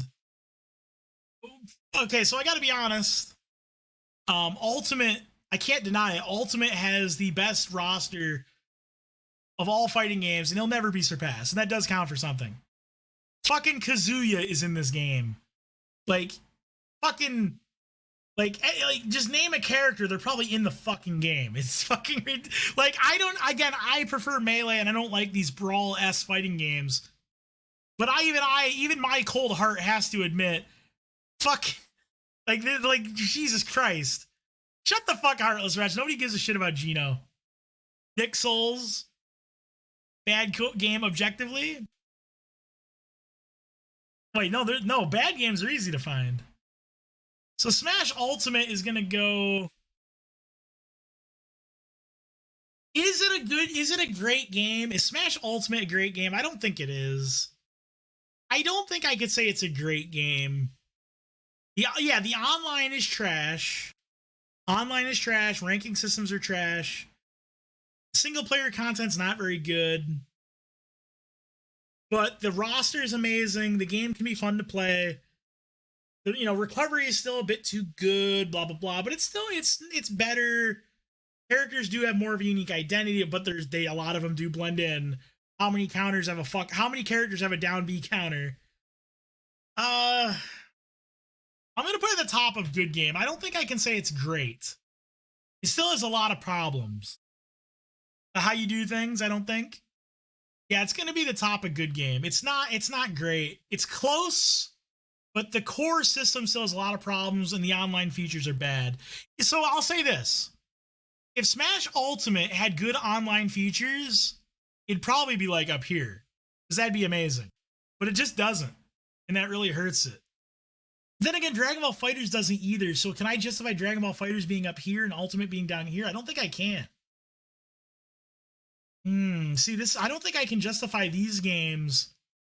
I think I have to lower Dragon Ball and Street Fighter 4 down here, because they have the same problems. Yeah, I agree, Taryn. I agree. I think I gotta lower these games. Yeah, I think I have to. It's only fair. It's only fair. Yeah. Shit online, shit ranked modes, no content. These 3 games all have the same problems. No, we're not raising Final Fantasy 13. The online was great. Star Fox 64. So this is a game I really like. Very fast-paced arcadey action, good controls. It's minimal but cool story. Replayable. Multiple different paths. Multiple different endings. Star Fox 64, you were going in the solid good tier. Short but sweet game. You put a 4-man free-for-all. Yeah, isn't that great, Gavin? Isn't that fantastic? Too short? I like short games sometimes, though. It's replayable. It's not a game. It's a game that you play many times over and optimize your score. And never reinventing the wheel, they don't do it. Yeah, it's weird, Taryn. I don't know why in Star Fox they always want to like completely reinvent the genre. Yeah, Star Fox has to be completely original every time, but Pokemon doesn't? So fucking weird. Star Fox Assault was better. I'm putting Star Fox 64 right here. Crazy Taxi level. The Streets of Rage games. Streets of Rage 1, 2, and 3. Let's do Streets of Rage 1 and 2. Classic beat 'em up from the Sega Genesis era. I'm going to put it in the good tier. It's a good game. Solid but good game. It's going to go... Let's see. I'm going to put it above Star Fox 64. Streets of Rage 2 is Streets of Rage 1, but way fucking better. The soundtrack of this game is fucking amazing. More characters. The characters are more interesting and dynamic. The game has way better level design, enemy design. Streets of Rage 2 is going to go right next to Devil May Cry.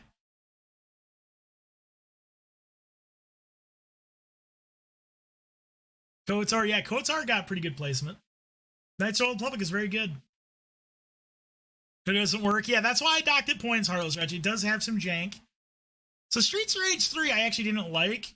I didn't like how the game went kind of like sci-fi. The soundtrack is a little too big brain for me. I didn't like a lot of the new characters. I'm not a big fan of Streets of Rage 3. I'm going to put it right around Streets of Rage 1. I think Streets of Rage 2 is still superior. And Windows 10. Super Ghouls and Ghosts for the Super Nintendo. Super Ghouls and Ghosts. Brutally hard game, but super fun. Power-up system is cool. The level design, enemy design is good. The boss battles are cool. The double jump system is really cool. I don't like the beat the game again to actually beat it thing. I think that's kind of dumb. I'm not a big fan of it. But it's a great game, but where would I put it?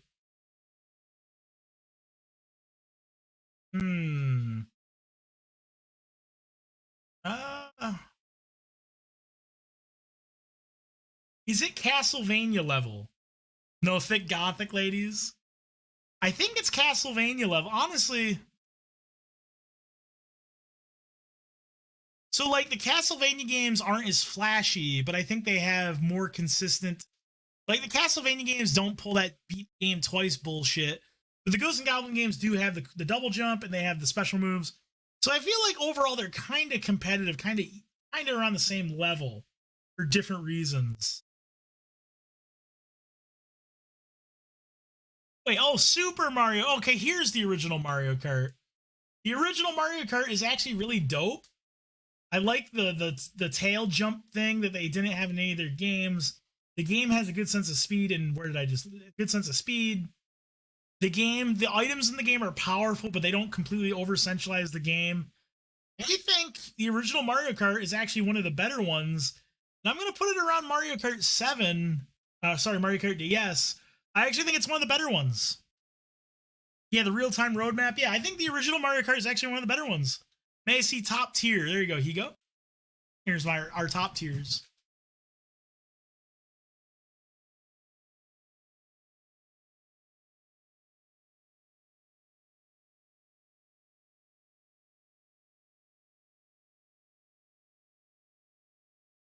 Now we have Tenchu 2, Birth of the Stealth Assassins.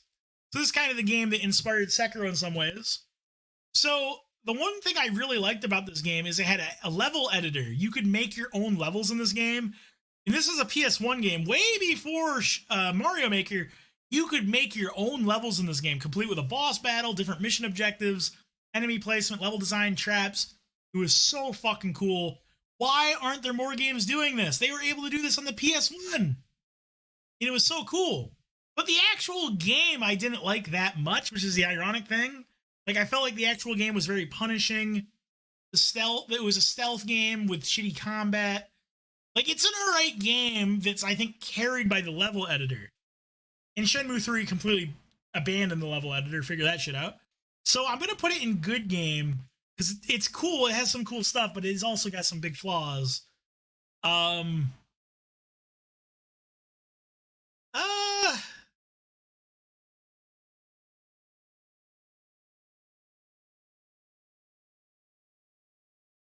I'll put it here. Tony Hawk's Underground 1. Tony Hawk's Underground. So this game gets shit on for unfair reasons, I feel. Everyone's like, oh no, that's when the game series went to shit. Tony Hawk 4 is a good one. Tony Hawk's Underground is awesome. This game had online, you could be competitive. This game had cool new mechanics. Create your own character. Tony Hawk's Underground was fucking dope. And this is going in the great game tier. Tony Hawk's Underground was sick. And it's gonna be placed next to... Man, the combo system in this game was insane. It's gonna go next to...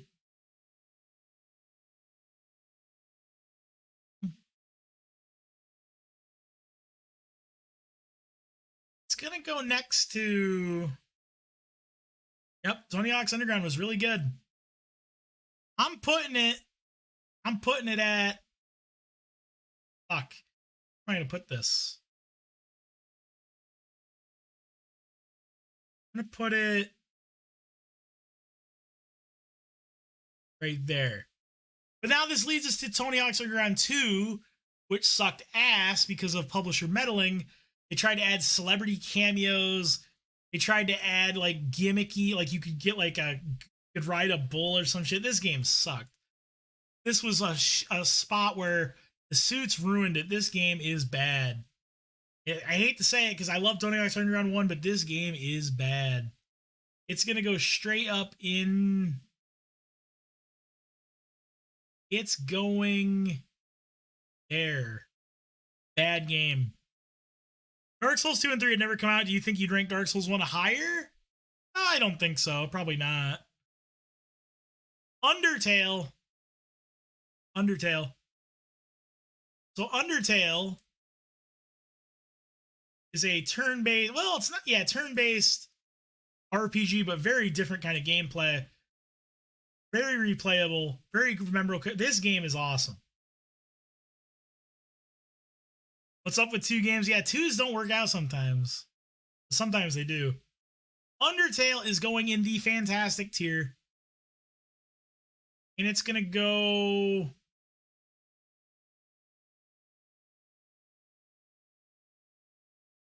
right there. Undertale, fucking amazing game. Really cool gameplay systems. Very cool replayability features. Really cool how the game plans out different times based on how you play it. Very cool game. I don't want to say too much about it because it's the type of game where you don't always spoil on it, but play it. It's a good game. Maybe a week ago. So what do you think, Empty Head? I think it's a great game. I played it multiple, like I played it finally recently, and then I played it like 5 times. Great game. Fantastic. Yep, it's great. Ultimate Ultimate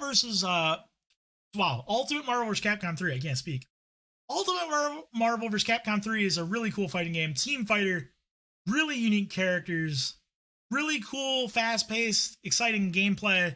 Super broken, but in all the best ways. It's actually remarkably kind of balanced in a weird way. But the online sucks. This sounds like a broken record here. Netcode sucks. Online sucks. Rank systems suck. Which means it's gonna go right here.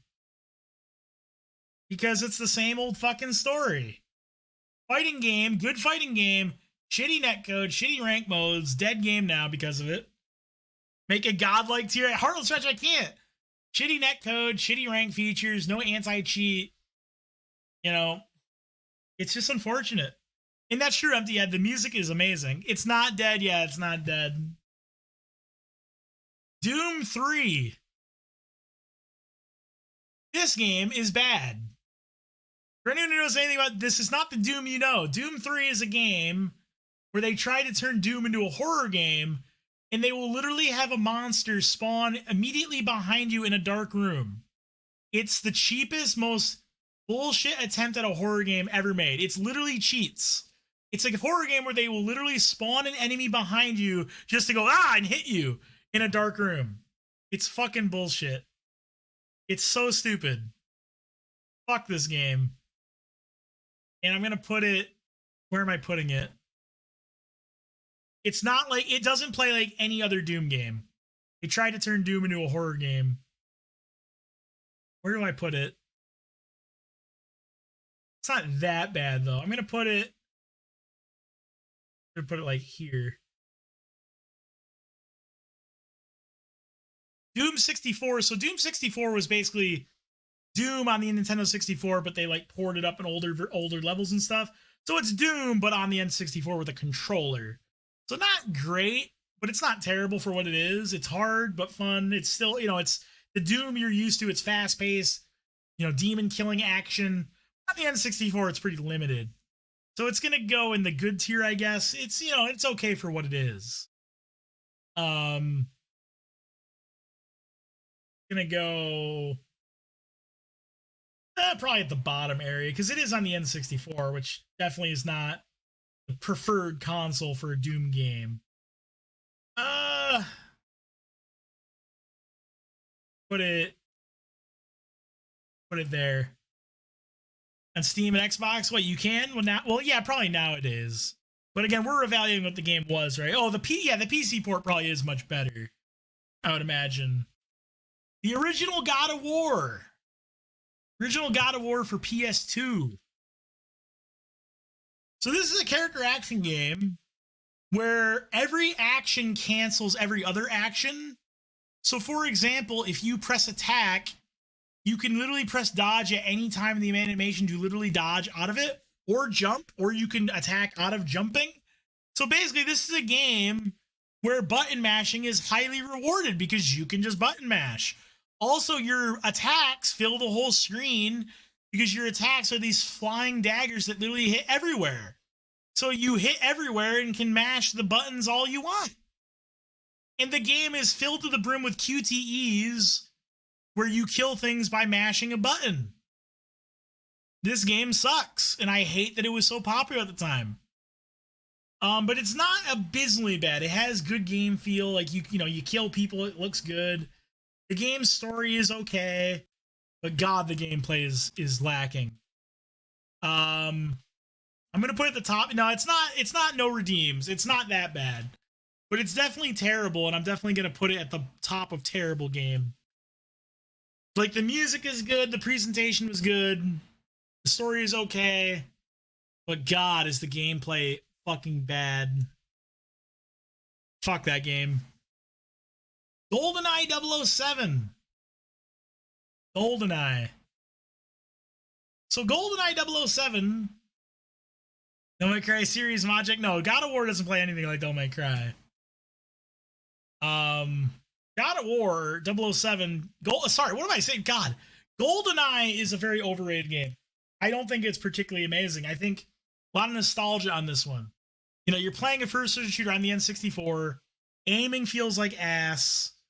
The levels are like really weird and kind of like just eh. I feel like the game's difficulty's all over the place. It is fast-paced and fun in that regard, but at the time I didn't think this game was good. And I still don't think it's good. The multiplayer can be kind of goofy fun. It's fun to speedrun. I'm not a big fan of this game. More objectives was difficult. It's solid as fuck. I don't know. Solid as fuck. God of War. Yeah, God of War 007. Where would I put it? Where would I put it? No, I don't think I can put it in average. I don't think I can.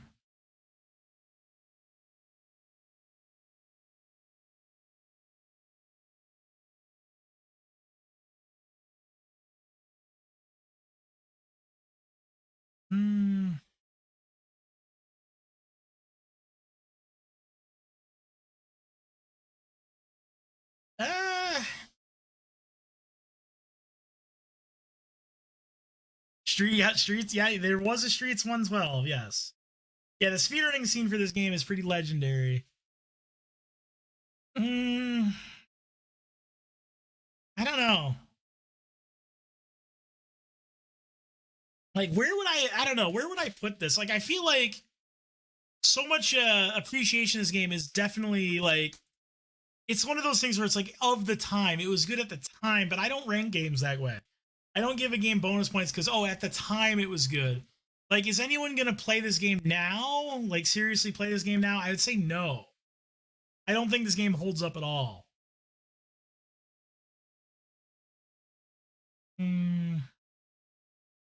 I would.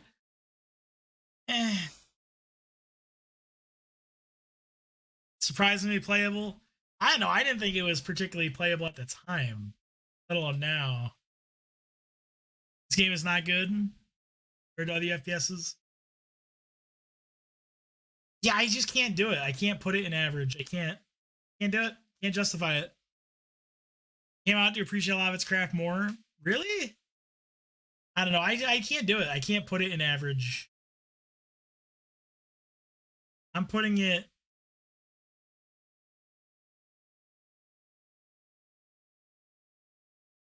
Putting it here. Putting it in bad game. I just don't think it's very good. I don't think aiming is good. And honestly, aiming in a first-person shooter is kind of important. I don't think the aiming is good.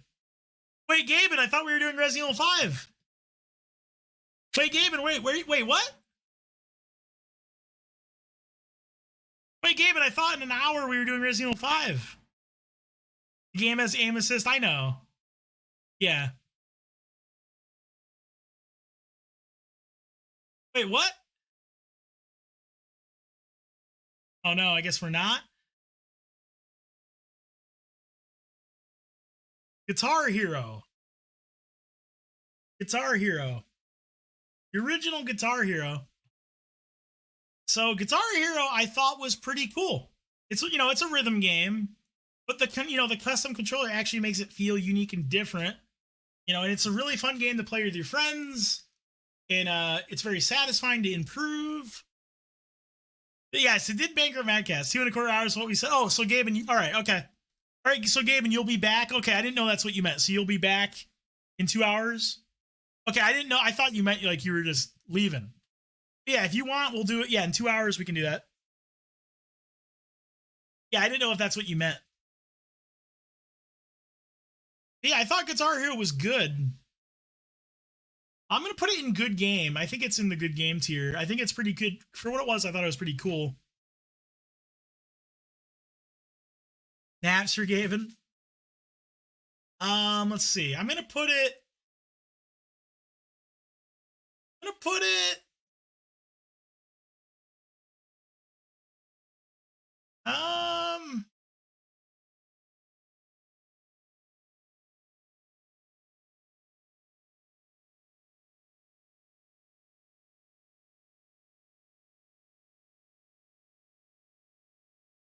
But there. Hearthstone. Okay, this is a complicated one because so this is a game that you do not own, right? It's always changing.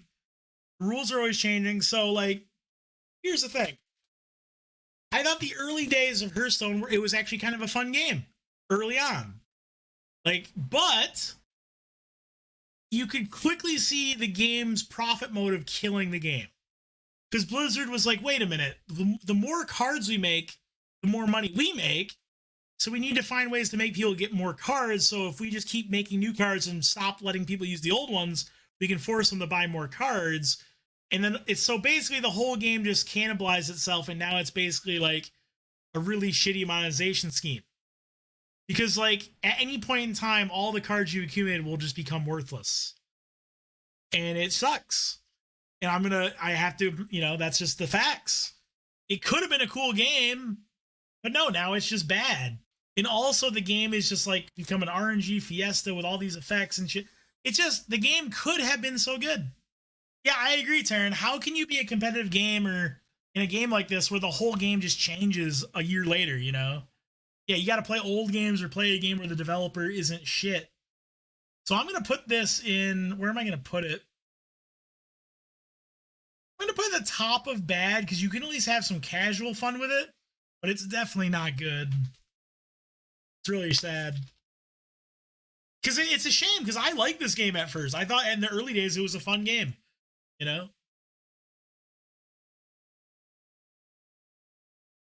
Really a shame. LA Noir. So LA Noir is kind of like a point and click kind of style adventure game where you're a detective solving crimes. You read people's faces to help they're lying and stuff. You have press X to doubt. That's where that comes from. I thought this game was all right. To be fair, it did drag at certain points because it does go on and on. But the story was good, and the emotion, you could see in people's faces was legitimately cool. Now, I don't expect some amazing gameplay, but for what it was, I actually liked it. I thought this game was pretty cool. It gets in the good game tier. It's a good game. For what it was, I actually thought it was kind of cool.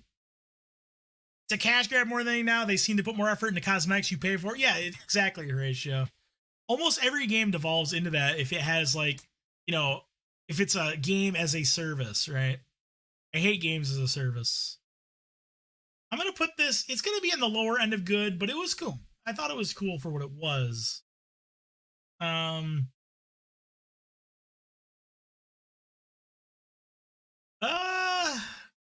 Put it here. Manhunt. So Manhunt was a game where you play as a oh wait, this wasn't the game I wanted to put here. Fuck, this is wrong. I barely even remember this game. I wanted to put a different game here. Oh shit. Yeah, the game was very controversial, but there didn't need that be controversial. No, there was a different game I wanted to put here. I played Manhunt, but I barely remember it. It was shockingly average. It was actually just kind of bad. It was just kind of bad. There was nothing special about it. It was not very good. Fuck, there was a different game I was going to put here. The Suffering was going to be on the list. Sorry, The Suffering's not on here. Max Payne. Max Payne, cool story. Cool gameplay with the Matrix slowdown thing. Very challenging. But the game is kind of one note. There's not really too much to it. But that's kind of okay. Max Payne 2. I never got to really play Max Payne 2, unfortunately. Max Payne was pretty good, but I don't know where I'd rate it.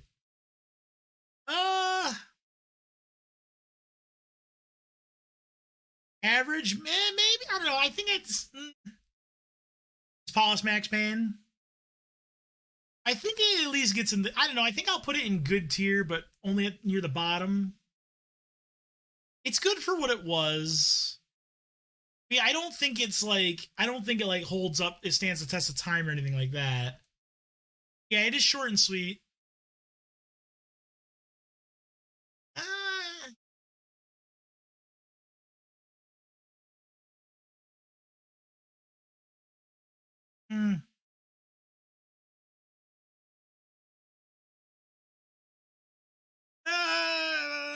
Put it here. I don't know. I feel like that's where I'd put it. Like, I don't think I could ever justify it being like a great game. Yeah, no hit scan is nice. Like, it's good, but I feel like, I don't know. There's a lot of games, like, I guess the way I would put it is there's a lot of games like Max Payne where I'm like, this is a good game, but for it to be a great game, it needs something. Like, it's missing like one thing to make it a great game. I don't know what that would be, obviously, but it's not quite on the, it needs something to be a great game. It's still a good game, though, for what it is. Need for Speed Underground 2. So this was a PS2 game that had good online for what it was. Like, for the time, the online was actually pretty good. You could custom tune your cars and actually tune the transmission, different parts. In the single player, you could get unique rewards. Go to war with the rats in the New York subway. So this is actually a really good game. And the single player had good content. The online was good content. Up 3 is the Goat Tuner game. I never played that. Like, this is pretty dope.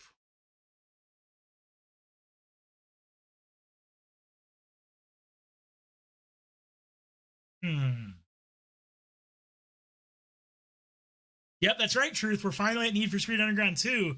I don't know where I'd put it. You know, it was a good game for the time. I don't think I could put it in great game, though. I don't think I could quite justify it being in great game. It was a good game, but it didn't have that much content, and the online was good for the time, but the online doesn't, wouldn't obviously hold up by today's standard. But it was good for its era. Yep, Riders of the Storm remix. Yep. The tuning was cool. The customization was cool. Where would I put it? It's pretty good. Now you're doing Truth. I'm doing my games tier list. Where would I put it? I'm honestly, I'm going to be pretty generous with this. I'm actually going to put it right here. I think that's a fair spot. It's a pretty solid game. I can't really think of anything. I honestly can't really think of anything bad about it. That's the thing. Like, all the problems with the game are just from when it came out. There isn't really anything specifically bad about the game. It controls well. Like, the different ways you customize the car really actually come out in gameplay. You can create cars with very different feels from each other. The online is very competitive. It has a good sense of speed. It's a solid game. The only negative I can really say is that the game didn't have a ton of content. But again, what can you do? Yep, Truthsaurus Rex was god tier at that game. Psyops, the Mindgate Conspiracy. So this was a PS2 game that a lot of people consider a hidden gem. People will tell you this game was amazing because, it wasn't popular, but it was amazing. I played it. It was okay. It's not one of those hidden gems that's amazing. So, amazingly cool premise. So the premise is it's a third-person shooter, but you also have psychic powers. And you unlock more powers as you go. Like, you can get telekinesis to move objects and enemies. You can get a remote control viewing to solve puzzles. You can mind control people to have them kill their allies. You can get pyromancy. But here's why the game actually kind of isn't that great in the grand scheme of things. Where the game kind of fucked up. Where the developers really misunderstood the game they were making. This is the type of game design trap that some developers fall into that hurts me so much. Because they have such a cool premise. Third-person shooter where you have psychic fucking powers. What a cool idea, right? So here's where they fucked it up. As the game ramps up in challenge, you know what they do? Oh, your psychic powers don't work against this guy. And it's like, well, what's the fucking point? The whole point. What are you doing? This is the whole thing that makes this game fun is that I get these cool psychic powers. Then it's like, oh, you can't use your psychic powers now.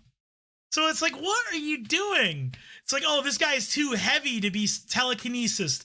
And he's wearing a helmet, so you can't mind control him. So you're just going to shoot him. It's like, what are you fucking... Oh, my God. So... And some of the boss battles are super jank. Ah, man, I hate to say this, but I think it's just average. You know what's the sign of why this game wasn't that good? I remember playing it in just like getting to a certain point and just starting over because the early parts of the game were way more fun. Because as the game got hard, but hard in the worst way possible. Where as the game got hard, it just got less fun because you couldn't use your cool new abilities. So I'm actually just gonna put it in average.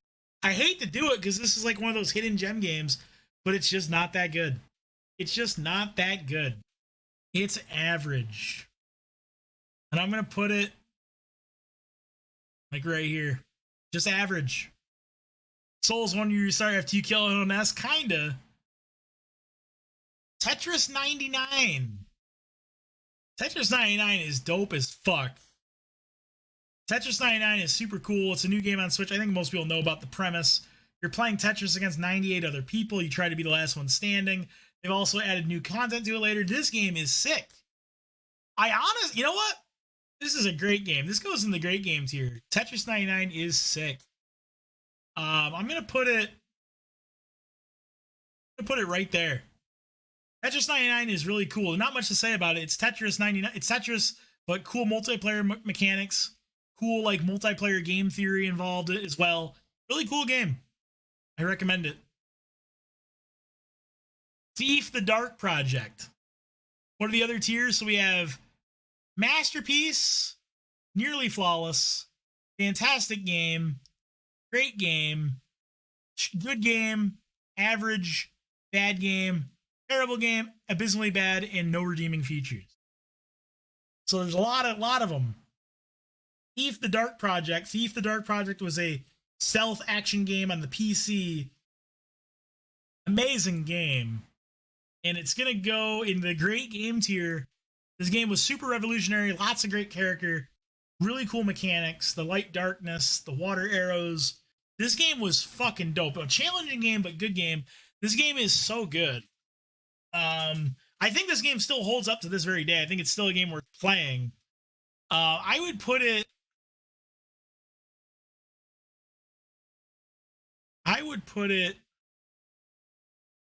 Where would I put Thief? Thief is really good. I would put Thief... Honestly, I'm going to put it above Metal Gear Solid 3. Think? No. I'm going to put it there. Thief is really good. Great game. Time Splitters 2 Future Perfect. First person shooter. PS2 era. Cool, really cool story. The story is, this is one of the few video games I played that's legitimately funny. The way they use the time travel gimmick in the story is really cool and creative. Cool gunplay. The multiplayer is local but good. I'm going to put it in the bottom of... I think I'm going to put it like... I think it's like Max Payne level, I think. Yeah, Time Splitters was really good. Yeah, I think I'm going to put it like around here. Solid game.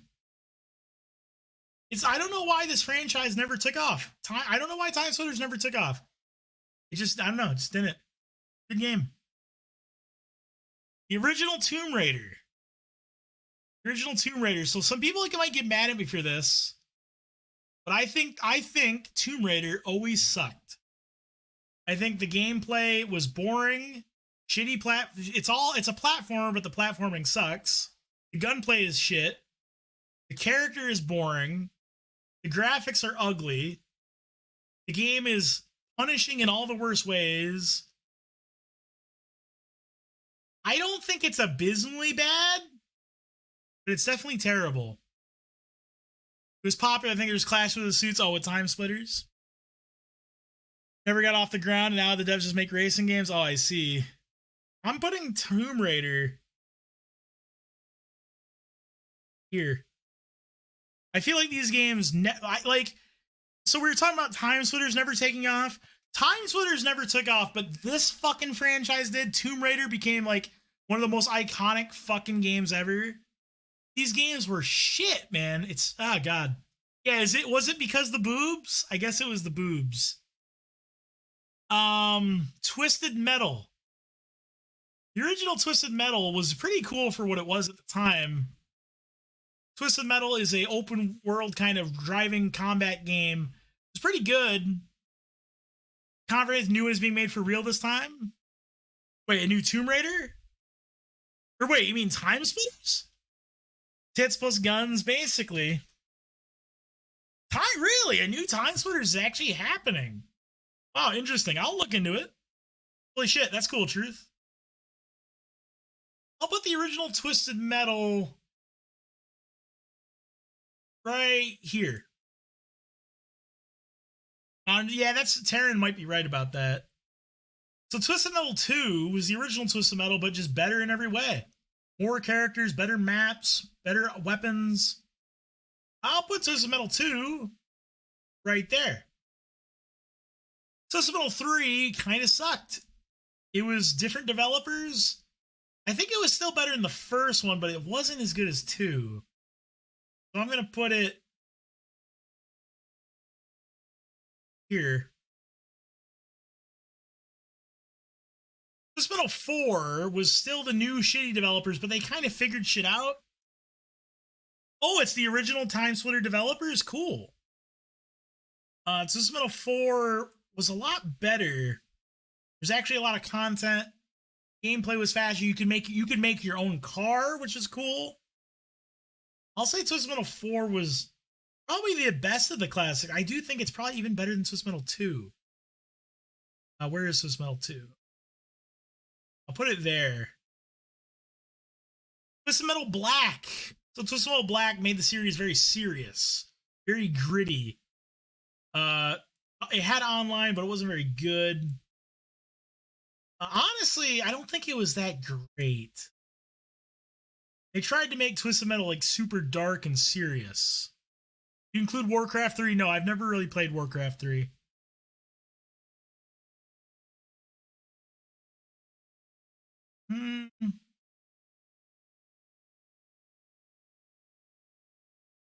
Well, I don't know. The boss battles were cool.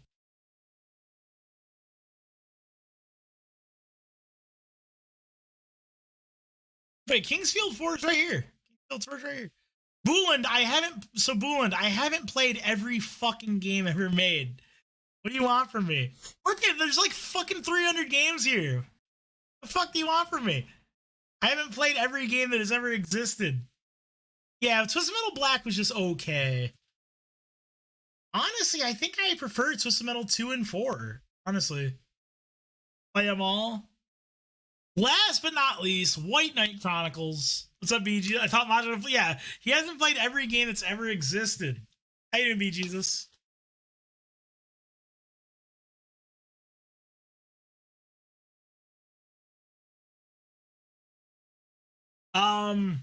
So White Knight Chronicles was a game that Sony was pushing really hard in the early PS3 days. They were trying to make it like one of the next big things. It's this RPG with a lot of where you could like make your own town, and it was going to be big on multiplayer, and you could visit other people's towns and their shops and all this stuff.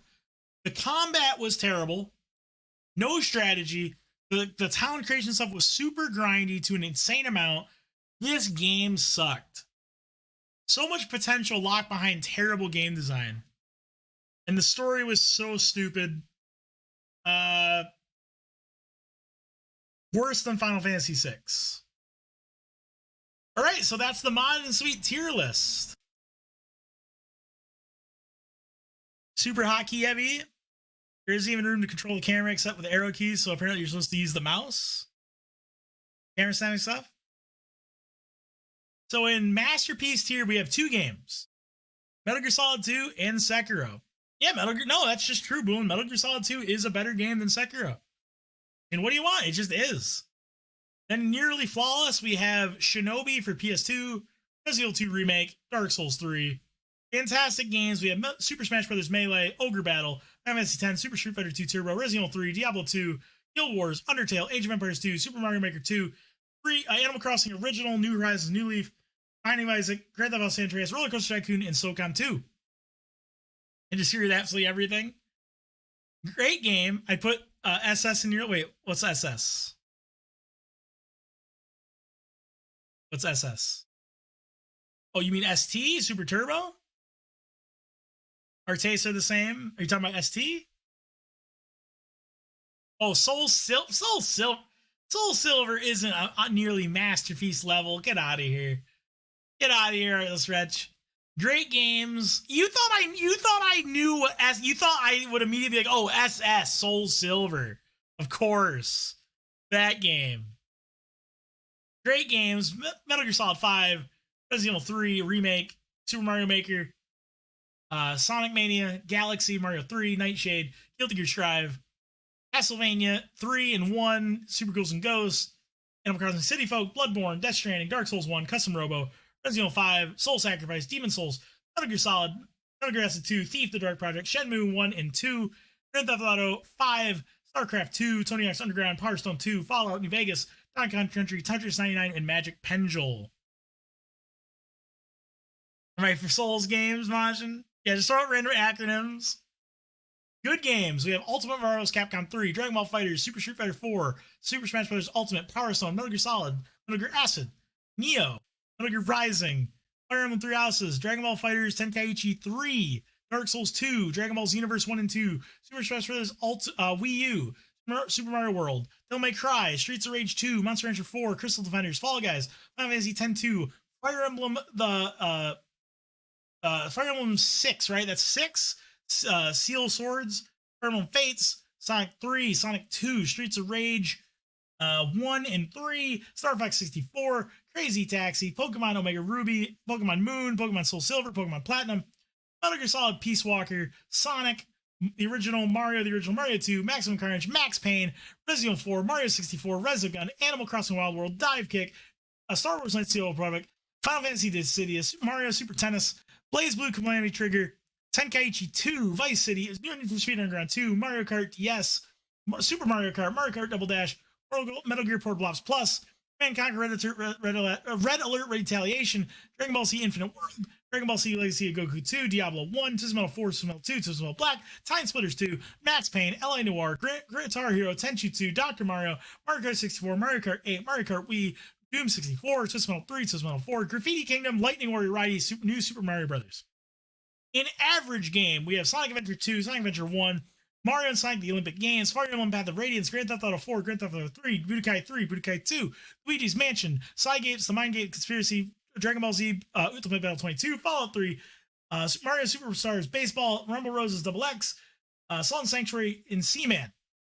In bad game, we have Hearthstone, Super Smash Bros. Brawl, Path of Exile, Ocarina of Time, Super Mario Sunshine, Metal Gear Solid 4, Metal Gear Solid Twin Snakes, Pokemon Red, Doom 3, SOCOM 3, Code Veronica, Ogre Battle 64, Lords of the Fallen, Fantasy 13, GoldenEye, the original Tenkaichi, Diablo 3, Fallout 4, Tony Hawk's Underground 2, Final Fantasy 8, Final Fantasy 7, Guild Wars 2, Mario Party 3, 2, 7, all the Mario Party games, fuck them all, Sonic Heroes, Metal Gear VR Missions, Rumble Roses, and Manhunt. Terrible games. The original God of War, Tomb Raider, Final Fantasy 6, White Knight Chronicles. Oh wait, no, that wasn't the original Tenkaichi. What was that? Oh shit, this is the original Tenkaichi. That was... Fuck, what was it? Shit, what was that game I just said was in Oh, that was Budokai 1. Sorry, that was Budokai 1. This is the original Tenkaichi. Street Fighter 5, Fantasy Strike, Little Big Planet, Metal Gear on MSX, Abysmally Bad, Kingsfield 4, The Surge, Legacy of Goku 2, no redeeming features, Final Fantasy 13, Final Fantasy 12, Sonic 06, and Shenmue 3. Yeah, I did play a little bit of Oblivion. No, I've never really played the Elder Scrolls games, though. I didn't play Oblivion enough to feel like I should rate it. Final Fantasy 7 survived the terrible tier? Yes. No, I've never really played the Elder Scrolls games. Neo's the sequel to Dark Souls 1? No. If throughout Dark Souls 3 you'd understand me. Neo Dark Souls 2? I'm sorry. Wait, are you against that? Or are you with that? Because yeah, I did put Neo over Dark Souls 2 and I stand by that. 13-2? No, fuck 13-2. Against? Why are you against that? Dark Souls 2 is shit.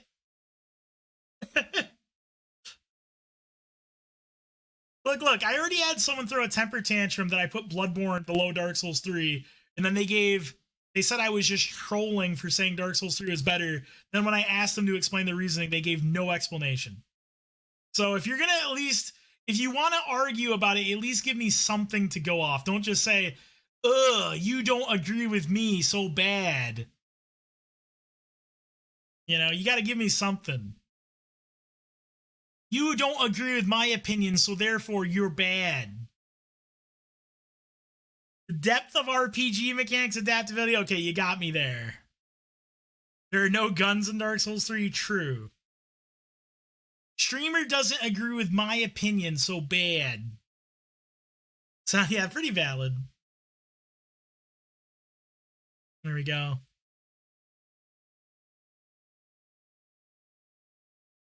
You have different opinions of Souls games? Yep. It's hard to go toe-to-toe when you're typing versus streamer speaking. Well, I give people time. I can literally sit there for 5 minutes and let you type out what you want, you know? Like, you could just give me something. Just give me something. You know? Feelings get hurt. Yeah, I don't know why. It's not quite the same.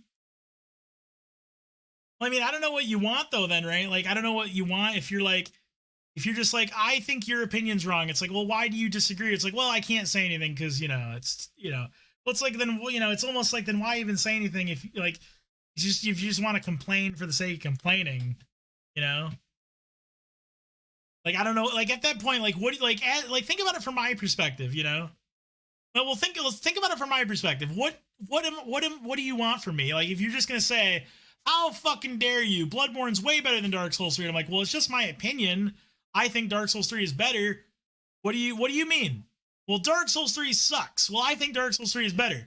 Well, I think Bloodborne's better. It's like, well, if you're not going to explain why, you know, what can I, you know, what do you, like, what can I do? You know, like, if you're not even going to attempt, you know, like, why even say anything if you're not even going to bother giving any sort of explanation of your viewpoint, you know? You like Metal Gear Solid 5 more than Death Stranding? Metal Gear Solid 5 is good. It's a good game. I think it's a very underrated game. Want Majin to play Devil May Cry? I will eventually, Bullen. I will eventually play it. You know? I will eventually play it. Because trust me, bro, basically, yes. You know? Like, I'll give you, like, this is what I'll say, right? This is what I'll say. If I was, like, I'll put it this way, right? If I was ranking all these games and not saying anything, then I could understand someone's frustration. But when I put Dark Souls 3 here, I explained very thoroughly why I'm placing it here. I put Bloodborne here, I gave a very, very thorough explanation why I'm placing it here. What more could you ask for, right? Like, even if you disagree, which again, we're always going to disagree. Like, look, I'm fucking rating 300 fucking games. Obviously, you're going to disagree with something I put. But if I'm giving you a very thorough explanation, what more could you ask for?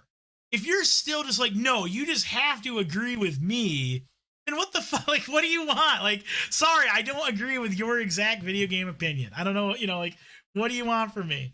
You know, I'm explaining my position. I'm analyzing these games. I'm telling you my viewpoint for it. What more do you want from me?